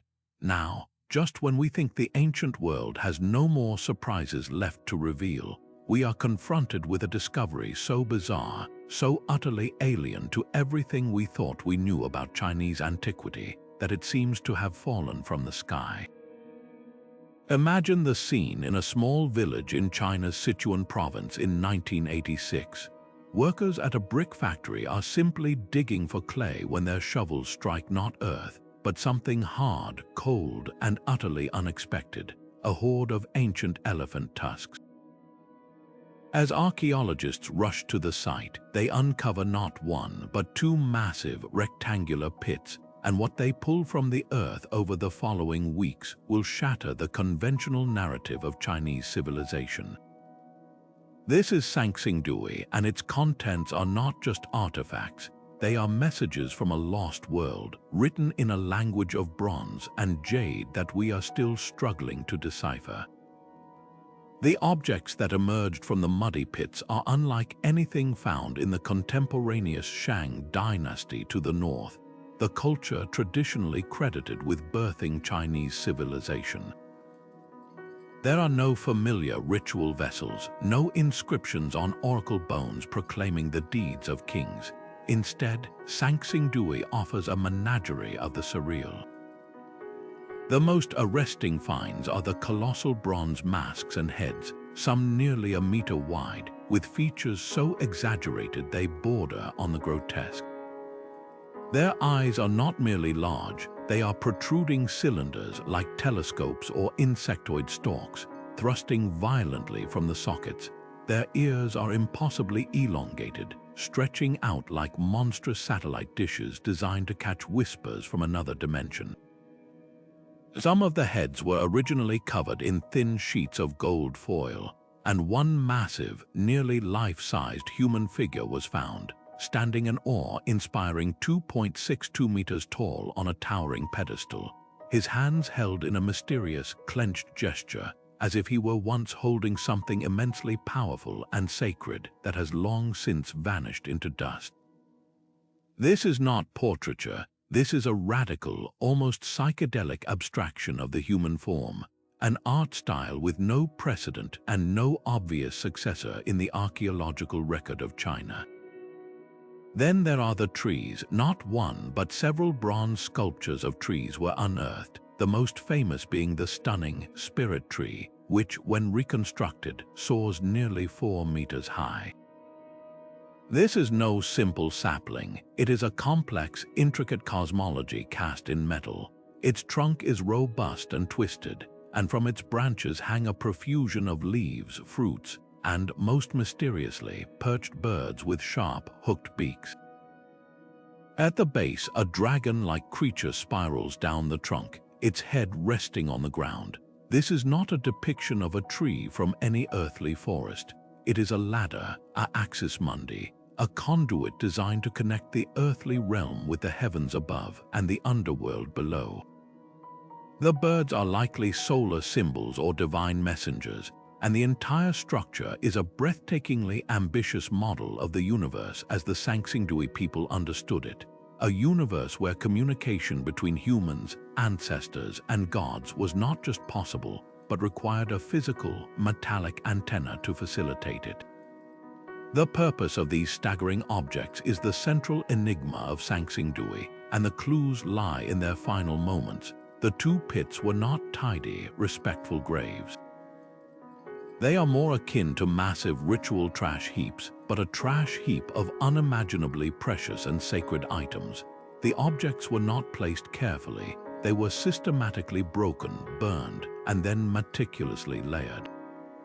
The ivory tusks were burned and chopped into sections. The breathtaking bronzes were deliberately smashed with blunt instruments, their pieces often scattered in different layers of the pit. The gold foil was stripped from the masks and crumpled. This was not the work of invaders or looters. It was a deliberate, ritualized act of destruction performed by the very people who created these masterpieces. The leading theory is that this was an act of ritual termination. Perhaps these sacred objects, having been used in ceremonies for generations, were believed to have absorbed too much spiritual power or had become contaminated in some way. They could not simply be discarded or recycled. Their power was too potent. The only safe way to decommission them was through a controlled, ceremonial violence, breaking them, burning them, and then burying them in a specific, sacred order to neutralize their energy and return that power to the earth and the gods. The pits are not tombs for people, they are tombs for gods, a sacred cemetery for exhausted divine vessels. Who were the people capable of such a sophisticated and terrifying theology? The complete absence of any written records at Sangsingdui means we may never know their name for themselves. They built a massive, walled city covering over 3.6 square kilometers, a clear sign of a complex, centralized society with the wealth and organization to command the resources for such staggering artistic projects. Their mastery of bronze casting was on par with, yet completely distinct from, the Shang. They used different alloy compositions and employed piece mold casting techniques to create objects of a scale and imagination the Shang never attempted. They were not isolated primitives, they were a parallel civilization, a separate branch on the tree of Chinese antiquity that grew in the fertile Sichuan basin, developing its own unique worldview, its own pantheon of gods, and its own terrifyingly vivid way of representing them. Their sudden disappearance around 1100 BCE is as great a mystery as their appearance. Some speculate a catastrophic earthquake or a devastating flood from the nearby Min River wiped out their city and shattered their social order. Others suggest they were conquered and absorbed by incoming cultures. But the most haunting possibility is that they performed one final, overwhelming ritual of termination, sacrificing the very core of their spiritual identity to appease angry gods they felt had abandoned them, burying their heart and soul in 2 rectangular pits before vanishing into history, leaving behind only their silent, staring, bronze-eyed gods to guard a secret we may never fully understand. Yet for all the eternal security offered by the hidden valleys and rock-cut tombs of Thebes, the shifting political sands of ancient Egypt would eventually force a dramatic and revealing change in royal burial strategy, one that traded secrecy for proximity and reflected a kingdom under siege from within and without. Journey now to the northeastern Nile Delta, to a site the ancient Egyptians called Janet, known to us as Tanis. Here, amidst the marshy flatlands, a new capital city rose to prominence during the political twilight of the New Kingdom, becoming the power base for the 21st and later the 22nd dynasties. This was a period of fragmentation where the unified pharaonic state had splintered. The south was effectively ruled by the powerful high priests of Ammon from Thebes, while a separate line of pharaohs established their throne in the north at Tanis. It was here, in this new, strategically located capital, that these kings made a radical decision regarding their eternal rest. Abandoning the 1,000-year-old tradition of a remote, hidden necropolis, they chose instead to be buried right in the heart of their bustling city, within the sacred precinct of the great temple of Ammon itself. The tombs they constructed were a world away from the sprawling, deep-cut labyrinths of the Valley of the Kings. At Tanis, the royal burial chambers were essentially elaborate crypts, built subsurface but not deep underground, constructed from massive blocks of granite and limestone within the temple's walls. This was a stunning departure from principle. For centuries, the entire theology of the hidden tomb was designed to protect the king's body and his treasures from exactly the kind of human greed that a populated city inevitably attracts. By placing their tombs here, the Tanite kings were opting for a different kind of security, constant surveillance. The royal remains would be under the watchful eyes of the temple priests and guards, physically integrated into the daily rituals of the state god Ammon. It was a move born of profound political insecurity, a declaration that the king's mortal body and his claim to power needed to be guarded not from mythical demons, but from very real human rivals, perhaps even from the competing priesthood in Thebes itself. The temple wall was as much a fortification against earthly threats as it was a spiritual barrier, and for a time, this audacious strategy seemed to work. While the tombs were indeed robbed in antiquity, the chaotic conditions of the delta, where rising groundwater and shifting sands eventually buried the entire temple complex, ironically became their savior. This waterlogged environment, so destructive to organic materials, acted as a perfect preservative for the stone chambers and their heavier contents. When the brilliant French archaeologist Pierre Montet unearthed these tombs in 1939 and again after the war, he made discoveries that should have shaken the world. In the intact tomb of Pharaoh Susen's Eye, Montet found a solid silver coffin of breathtaking workmanship, a material far rarer than gold in ancient Egypt and thus even more precious. There was an exquisite gold funeral mask that rivaled Tutankhamun's in its artistry, along with a host of other funerary items and jewelry of the highest quality. Yet history intervened. Montet made his greatest finds in 1939, just as the world was descending into the cataclysm of the Second World War. The stunning treasures of Tanis, arriving in the shadow of global conflict, were largely overshadowed and never captured the public imagination like the earlier discovery in the Valley of the Kings had. They remain some of the most significant yet underappreciated archaeological finds in Egyptian history. The treasures themselves tell a story of a kingdom still wealthy but perhaps turning inward. The craftsmanship is superb, but there is a noticeable shift in style and a reuse of materials that speaks volumes. Some of the artifacts found in the Tanite tombs, including ushabtis and sarcophagus fragments, were clearly carted north from the plundered tombs of the Valley of the Kings and reinscribed for the new Tanite pharaohs. This was not simple looting, it was a symbolic act of legitimization.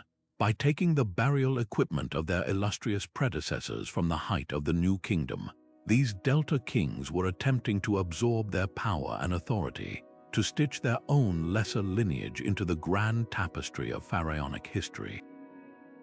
It was a physical claim to a legacy they were not directly part of, a desperate effort to project an image of continuity and strength in a time of undeniable decline. Ultimately, the story of Tanis is one of adaptation and stark realism. The shift in burial practice from the hidden valley to the urban temple is a powerful reflection of a changed Egypt. The primary threat was no longer the metaphorical dangers of the afterlife, but the immediate dangers of political instability, rival claimants, and the crumbling of central authority. The pharaohs of Tanis were practical rulers in a fractured age, prioritizing the physical security of their remains and the symbolic power of their proximity to the state god over the traditional, mystical safeguards of isolation. Their choice illustrates that even in a civilization as famously conservative as Egypt, practical necessity could force a revolution in tradition. The royal necropolis of Tanis stands as a magnificent, silver-clad testament to a forgotten dynasty's struggle for legitimacy, a poignant reminder that how a society buries its dead is always a direct reflection of the pressures and fears faced by the living.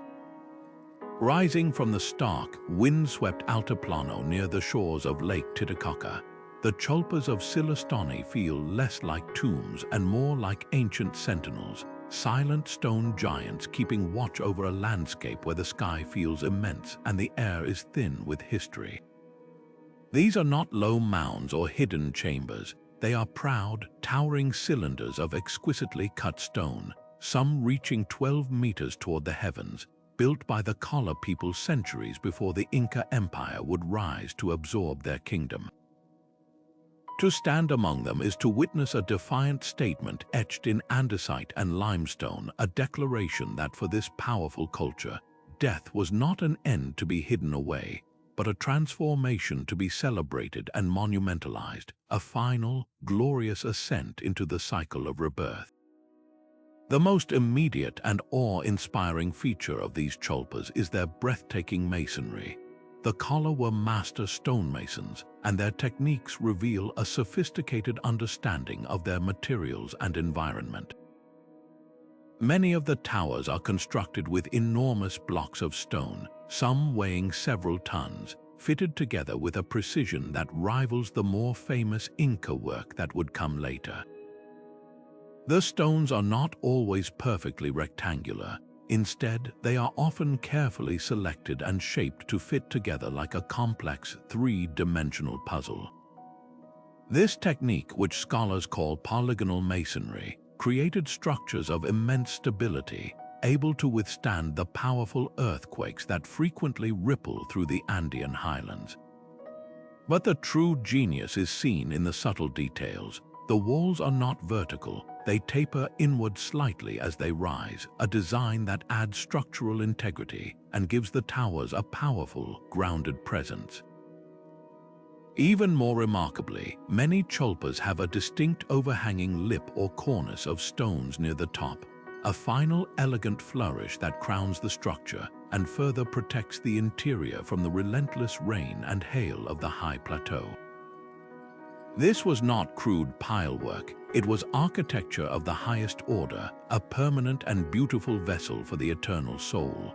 This vessel had a single, sacred purpose: to house the physical remains of the Kala elite in their journey to the next world.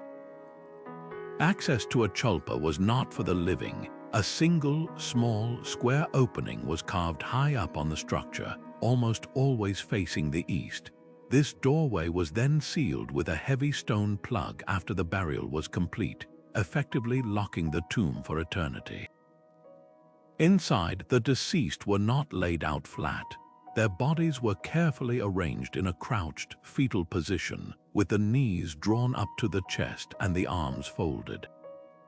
This was a deliberate and profound act of symbolism, a widespread Andean belief that a person should leave this world in the same position they entered it.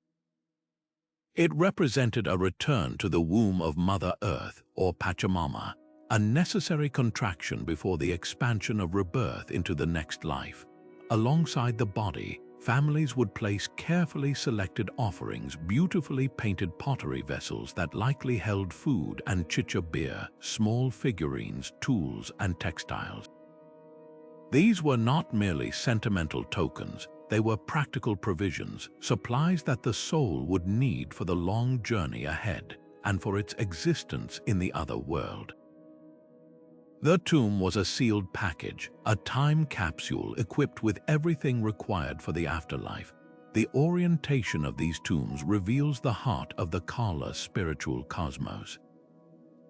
The unwavering alignment of the doorways toward the east is a powerful and unambiguous statement of faith. It is a direct alignment with the rising sun, with the place where each new day is born from the darkness.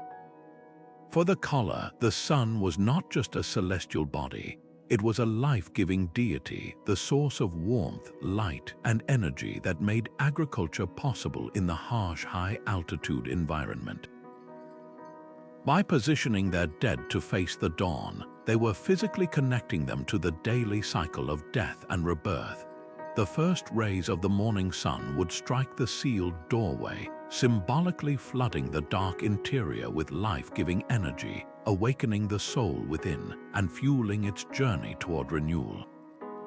This was a deep, animistic belief in the interconnectedness of all things. The sun, the earth, the seasons, and human existence were all part of one continuous, sacred circle. The Cholpa was a machine designed to harness this cosmic energy, to ensure the deceased's successful integration back into this eternal flow. This connection to the natural world is further emphasized by the intricate carvings that adorn some of the most elaborate Cholpas. Etched into the stone surfaces, you can find a menagerie of animals deeply significant to the Andean worldview. The most common is the lizard, a creature celebrated for its ability to regenerate its tail. This made it a potent symbol of regeneration, healing, and life after death, the perfect spiritual companion for a soul awaiting rebirth. Other carvings depict frogs, animals intimately linked to water and rain, and therefore to agricultural fertility and abundance. Serpents, which represent the underworld and its mysteries, also make appearances. These were not random decorations, they were a symbolic language, a series of prayers and promises carved in stone. They were invocations to the forces of nature, asking for fertility for the family line left behind, for the regeneration of the soul within, and for safe passage through the different realms of existence. The Cholpa was thus a multi-layered spiritual document. Its shape and structure spoke of eternity, its orientation spoke of cosmic cycles, and its carvings spoke of the specific hopes for renewal and abundance. The story of Silastoni does not end with the Kala. The site's obvious power and spiritual significance made it a prize for the expanding Inca Empire, which conquered the Kala kingdom in the 15th century. The Incas, in their typical fashion, did not destroy the Cholpas, they co-opted them. They began building their own tombs at Silastoni, often using an even more refined style of masonry. The most famous of these is the Cholpa known as the Lizard's Temple, which features the iconic Inca style of perfectly fitted ashlar stonework. This layering of history makes Silastoni a unique palimpsest of Andean beliefs. It shows a continuity of spiritual ideas about death and rebirth across cultures, even as the political rulers changed. The Kala and their Inca conquerors shared a common vision of the afterlife, one that was cyclical, tied to the land, and worthy of the most extraordinary architectural effort. The Cholpas stand not as lonely relics of a lost people, but as the ultimate expression of an Andean philosophy that has endured for millennia, a belief that from the high, cold earth of the Altiplano, life, in all its forms, is perpetually ready to begin again.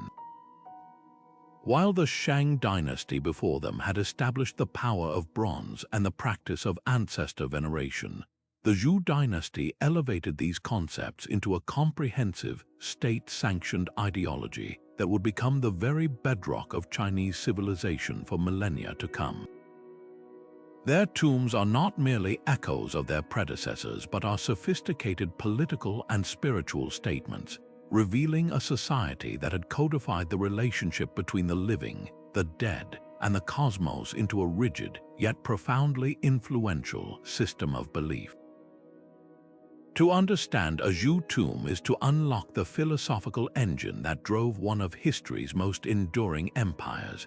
The most telling artifacts recovered from these deep, vertical pit graves are the magnificent ritual bronze vessels. These were not mere grave goods intended for the deceased's personal use in the afterlife. They were the very instruments of state power and family legitimacy, used in complex ceremonies long before they were ever buried. Cast with a technical mastery that has rarely been surpassed, these objects' massive cauldrons known as dings, elegant wine goblets called gu, and intricate water pitchers were central to a practice known as the lai, or rites. The most sacred of these rites were the sacrifices offered to the lineage ancestors. During these ceremonies, food would be prepared in the vessels, and aromatic wine would be poured as a libation. The belief was that the steam and the aroma would ascend to the spirit world, nourishing the ancestors and maintaining their goodwill. By presiding over these rituals, the living nobleman demonstrated his filial piety and, crucially, his right to rule, as he was the essential link between his powerful forebears and the people under his command. The true revolution of the Zhou, however, lies in the inscriptions they cast onto the very flesh of these bronzes. Unlike the short, oracular texts of the Shang, Zhou inscriptions are often lengthy historical documents. They detail the specific reason for the vessel's commissioning, typically a reward from the king for military service or loyalty, and then go on to describe the ceremony for which it was made. A typical inscription might read something like, "I, Marquis of Kai, made this precious sacrificial vessel for my illustrious father. May his descendants for 10,000 years treasure and use it." This was more than pride of ownership. It was a permanent, metallic contract. The inscription served as an unassailable proof of the family's noble status and their landed entitlements, a legal document cast in bronze to be presented to both the living court and the ancestral spirits. Burying these inscribed vessels with the owner was the ultimate act of reporting for duty.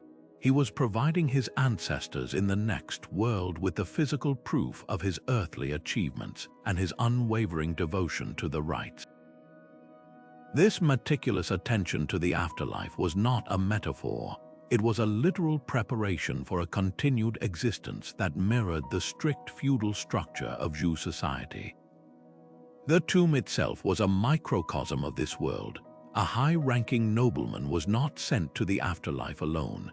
Excavations have revealed the grim practice of retainer sacrifice, where charioteers, guards, and personal attendants were interred with their master. Their bodies were often arranged in a way that reflected their service, charioteers with their horses, guards with their weapons. This harrowing custom underscores a belief in a corporeal, hierarchical afterlife where a lord would still require his full entourage to maintain his status and authority. The presence of full-sized chariots, weapons, and jade ornaments further reinforces this vision of an eternal feudal court, where rank and duty persisted beyond the grave. All of these practices, the bronze rituals, the filial inscriptions, the hierarchical burials, were physical expressions of the Zhou's most enduring philosophical contributions, the mandate of heaven and the virtue of filial piety. The mandate of heaven, or Tiananmen, was the revolutionary idea that rulers held power only so long as they governed with virtue and justice. A corrupt or tyrannical king could lose this mandate, justifying his overthrow. This concept is deeply intertwined with ancestor worship.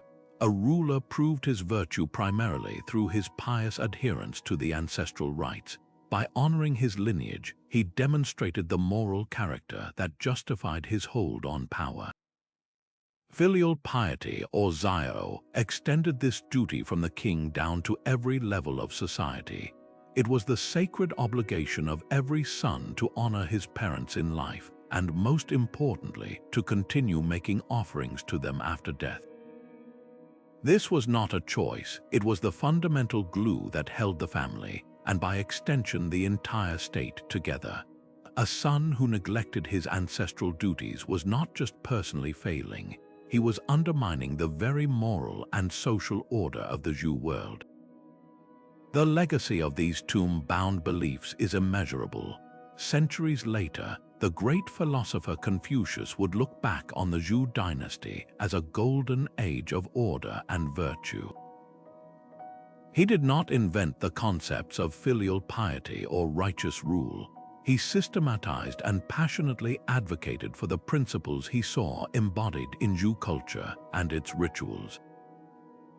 The Zhou tombs, with their inscribed bronzes and their stark evidence of a society organized around ancestral duty, provide the archaeological blueprint for Confucian thought. The practices sealed within those ancient pits, the communication with ancestors, the emphasis on family lineage, the linking of moral virtue to political legitimacy became the core tenets that would shape Chinese social, political, and family life for the next 2,000 years. In a very real sense, the deepest roots of traditional China are not found in palaces or libraries, but in the dark, earth-filled tombs of the Zhou nobility, where the echoes of bronze rituals still resonate in the cultural DNA of a nation. Now let's journey from the grand imperial tombs of the Zhou to a landscape of stark, almost brutal simplicity, the harsh, sun-bleached cliffs of the Judean desert, overlooking the intensely saline waters of the Dead Sea. This is a place of extreme heat and profound silence, where the very air feels thin and charged with a sense of expectancy.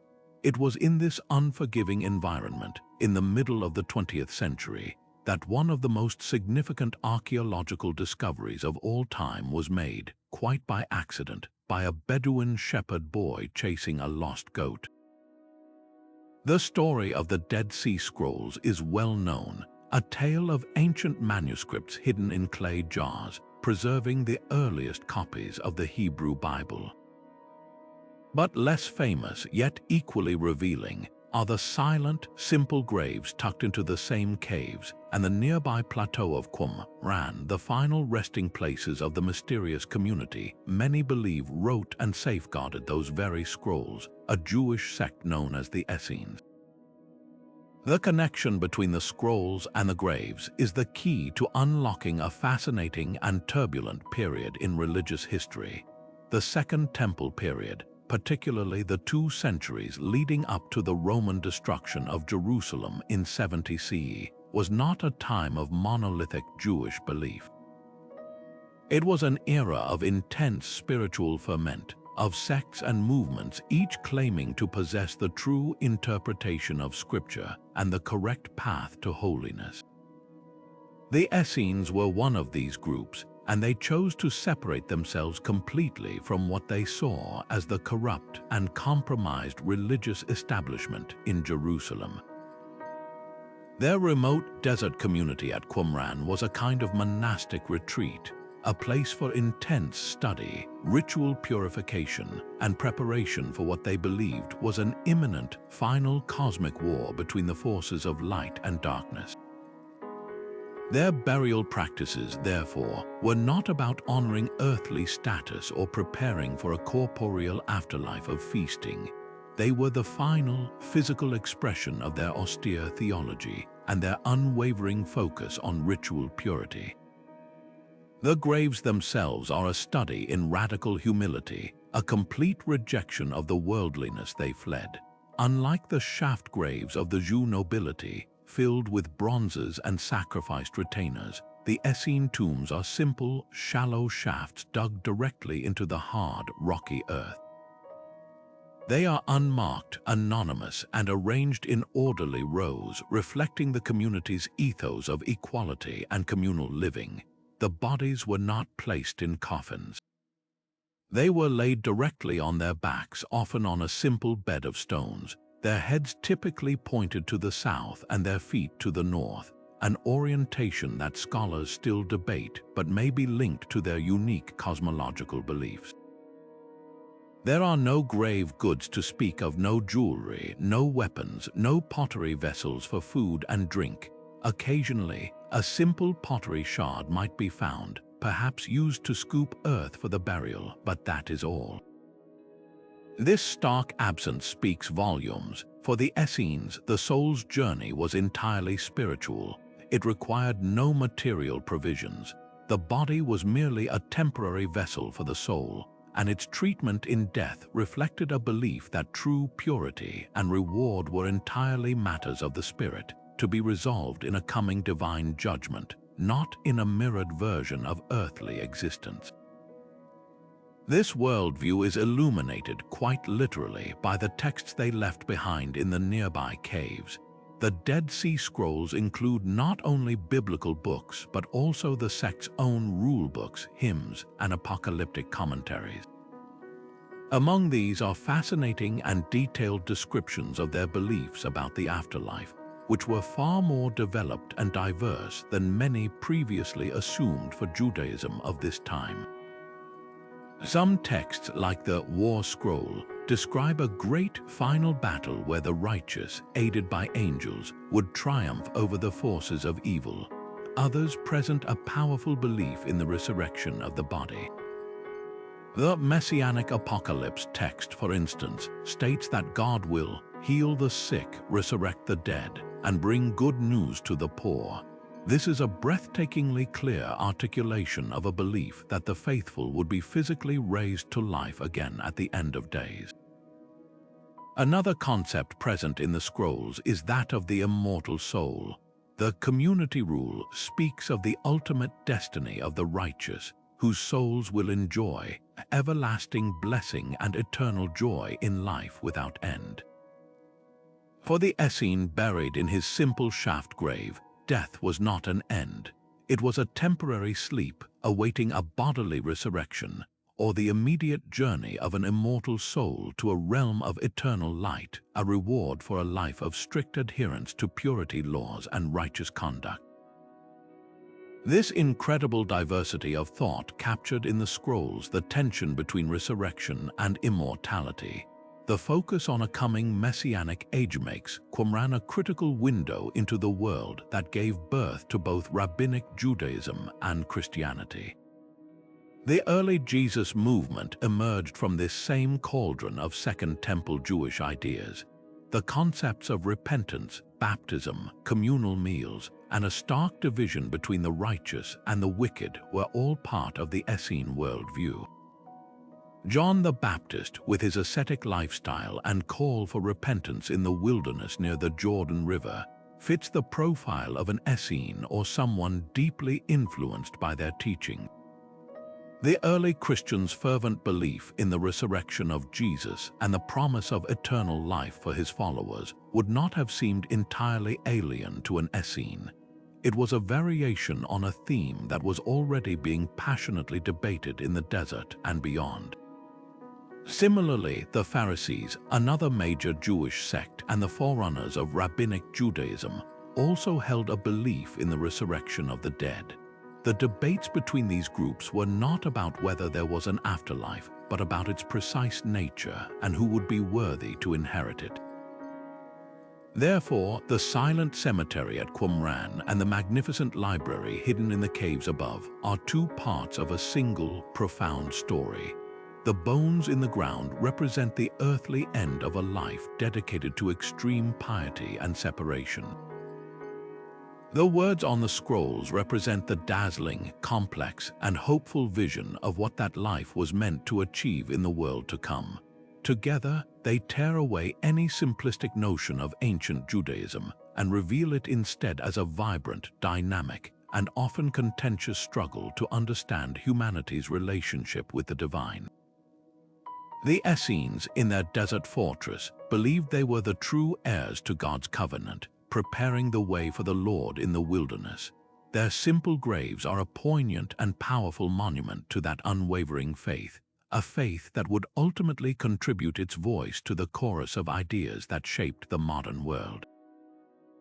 After the stark, ascetic faith of the Essenes, who sought purity in desert isolation, the Ming emperors of China present a vision of the afterlife that is its breathtaking opposite, a grand, state-sponsored fusion of cosmic power, earthly authority, and meticulous spiritual engineering, all orchestrated to project an image of eternal, unchallengeable legitimacy.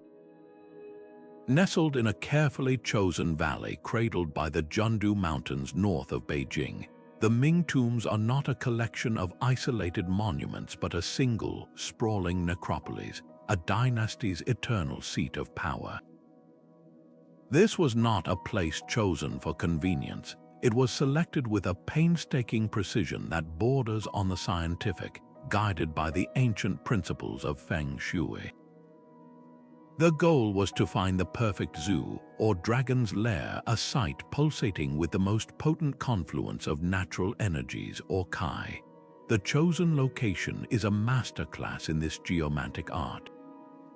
To the north, a protective arc of mountains, the Black Tortoise, shields the site from malevolent winds and spiritual attack. To the south, a small river, the Crimson Bird, meanders through the plain, ensuring the gentle flow and retention of beneficial Kai.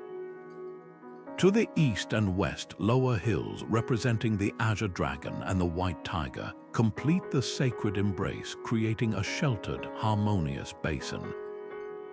This was not just a pretty view, it was a cosmic battery, a landscape designed to accumulate and concentrate life-giving force, channeling it directly into the tombs of the emperors to nourish their spirits for eternity, and by extension, ensure the perpetual health and stability of the empire they left behind. The journey into this realm of the dead begins not at a tomb but on the Sacred Way, a 7-kilometer long spirit road that serves as a powerful, symbolic procession for the emperor's soul. Walking this path today, you are immediately struck by its deliberate, theatrical progression. You first pass through a magnificent stone memorial archway, the largest in China, which acts as a monumental gateway between the world of the living and the world of the ancestors.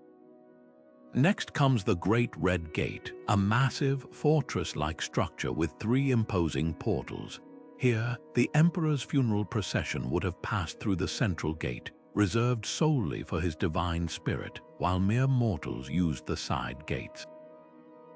But the most iconic feature is the avenue itself, lined with 18 pairs of massive stone statues, all carved from single blocks of stone.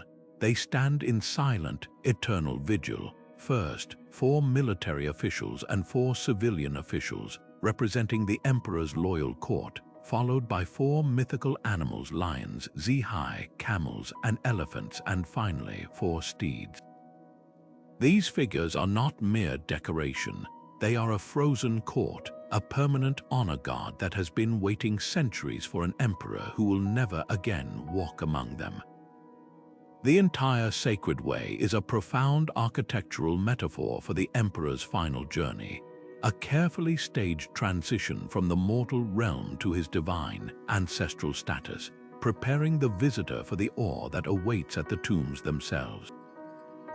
The heart of each imperial tomb is a secret hidden in plain sight, the enormous, vegetated mound known as the Soul Tower. From the outside, it appears as a gentle, grassy hill, a natural part of the landscape. But this is an illusion, a massive man-made tumulus covering the most critical part of the entire complex, the subterranean palace. This architectural deception is deeply symbolic. The circular mound, representing the Dome of Heaven, is placed atop a square-walled courtyard representing the earth. This combination recreates the ancient Chinese concept of Tianyuan Difang: heaven is round, earth is square, a microcosm of the entire universe built over the emperor's remains. The most magnificent of these is the Changeling tomb, built for the Yongle Emperor, the formidable ruler who moved the capital to Beijing and commissioned the Forbidden City. His above-ground complex is a scaled-down version of his earthly palace, with grand halls featuring massive, fragrant Nanmu wood pillars and yellow glazed tile roofs, the color reserved exclusively for the emperor. These halls were not for burial, they were for ceremony where descendants would return to make offerings of food, wine, and silk to sustain the emperor's spirit in the afterlife, maintaining the sacred contract between the living and the dead. Beneath this monumental architecture lies the true treasure chamber, the underground palace or Dixia Gongdian. For centuries, these chambers were sealed and their exact layouts were the stuff of legend known only from ancient texts. That changed in 1956 when archaeologists made the decision to excavate the Dingling tomb, the burial place of the Wanli Emperor. What they found was a revelation, a vast palatial suite of stone vaults buried 30 meters deep, comprising 5 interconnected marble chambers arranged in a cross shape. The entrance was barred by a massive, self-locking stone bolt mechanism, a clever device designed to seal the tomb permanently from the inside once the great stone doors were closed. Within these cool, silent halls, they discovered the emperor and his 2 empresses resting within intricately carved lacquerwood coffins, surrounded by a staggering hoard of grave goods intended to replicate the absolute pinnacle of imperial luxury. There were bolts of exquisite silk, robes woven with dragon motifs, jade belts, and over 3,000 items of gold, silver, and precious gems. There were even the emperor's everyday items: a razor, a hat, a wine cup, proving the belief that the afterlife was a direct material continuation of his divine rule. The entire palace was a self-contained, eternal world, a bomb-proof bunker for the soul, designed to withstand not just physical decay but the erosion of time itself. This staggering investment in death was the ultimate expression of the Ming political theology, a blend of Confucian hierarchy, Taoist cosmology, and imperial cult. The emperor's title was the Son of Heaven, and his entire legitimacy rested on the concept of the mandate of heaven. A proper burial in a geomantically perfect site was not a personal preference, it was a state obligation, a public demonstration that the emperor was in perfect harmony with the cosmic order. A disrupted burial or a desecrated tomb would have been interpreted as a sign that the dynasty had lost this mandate, that the celestial forces had withdrawn their favor. Therefore, the Ming tombs were far more than a cemetery. They were the dynasty's spiritual anchor, the physical proof of their right to rule. They represent the final, magnificent flowering of a 3,000-year tradition of Chinese imperial burial, a tradition that saw the tomb not as an end, but as the most important political project of an emperor's reign, the permanent, unassailable foundation of his power, his legacy, and his eternal connection to the forces that govern the universe itself. And now we come to our final site, a mystery that stands in silent, stony defiance at the very edge of the ancient world, a puzzle that refuses to yield its answers. In the rugged, mist-shrouded highlands of northeastern Laos, the landscape is dotted with a sight that seems to defy all logic. Thousands of massive, carved stone jars scattered across more than 100 sites as if discarded by a race of giants after some long-forgotten feast. These are not small urns or delicate pottery. These are monumental vessels hewn from solid rock, sandstone, granite, and limestone, some standing over 3 meters tall and weighing several tons. Their shapes vary from cylindrical to angular, some with carefully carved rims and others left rough, but they all share an aura of profound, impenetrable mystery. This is the Plain of Jars, and it is one of archaeology's most enduring and evocative enigmas. a burial tradition so unique that it has no clear parallel anywhere else on Earth. Dating these silent sentinels has been a challenge in itself, but current evidence points to their creation and use during the Iron Age, roughly between 500 BC and 500 CE. The culture that made them left behind no grand cities, no decipherable written records, and no obvious descendants. The jars are their primary legacy, and their purpose must be deduced from the faint, fragmented clues left in and around them. The most compelling theory, supported by archaeological excavations, is that these jars were central to a complex and fascinating funerary practice. Human remains discovered in the vicinity, including fragments of bone, teeth, and ash, point towards a form of burial that involved exposure or excarnation. In this practice, a body would not be buried immediately. Instead, it would be placed inside one of these great stone jars, or perhaps on a nearby platform, and left to decompose, either through natural processes or with the assistance of scavenging birds, a practice known elsewhere in the world that serves to clean the bones and release the spirit from its fleshy cage. After this initial stage of decomposition, the remaining bones would be carefully collected for a secondary burial. This is where the jars likely played their most important role. The clean, dry bones of the deceased would be placed inside the jar, perhaps along with a selection of grave goods to accompany them on their final journey. Excavations have uncovered a range of these offerings, from simple, everyday pottery and iron tools to more exotic items like glass beads and bronze ornaments, suggesting a belief in an afterlife where such possessions held value. Some of the most poignant finds are the small, carved stone discs that have been discovered buried near the jars, often with their decorated side facing down. These are not lids, as they are far too small to cover the jar openings. Instead, they may have served as markers for the individual burials, or perhaps as protective talismans placed to seal the spirit within its new, permanent home. This two-stage process, first the exposure, then the collection and final interment, reflects a sophisticated spiritual worldview that saw death not as a single event, but as a gradual transition, a transformation from a living person to an honored ancestor. But why go to such monumental effort, quarrying these colossal jars from nearby rock outcrops, using only stone and iron tools, and then transporting them across the difficult, hilly terrain would have been a staggering communal undertaking, requiring immense planning, coordination, and skill. The sheer scale of the labor suggests that this was far more than a simple disposal method for the dead. It was almost certainly a powerful ritual act that reinforced social bonds and collective identity. The act of moving a multi-ton jar would have required the entire community to work together, physically uniting them in the service of their ancestors and their gods.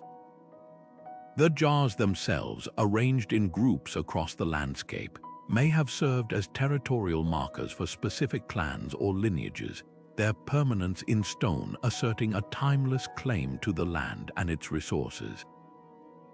Their placement, often on hilltops and mountain passes, suggests they were meant to be seen, to dominate the visual landscape and serve as constant reminders of the community's presence and their enduring connection to those who had passed before them. The spiritual beliefs underpinning this practice were almost certainly animistic, a worldview common to many ancient Southeast Asian cultures. In this belief system, the entire natural world is alive with spirit rocks, trees, rivers, and mountains all possess a consciousness and power. The stone jars carved from the living rock of the earth would have been seen as vessels brimming with this spiritual energy. Placing the bones of the ancestors inside them was likely a way of returning them to the womb of the earth, to the source of all life, while simultaneously harnessing the jar's power to protect the spirit on its journey, or to keep it content so it would watch over the living community as a benevolent force. The landscape itself becomes a sacred map, with each cluster of jars representing a portal or a node of spiritual power, connecting the world of the living with the realm of the ancestors in a perpetual sacred dialogue. The mystery of the Plain of Jars is deepened by the shadow of modern history. The region was devastatingly bombed during the secret war in Laos, leaving the landscape littered with unexploded ordnance that makes archaeological investigation dangerous and slow. This tragic legacy has, in a cruel twist of fate, helped preserve the sites from looting and rapid development, but it also means that countless clues still lie buried, waiting for the day when they can be safely unearthed. Each carefully excavated jar, each fragment of bone, each tiny glass bead is a piece of the puzzle, slowly allowing researchers to build a picture of this lost culture. Without written records, archaeologists must become detectives, reading the subtle language of the soil, the stone, and the artifacts to hear the whispers of a people who chose to speak their most profound truths not on parchment or tablet, but in the enduring, silent language of megaliths. They challenge us to understand that a burial site is not always a hidden tomb or a grand pyramid.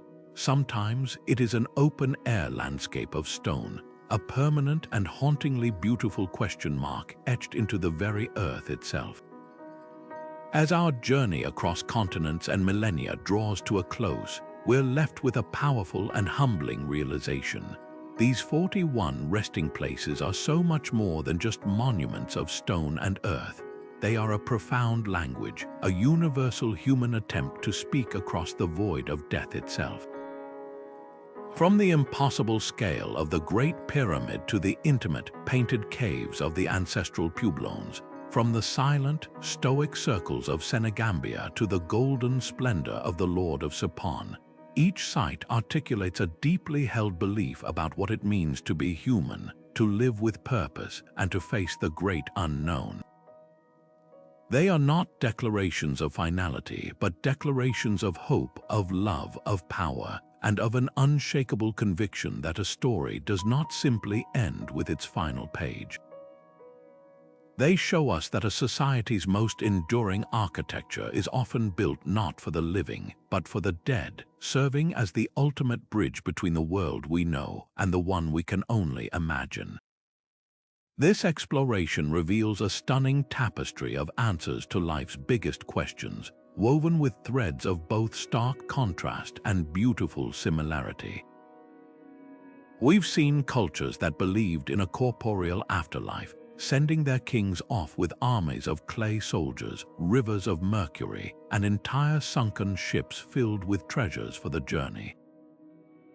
We've encountered others who sought a purely spiritual transcendence, like the Essenes in their simple desert graves, believing the soul required no material possessions for its ascent.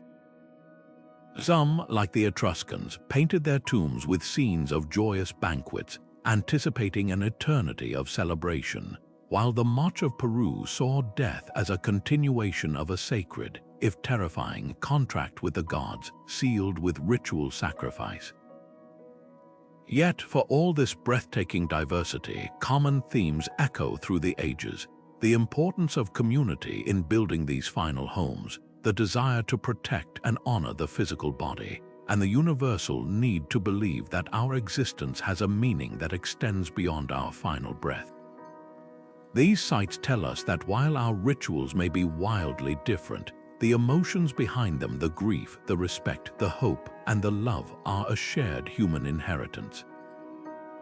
Perhaps the most poignant lesson is how these ancient practices hold up a mirror to our own modern lives. The anonymous, egalitarian tomb of the unknown soldier challenges us to find meaning in collective sacrifice, while the intensely personal, family-oriented tombs of the Roman Republic remind us of the timeless desire to leave a legacy. The Igorot hanging their coffins from cliffs present a stunning model of living in harmony with nature, even in death, and the living, breathing traditions at the Casubai tombs show how the past can remain a vital, active part of the present. These are not relics to be simply catalogued and forgotten. They are invitations to a conversation. They ask us to consider our own values. In an age of digital footprints and rapid change, what will we leave behind? How do we want to be remembered? What story will our own final resting places tell future generations about what we truly valued? This incredible journey through time and memory is one we've taken together, and now I'd love to hear your voice in this conversation. Looking back at all we've explored, which of these 41 sites resonated with you on the deepest level? Was it the cosmic ambition of the Great Pyramid, the community spirit of Newgrange capturing the solstice sun, or the heartbreakingly perfect preservation of little Rosalia Lombardo in the Capuchin Catacombs? Did the democratic silence of the Senegambian stone circles move you, or was it the terrifying grandeur of the Terracotta Army? Share your thoughts and reflections in the comments below. Let's continue this exploration together and learn from each other's perspectives.